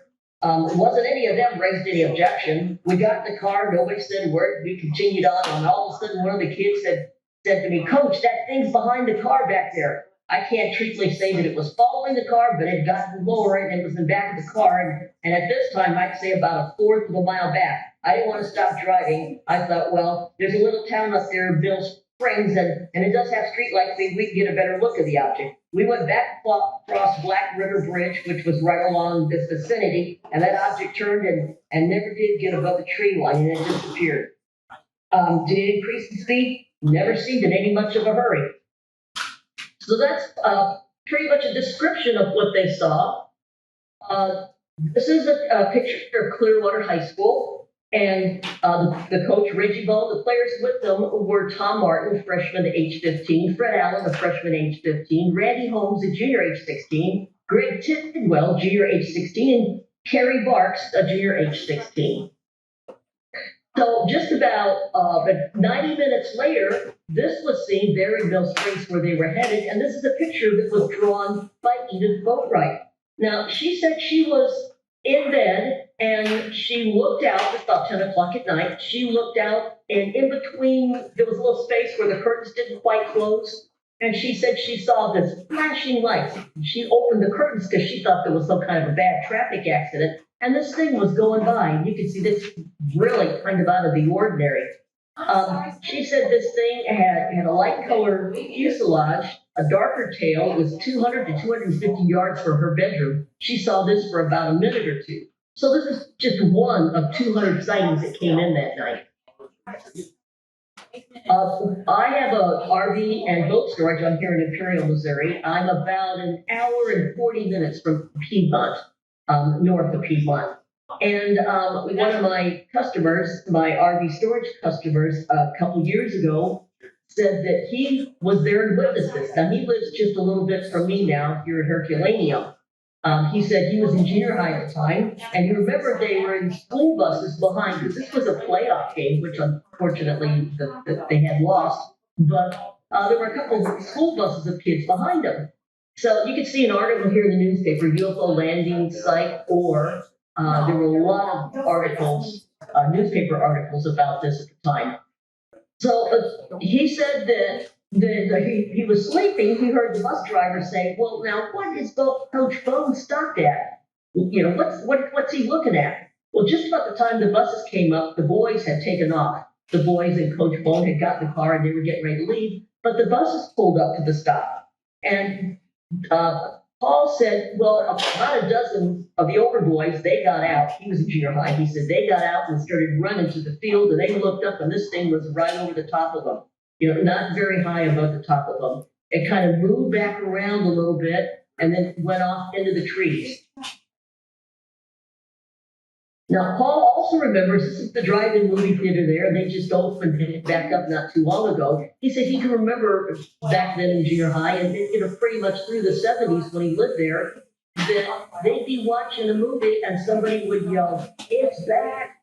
Turn off the projector." And then you can see the little building right there. That's the snack shop and where the projector is. And someone would run in there and tell the projectionist that they were back. And there would be strange lights kind of moving over the top of the movie screen or straight overhead, but they'd sit and watch them for a while, and then eventually they would turn the movie back on. They used to all gather at the town dump, and it sounds like kind of a strange place to gather, but the highest point in town was the town dump. And if you're down Main Street there in Piedmont, you look straight down and there's a big hill. Now there's a cell phone tower on top of it, so they're not using the dump anymore. But it was the highest location at the time, and Paul said that they all used to go over there on the weekends, and there's just lines of cars, and they'd take chairs, they'd take blankets, and there they'd all be over there lined up at the town dump. But it was the high point, and they would be looking for strange lights and for UFOs. Paul also told me that his dad was an air traffic controller at the time, back in the 70s, and he said, "Well, Dad, what do you think these are?" And he said, "We're picking them up on radar, and I don't have any idea what they are." Now, this is my Jeep. They have a new scenic view now because the dump, I guess, it filled up and they closed it. But the town have made up a little park area, scenic view, that looks has kind of the same direction, the same viewpoint as from before. And this is about a quarter of a mile where the dump is located. This is Clearwater Lake, a recent picture I took of it. But exactly 1 month after Reggie Bone and the students' sighting on March 21st of 1973, Gene Coleman and Kathy Leach had a sighting. Now, Kathy and Gene decided about 8 o'clock at night that they were going to get together and they were going to go up to the dump. Gene had her 2 young daughters with her, and they were going to see if they could see anything. Well, they got up there, and Gene said, yeah, they didn't see anything. The girls started to get tired, so they decided they were going to head home. So they came down the hill, and they were heading across the dam there at Clearwater Lake, and then all of a sudden, just right here in the lake, they saw this craft, and it was hovering. And at first she said they saw a line, like a kind of like a curved line of lights, of red lights. And she said there were 5 lights kind of horizontal right over the water. And I spoke with Jean. She said all the lights would go off, and then when they came on, they were in a different part of the lake. And then they'd go off again and be on in a different part of the lake. Well, she stayed in the car, but she kept the window down, but stayed in the car with her daughters. But Kathy Leach got out. She got a really good view of what was going on. So then they wondered, well, did anybody else see this? Because eventually the lights went out as it got farther and farther away from them toward the woods behind. And eventually it went out. Well, back in the 70s, you didn't have cell phones. So the girls went back, the 2 ladies and the daughters went back over to the dump to tell everybody what they had seen and see if they had seen anything. Well, they got back over there, and there's newspaper articles here. This one here on the left, this is Kathy Leach being interviewed. Over here down on the right, this bottom picture, and that's Gene Coleman. These are a couple of the original articles. Well, the ladies went back to the dump, and they wanted to see if anybody could see anything. Gene's brother was there, and she said, did you see anything? He said, we saw this light. And he said, it moved. Well, they told about the light they had seen, and both ladies said, we saw that. It was right over the lake. We got to see it right close up. And they said they had seen it move over them and move in that direction. So then Gene said, well, have you guys seen anything else? And he goes, look up. There was a large yellow amber colored light hovering right over the top of them. They watched for just a little bit. It didn't flash or anything, just a bright light, and then slowly it just moved off in the distance toward Brushy Creek. Well, just, I guess about a month or so later, on April 20th, 21st, and 22nd, of 1973. They decided to try and find out what was going on. Now, they couldn't get there really before there was a whole lot of rain. We have a real rainy season here, kind of in March, April. It's pretty rainy into May. But 3 divers from Eastside Divers Supply Company in Granite City, Illinois came out and decided they were going to dive in the lake where this craft was seen and see if they could see anything. And they were Michael Henderson, Michael Sparks, Ron Killer. They made 3 attempts, 3 days in a row, and actually they made, maybe 3 attempts each day in different areas. So they were there for 3 days. And unfortunately, there'd been so much rain that the lake was way up, and it was murky and cloudy. And if any of you there in Oklahoma have ever gone and maybe put on a mask, a scuba mask or a dive mask or snorkel mask, and looked under the water in the lake, visibility is not really good. It's only, maybe 10, 15 foot. And even though this is called Clearwater Lake, the lake's not all that clear. So they never did see anything. This is just a couple pictures of the lake. That's a picture of the top by the dam. And then the bottom part there, that's over by the spillway. And then just forward of it, you can't see it, but there's a park area there. It's a reservoir up the Black River, about 6 miles only from Piedmont. Opened in May 30th of 1948. The deepest part's about 135 feet. Water temperature in the winter is about 35 degrees, about 85 in the summer. This is mostly where if you want to go skiing, you want to just go swimming, that type of thing, go boating, you go to Clearwater Lake. And if you want to go bass fishing or more serious fishing, you go down the road a little bit, you go to Wapapella Lake. This is me and Jean Coleman back in March 7th of 2016. And Jean and her husband still have a little dress shop. And if you ever head out to Piedmont, it's not hard to find. There's only one street light in the main drag in town, and her shop is right there at the corner. It's just a couple articles. I don't know if you know much about MUFON, but this gentleman here was our international director, John Schuessler. At the time, he was our director of investigations, but this is them going over a map, trying to figure out, well, where are they going to investigate? Where are they going to start? There were so many sightings. And you can see here, it says UFO following cars in Missouri, hovering bright light reported by hundreds. So much was going on that this professor, Harley Rutledge, from Southeast Missouri State University in Cape Girardeau, which Cape is about 90 miles straight south of me, he put in a request for funds to go down to Piedmont with a team of scientists to see if they could find out what was going on. The president of the university, Mark Scully, gave him enough funding for 2 weeks and said, that's it, just go down and see if you could take a look at what's going on down there, take some equipment, some of the university equipment, and do a research project on it. Because at this point, we had people from all over, that this was all over the news, what was happening. And I lived out here at the time, and as a kid, I remember that there were reports of UFOs coming in and out of Clearwater Lake. So Professor Harley Rutledge took Dr. Sidney Hodges, another professor with him, another Professor Milton Ulicki, and students John Wilson and student King Turnbull. And this is a newspaper article of them setting up some scientific equipment. They decided, well, there's people up at the dump, and even though there were police officers that were seeing anything, they weren't sure. They thought, well, we don't know what these people are saying, but we're going to get some scientific readings. So they took a magnetometer, sound recorders, radios, binoculars. They came across an area called Piles Mountain, and they found this concrete slab and said, wow, this is the perfect place for a quasar telescope. So they set up there. Less than an hour had passed, and they saw 5 small stationary lights that appeared, each time blinking out and reappearing in a different part of the sky. And then they also saw, through the woods, they saw dancing lights that were fast-moving white, amber lights, blue lights, and they were traveling, all around in the woods and then up into the sky. So right off, they saw something that they couldn't explain.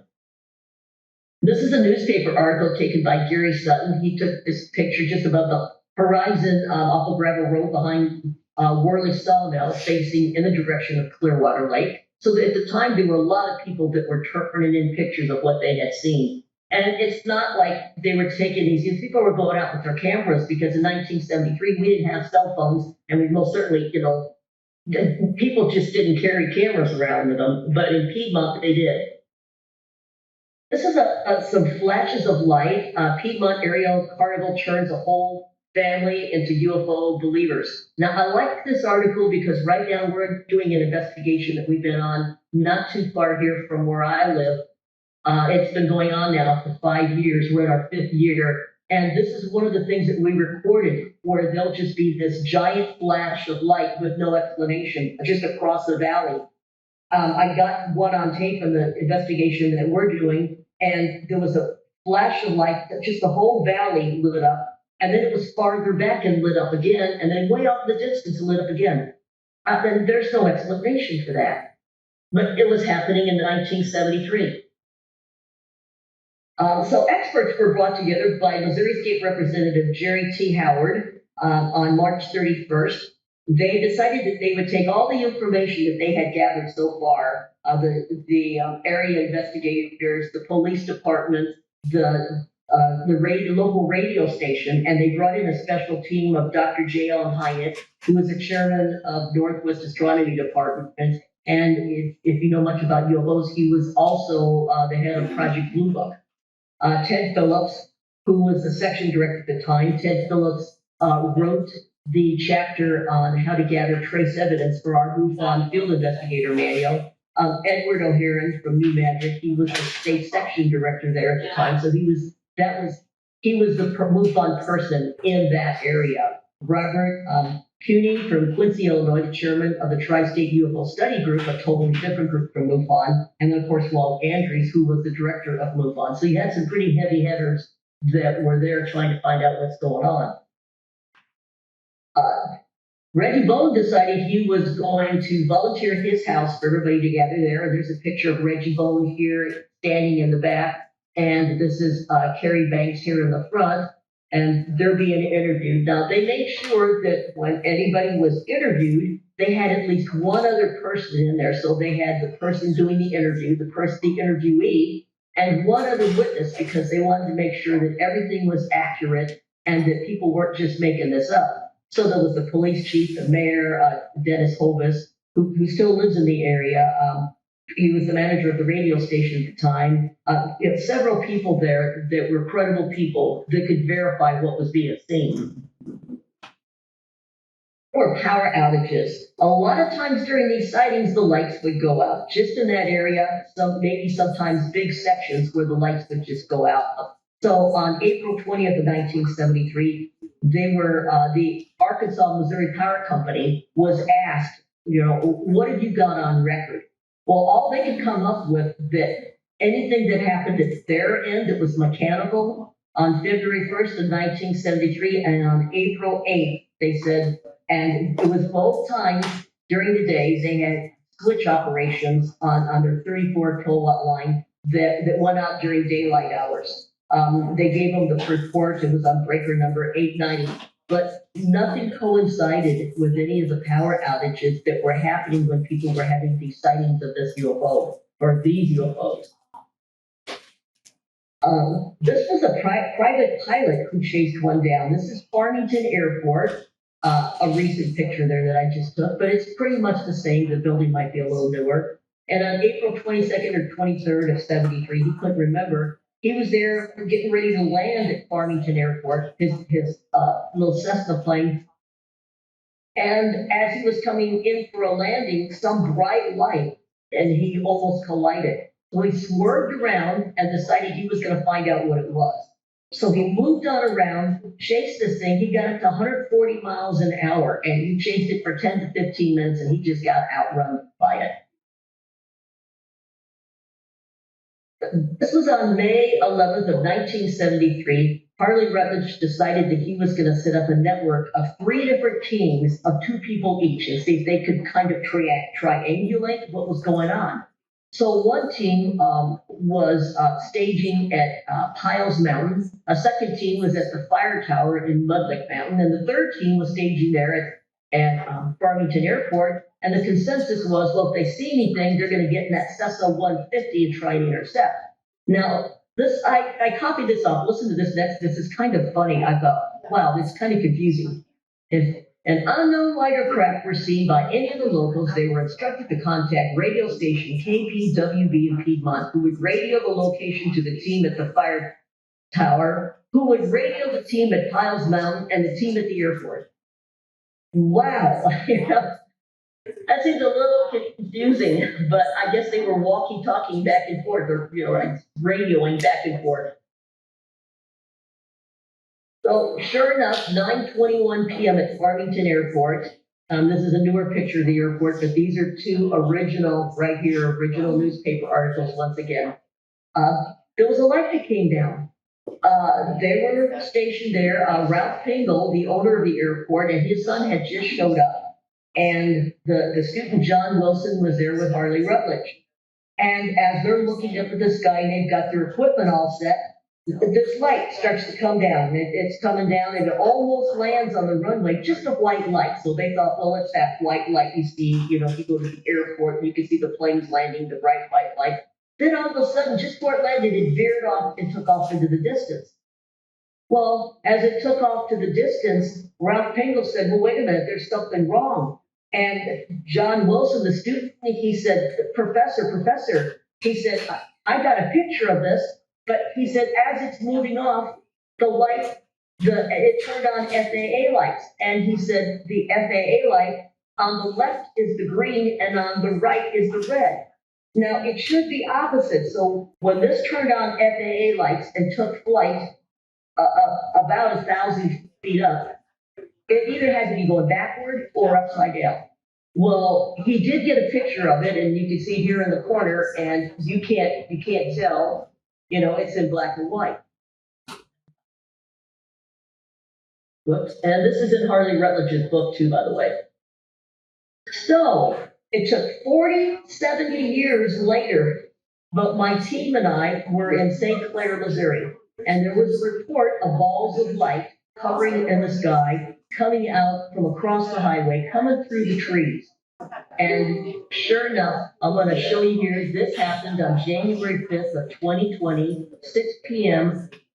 The same thing that happened to them on the airport back in 1973, and I took this video. I'm hoping you can see this.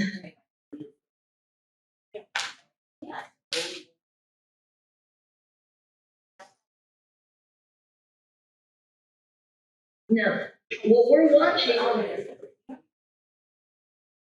and you can hear the traffic, that's Interstate 44. Now, these lights are coming across Interstate 44.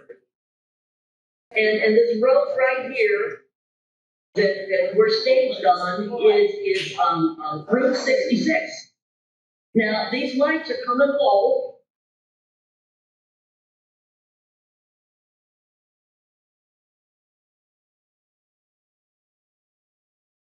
And that car just traveled. Yeah, the car just traveled on Route 66.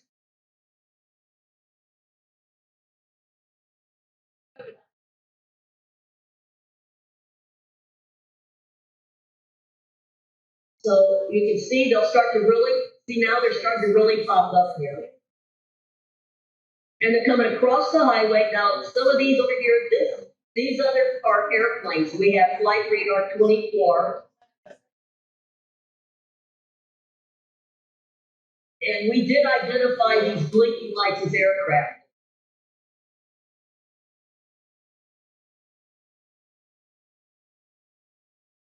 But these are absolutely. This is my team. There's Mel Van Duffel, who's our chief investigator, and Star Team investigator Russ Payne, and our witnesses with us.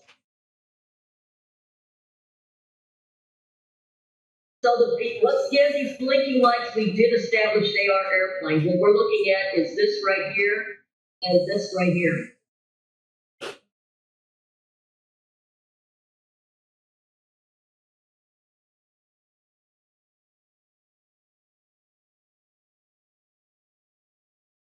So what we've got is and now you can't see it real clear here, but this is turned on FAA lights. This one will be a lot clearer here in the middle. But we got something that was small enough to make its way across the highway and come through trees, woods, where the leaves have fallen off if it's January.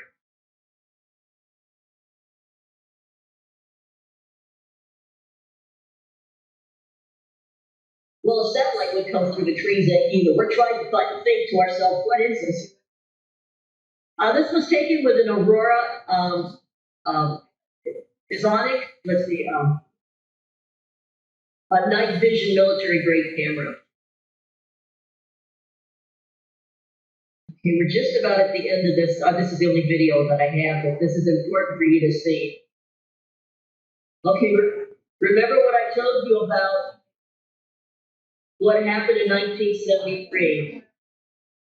You watched it come up as a flame bright light. And if you can see there, I'm not sure how big the screen is. On the right is a green light, and on the left is a red one. Now, this is either traveling upside down or backward, but it turned on, it got to about 1,000 degrees altitude, and then turned on its FAA lights. And one of the investigators now was so shaken by this that this was only the second case that both of these gentlemen had been on investigating back in 2000. They were new investigators. It shook them up so bad that they quit investigating for a couple, 3 weeks. So this Mel is our photo video guy. This is the frame right there and right here, a couple frames of it coming across the sky at us. And then right here, it's blown up, and there it is. Obviously, it's going away from us. Green FAA light and a red light. Here's another one here when it was a white light, a little bit of blue up in there. But once again, and then they're going away from us. It should be red and green, and instead it's green and red. So it took 47 years for somebody to catch this in Missouri of what happened in 1973. But this kind of thing is still going on here in our state, and there's still sightings in Piedmont. This is a very interesting sighting. This is Eddie Doyle Webb, October 3rd, 1973. Eddie was a 45-year-old truck driver, and he was coming back from doing a run. He worked for Sam Tanksley's trucking company. He's headed back to Cape Girardeau. He was about 8 miles north on Interstate 55, and he saw what looked like some kind of a bright light in his rearview mirror. Now, Eddie wore glasses. So 6:30 in the morning, his wife, Velma May, was sleeping in the back of the truck in the cabin part. And he looked and he thought, well, what is that? So he stuck his head out the window to try and look back if he could see what it was. And he saw what looked like a spinning top, kind of like an oval, kind of cracked with all these lights. And then all of a sudden it flashed at him. And when it flashed, it burned his face. Well, Eddie barely got this he had a big rig. He barely got this thing pulled over to the side of the road. The whole time he's yelling, Velma May, wake up, wake up. Well, she saw he was badly burned on his face, and his glasses were melted to his face. So she got his glasses off them. They were melted, twisted, and his face burned, and she drove the truck the other 8 miles into town, into Cape Girardeau. Well, when they got there, go to the next slide there. When they got there, one of the workers drove both of them to the hospital, and they said that he had radiation burns on his face. So his vision had come back. At first, he was blinded, but by the time they got to Cape Girardeau, that 8 miles, he got most of his vision back, but was still having trouble seeing. His face was covered with blisters. He was driving a 73 Peterbilt 40-foot Dorsey with a 40-foot Dorsey trailer refrigerator unit. None of that was damaged. But when he finally recovered his peripheral vision, he lost 15% of his peripheral vision. Now, I went about, oh gosh, you can see on my arms in a sling. I went to visit the site. I was able to do research and find out exactly where this happened. When my sister drove, she took the picture. I just had shoulder surgery. This was about a little over a year ago. But we were able to find exactly where this happened to this truck driver. There's a couple newspaper articles. There's what you saw: UFO blinded trucker, UFO releases mystery heat. Several articles on that. This is just a few of them. There's another one here: distorted glasses, attention getter. Well, it ended up that this was investigated by Sergeant Edward E. Wright in the State Highway Patrol, and the MUFON investigator there, the state's section director, Edward O'Haran, happened to also be an attorney. Now, all of us with MUFONs, 99 and 9/10% of us, we're all volunteers. There's only a couple paying jobs in the organization. We're all volunteers, and this volunteer happened to be an attorney.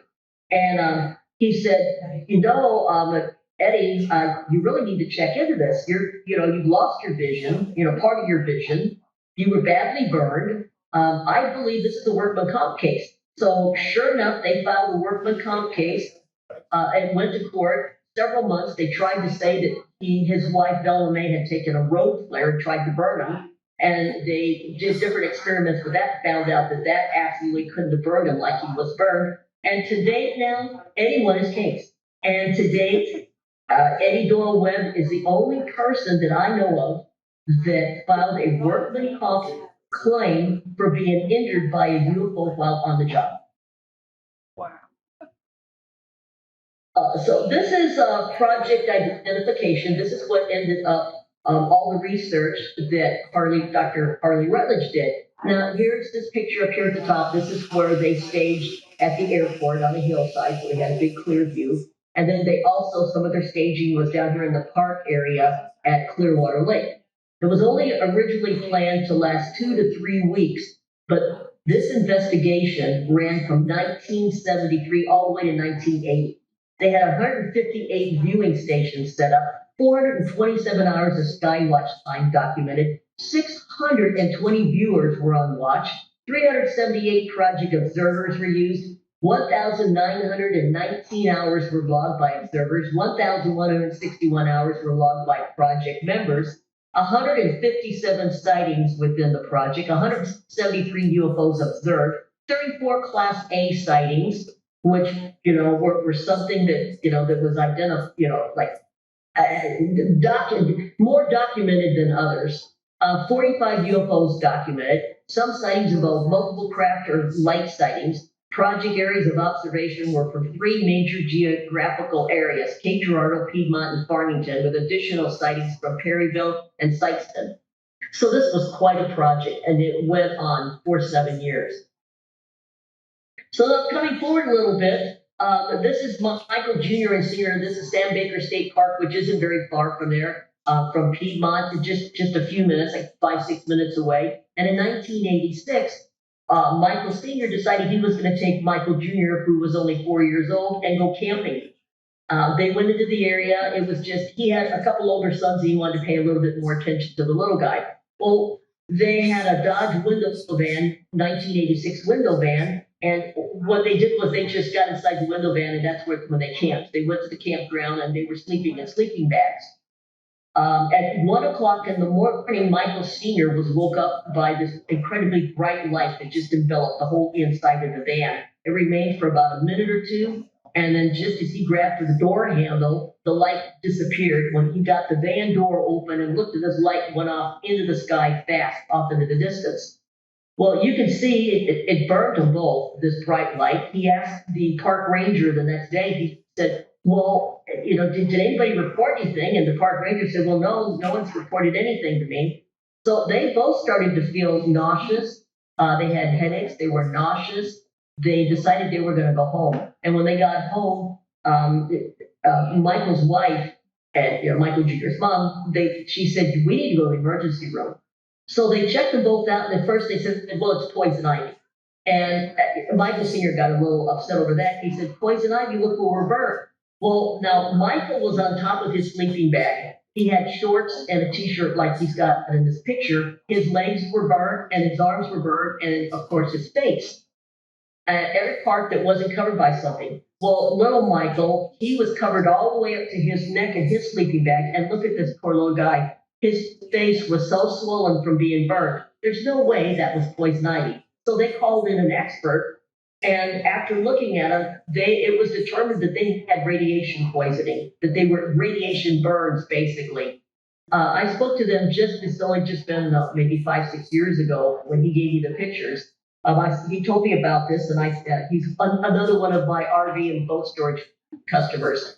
And I said, it's a shame you didn't get pictures. He goes, oh, I've got pictures. And he let me use these. And to this day, neither one of them have any ill effects over this, but they were pretty badly burned there at the time.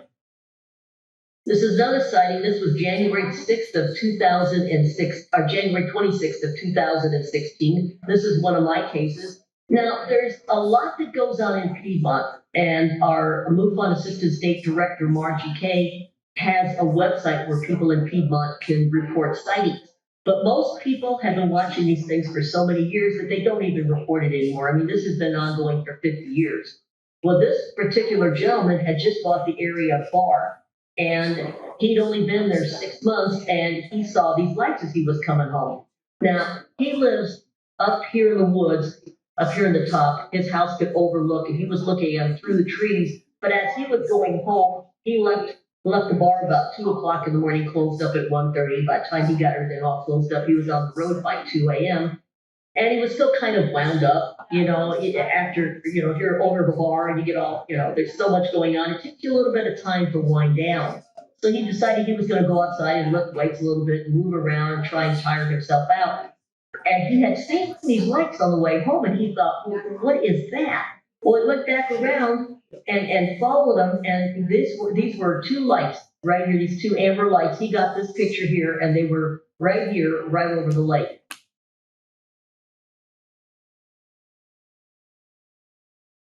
So, what have we got here? Well, it was decided, and there was a great big festival, a 50th anniversary festival in Piedmont.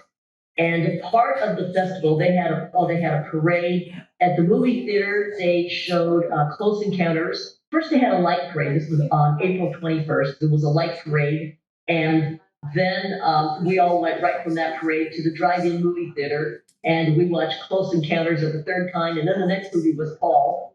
There were speakers. They had over 15,000 people showed up for this event in April. But part of it, the town got so excited about the 50th anniversary, and Margie Kay and I encouraged them to have, thank goodness we did, to have a festival, that they started to think about it. They thought, well, we are kind of a unique little town. So RHB 1261 designated Piedmont as the UFO capital of Missouri, sponsored by Chris Dinkins, a Republican from Lesterville, and this is a female. And so as of August 28th of this year, officially, Piedmont, Missouri became the UFO capital of the state of Missouri. And this is just a little flyer on what happened, about what they had available. I'm sorry, at the festival. Sorry, I'm getting tongue-tied here. And the festival was great. They had vendors, they had speakers. This book here, Margie Kay and I wrote this book, 50th anniversary of the Southeast Missouri Ozark UFO Flap. So this is available on Amazon if anybody's interested in it. And there's a whole lot more stories of UFO sightings that people had back in there, and some of them to present. Some of them that started back in the 50s, but if you're interested in looking at old newspaper articles, this is just loaded with original newspaper articles that were given to me by a very nice UFO investigator, Dave Marler. His dad was there, one of the investigators that was investigating this at the time. Also, Piedmont, Missouri is going to be one of the places where we're going to have a direct, the eclipse. I believe it's going to be April 8th of 2024. We're going to have another total eclipse of the sun. And it's going to be one of the best places to see it in the world, of course, in the eclipse. I guess it's going to happen over the town of Piedmont to where, I mean, it's going to happen in a lot of different places, but that's one of the areas where it's going to be the longest. So in Missouri, Missouri here, when we had it just a few years ago, right where I live, was one of the best places to be. And now just a little bit down the road, an hour and 40 minutes from me. And then down to Cape Girardeau too, it's going to follow right along. And that'll be the best place for the eclipse. So what they're going to do is they're going to have another festival. You can look online, Piedmont, Missouri, and start, trying to find yourself a hotel room or a campsite. It was so crowded last time, 15,000 people showed up, but they're going to make a lot of accommodations to have everybody there, not only to see the eclipse, but to have another UFO festival. The last one was great. They had police cars driving around with handcuffed aliens in the back, blow up aliens in the back of the car, and they had a really, really good time with it. But if you're interested in having a good time, that's a good place to be. And I'm willing to take any questions if you have. Also, too, if you're interested, I don't know if you can see it or not, but, well, I can tell you. When you look at the 50th anniversary book, you can find that, just type in 50th anniversary, the name, or Debbie Ziegelmeyer. I also have another book, Alien Colonization of Earth's Waterways, if you're interested in UFO sightings that have to do with water. It's a reference book, and so there's a little bit of everything in there, and a lot of water sightings going on now, especially with what's been reported by the government. All these videos that we're seeing online, you see them online, they're on the news, they're being reported by the news. I know Tucker Carlson had several people on talking about them, and we just had the government, the Congress, they went before Congress and just had the hearings on UFOs and talking to, it was Rush that came forward, the whistleblower, talking about the craft and everything else that the government has been hiding. But a lot of what has been turned in and what's being released by the government has to do with water. And, of course, Clearwater Lake, we've got, that's part of the 73 sighting. But what I did was I got together as many sightings as I could up to that point. The book was released in late 2021, early 2022. And it's a reference book if you want to know what's going on in and around water.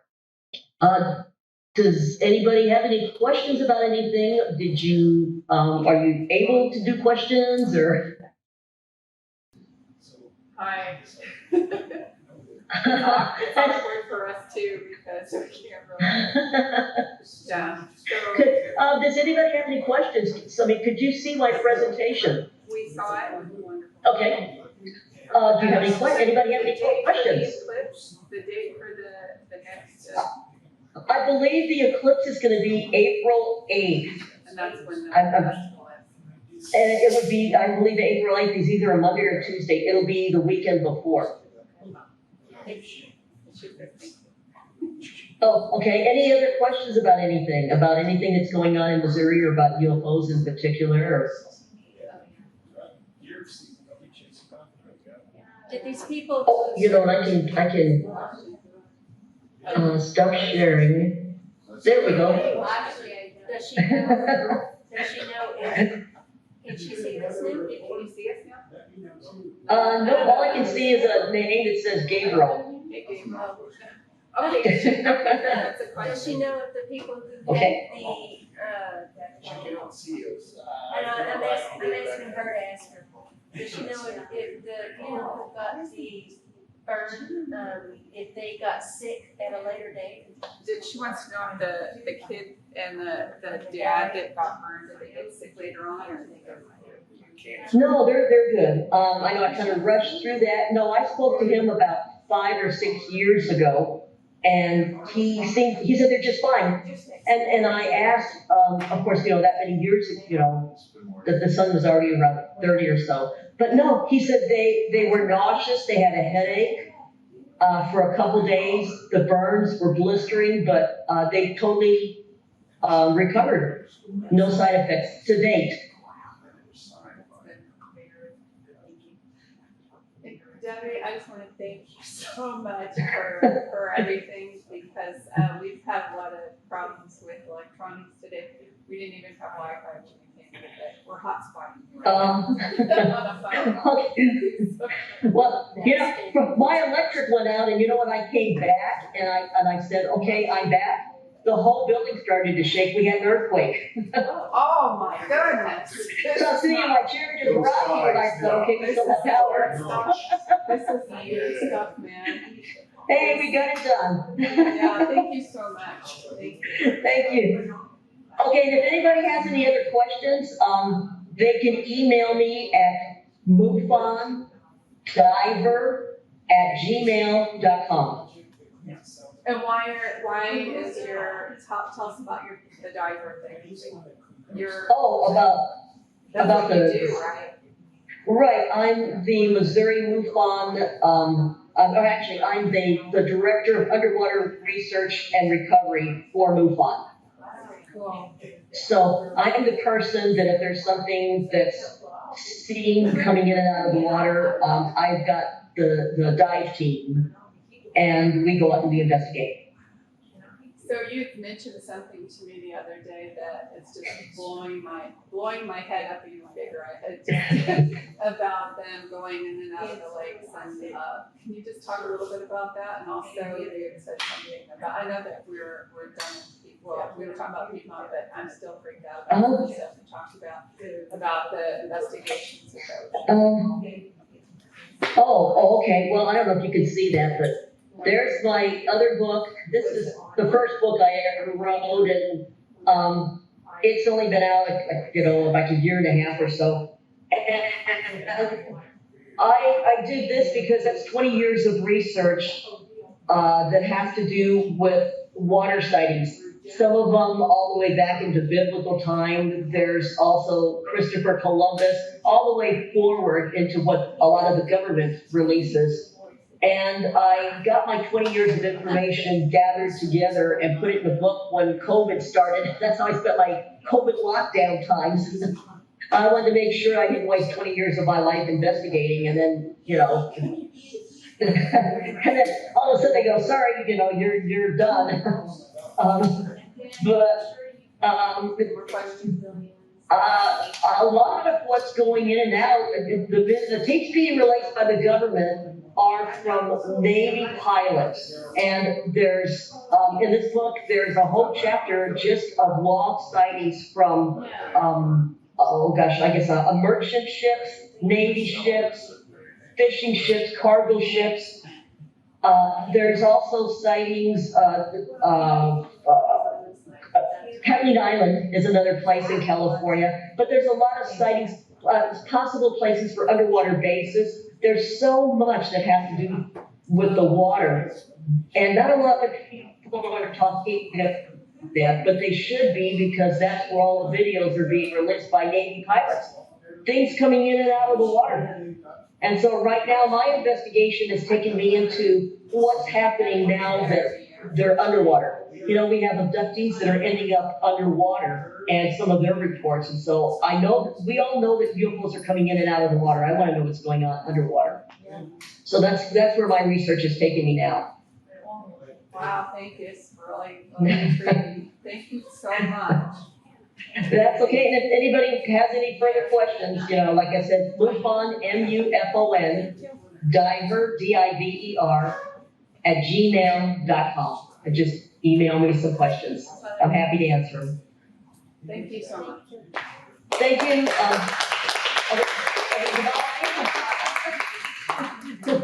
Bye. Bye.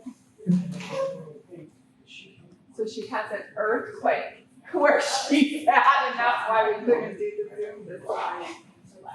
Yeah, she can't make this stuff up. The other lady that was here, that she finally spoke, her dog at her house eyeball popped out. That's why she was in and out.